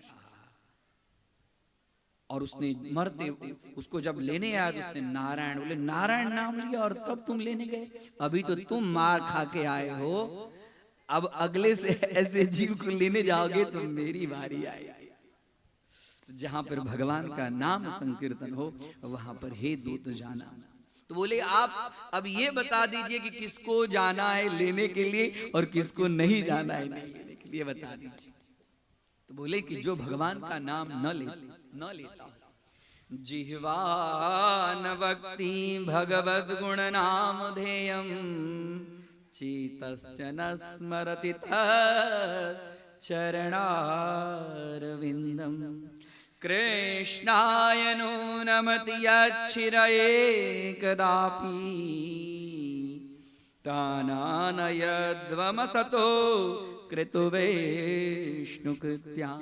हे दूत, तुम ऐसे जीव को लाने जाओ जिनकी जिह्वा भगवान के नाम गुण ना भगवान के नाम का स्मरण नहीं करती हो। जिह्वान भक्ति, जिह्वा नहीं बोलती हो क्या? भगवद गुण नाम ध्येयम, और जिनके चित्त, जिनका मन जो है, मन में कभी भी भगवान के चरणारविंद का स्मरण नहीं होता, ऐसे व्यक्ति को तुम पकड़ के लाना। जो व्यक्ति भगवान के नाम का गुणगान करता हो, जिसके चित्त में भगवान के चरण हो, चिन्ह हो, उस व्यक्ति को कभी लेने मत जाना। और इतना ही नहीं, कृष्णाय नो नमति यच्छिरये कदापि, जो एक बार भी जीवन में भगवान श्री कृष्ण के सामने जिसका चरण न झुका, उस व्यक्ति को तुम जल्दी से पकड़कर मेरे पास में ले आया। इस तरह से, और जहां पर भगवान का नाम हो, भगवान की कथा जहां पर हो, हे यमदूत तुम वहां भटकना भी नहीं। राजा परीक्षित कहते हैं कि ये जो इतिहास मैं आपको बताया हूं, ये इतिहास मिमं गुह्यम भगवान कुंभ संभव अगस्त्य, ये अगस्त ऋषि ने मुझे कहा है। कथयामास मलया आसीनो हरिम अर्चयन्। तो भगवान के नाम की जो महिमा है, भगवान के नाम की महिमा से बढ़कर और दुनिया में कोई है ही नहीं। श्रीमद् भागवत के अंदर में हमेशा भगवान के नाम की चर्चा की गई है। भगवान का नाम तारण करने वाला है, भगवान का नाम व्यक्ति को तार देता है। इसके लिए हमेशा भगवत स्मरण करना चाहिए। ओम नमो भगवते वासुदेवाय। एक छोटा सा भजन और उसके बाद में आरती की तैयारी। भगवान नाम है तेरा।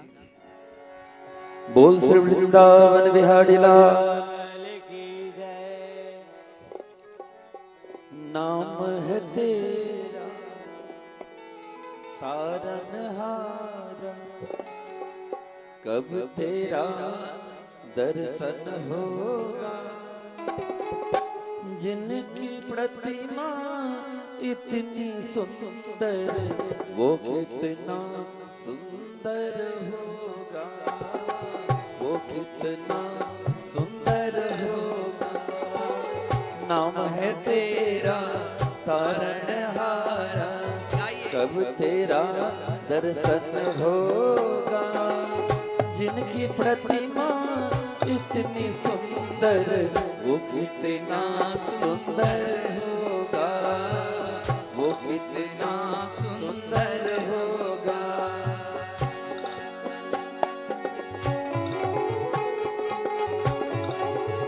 जय हो।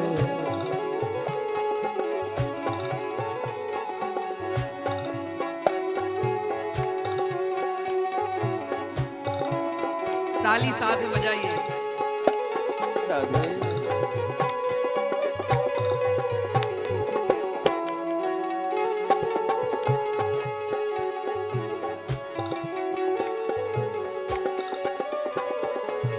तुमने तारे लाखों प्राणी ये संतों की वाणी है, तेरे छवि पर मेरे भगवन ये दुनिया दीवानी है। तुमने तारे लाखों प्राणी ये संतों की वाणी है, तेरे छवि पर मेरे भगवन ये दुनिया दीवानी है। भाव से तेरे पूजा रचा, जय हो। भाव से तेरे पूजा रचाया, जीवन में मंगल होगा। जिनकी प्रतिमा इतनी सुंदर वो कितना सुंदर होगा, वो कितना सुंदर होगा। नाम है तेरा तारणहारा, कब तेरा दर्शन होगा। जिनकी प्रतिमा इतनी सुंदर वो कितना सुंदर होगा, कितना सुंदर होगा।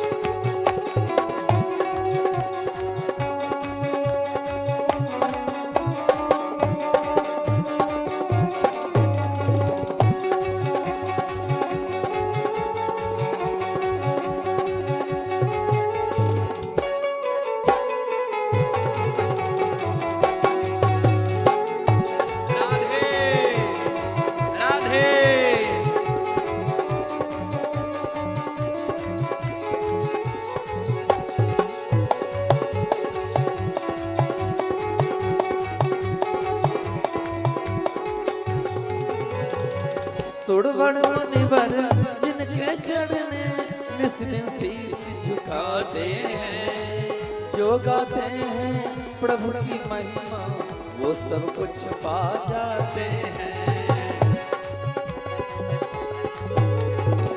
सुड़बड़ निबर जिनके चढ़ने निस दिन शीश झुकाते हैं, जो गाते हैं प्रभु की महिमा वो सब कुछ पा जाते हैं। अपने कष्ट मिटाने को तेरे, अपने कष्ट मिटाने को तेरे चरणों में बंधन होगा। जिनकी प्रतिमा इतनी सुंदर राधे सुंदर होगा, वो कितना सुंदर होगा।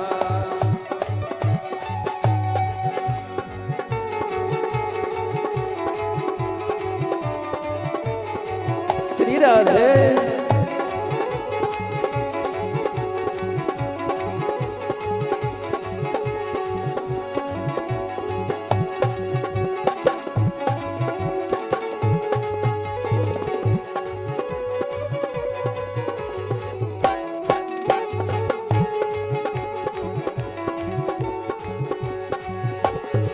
मन की मुरादे लेकर स्वामी तेरे चरण में आए हैं। हम हैं बालक तेरे चरण में तेरे ही गुण गाते हैं। मन की मुरादें लेकर स्वामी तेरे चरण में आए हैं। हम हैं बालक तेरे चरण में तेरे ही गुण गाते हैं। और भव से पार उतरने को तेरे, जय हो। भव से पार उतरने को तेरे गीतों का सरगम होगा। जिनकी प्रतिमा इतनी सुंदर वो कितना सुंदर होगा, वो कितना सुंदर होगा। नाम है तेरा तारनहारा, जिनकी प्रतिमा इतनी सुंदर वो कितना सुंदर होगा, वो कितना सुंदर होगा। नाम है तेरा तारनहारा, कब तेरा दर्शन होगा। जिनकी प्रतिमा इतनी सुंदर वो कितना सुंदर होगा। राधे कितना सुंदर होगा, वो कितना सुंदर होगा, वो कितना सुंदर होगा। हरे रामा हरे रामा हरे रामा हरे रामा हरे रामा हरे रामा राम रामा हरे हरे हरे कृष्णा कृष्णा कृष्णा हरे हरे हरे रामा राम रामा हरे हरे हरे कृष्णा कृष्णा कृष्णा हरे हरे।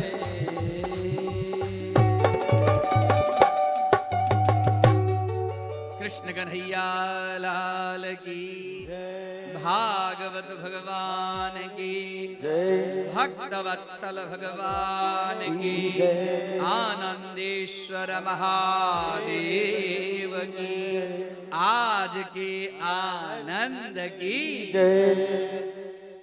सबसे पहले सुखदेव स्वरूप पूज्य महाराज श्री के श्री चरण कमल में नमन बंदन करते हुए आप सभी भक्तों का हार्दिक हार्दिक अभिनंदन।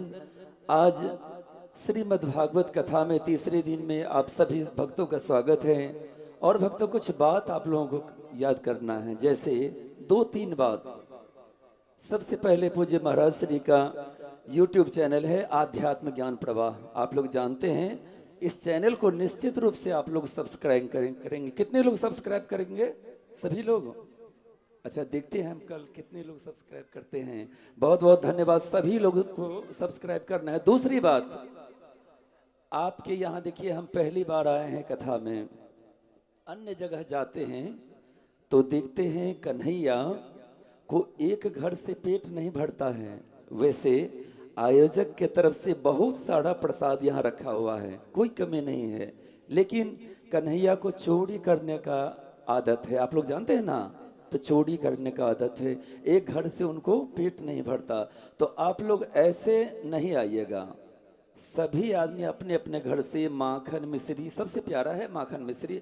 और वैसे भी कल कृष्ण जन्मोत्सव है, कल कृष्ण जन्मोत्सव है। कथा के अंत में, उससे पहले रामावतार, उससे पहले वामन भगवान का अवतार होगा और अंत में कृष्णावतार होगा।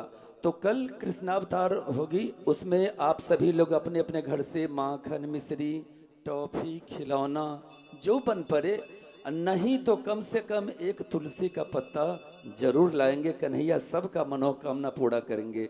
तीसरी बात, आयोजक मंडल की तरफ से एक और सूचना है कि कल से आप लोग, आज जैसे ज़्यादा समय नहीं लेंगे, हमको जानकारी मिला है कि 9 से आगे नहीं बढ़ाना है कथा। तो हम जानते हैं कि आप लोग दूर दूर से चल करके आते हैं, सब लोगों को घर में बहुत सारा काम देखना पड़ता है।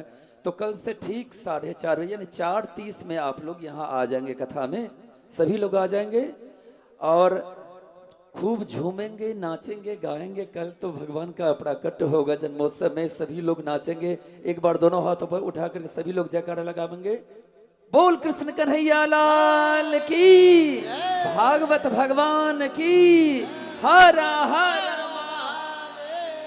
चलिए, आरती की तैयारियां हो चुकी हैं।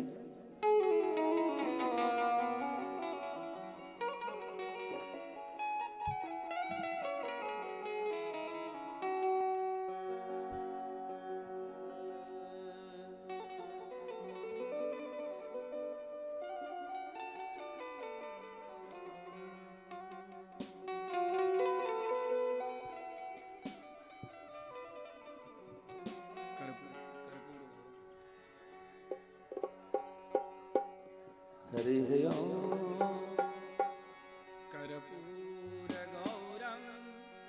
करुणावतारं संसार सारं भुजगेन्द्रहारं सदा वसन्तं हृदयारविन्दे भवं भवानी सहितं नमामि। आरती कुंज बिहारी की, श्री गिरधर कृष्ण मुरारी की। आरती कुंज बिहारी की, श्री गिरधर कृष्ण मुरारी की।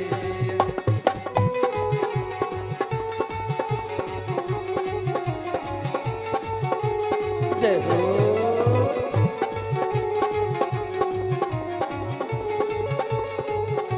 गले में बैजंती माला, बजावे मुरली मधुर वाला, श्रवण में कुंडल झलकाला, नंद के आनंद नंद लाला।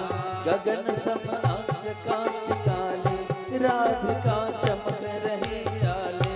लतन में ठाढ़े बनमाले, भ्रमर सी अलग कस्तूरी तिलक, चंद्र सी झलक ललित छवि श्यामा प्यारी की। आरती कुंज बिहारी की, श्री गिरधर कृष्ण मुरारी की।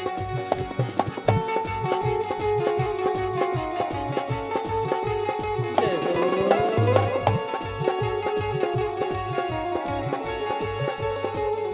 कनकमय मोर मुकुट बिलसे, देवता दर्शन को तरसे।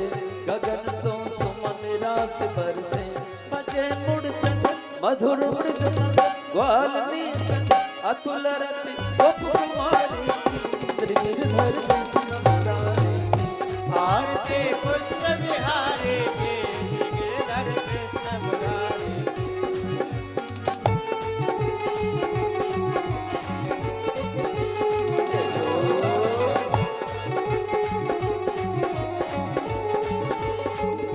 जहाँ से प्रकट भई गंगा, सकल मलहारी श्री गंगा।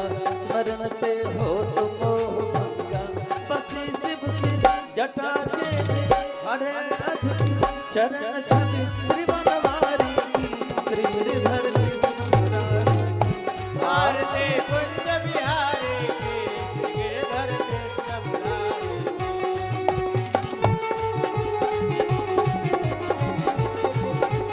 राधे।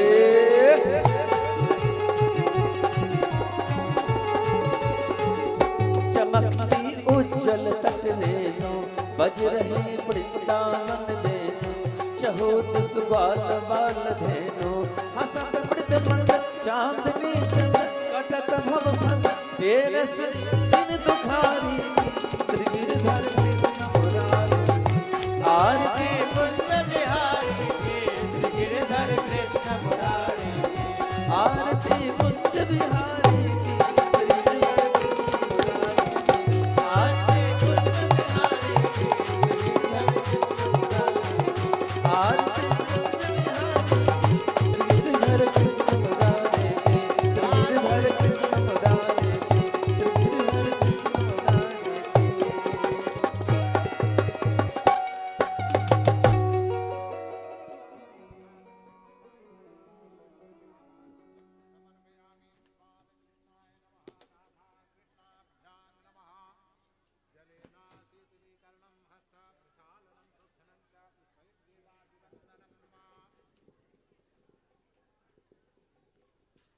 त्वमेव माता च पिता त्वमेव, त्वमेव बन्धुश्च च सखा त्वमेव, त्वमेव विद्या द्रविणं त्वमेव, त्वमेव सर्वं मम देव देव। कायेन वाचा मनसेन्द्रियैर्वा बुद्ध्यात्मना वा प्रकृतिस्वभावात् करोमि यद्यत् सकलं परस्मै नारायणायेति समर्पयामि। नानासुगन्धिपुष्पाणि यथा कालोद्भवानि च पुष्पाञ्जलिर्मया दत्तो गृहाण परमेश्वर। ओम भागवत नारायणाय नमो नमः। आवाहनं न जानामि तवार्तनं पूजां चैव न जानामि क्षमस्व परमेश्वर। मंत्रहीनं क्रियाहीनं भक्तिहीनं सुरेश्वर। यद् पूजितं मया देव तदस्तु मे। गतं पापं गतं दुःखं गतं दारिद्र्यमेव च आगता सुखसम्पत्ति धन्योऽहं तव दर्शनात्। पापोऽहं पापकर्माहं पापात्मा पापसम्भवं त्राहि मां पुण्डरीकाक्ष सर्वपापहरो हरे। कृष्ण कन्हैया लाल की, द्वारिकाधीश की, बांके बिहारी लाल की। श्री भागवत भगवान की जय। सियावर रामचंद्र भगवान की। पवन सुत हनुमान की। उमापति महादेव की। आनंदेश्वर महादेव की जय। धर्म की जय हो। अधर्म का विनाश हो। प्राणियों में सद्भावना हो। विश्व का कल्याण हो। गौ हत्या बंद हो। भारत खंड हो। हर हर महादेव।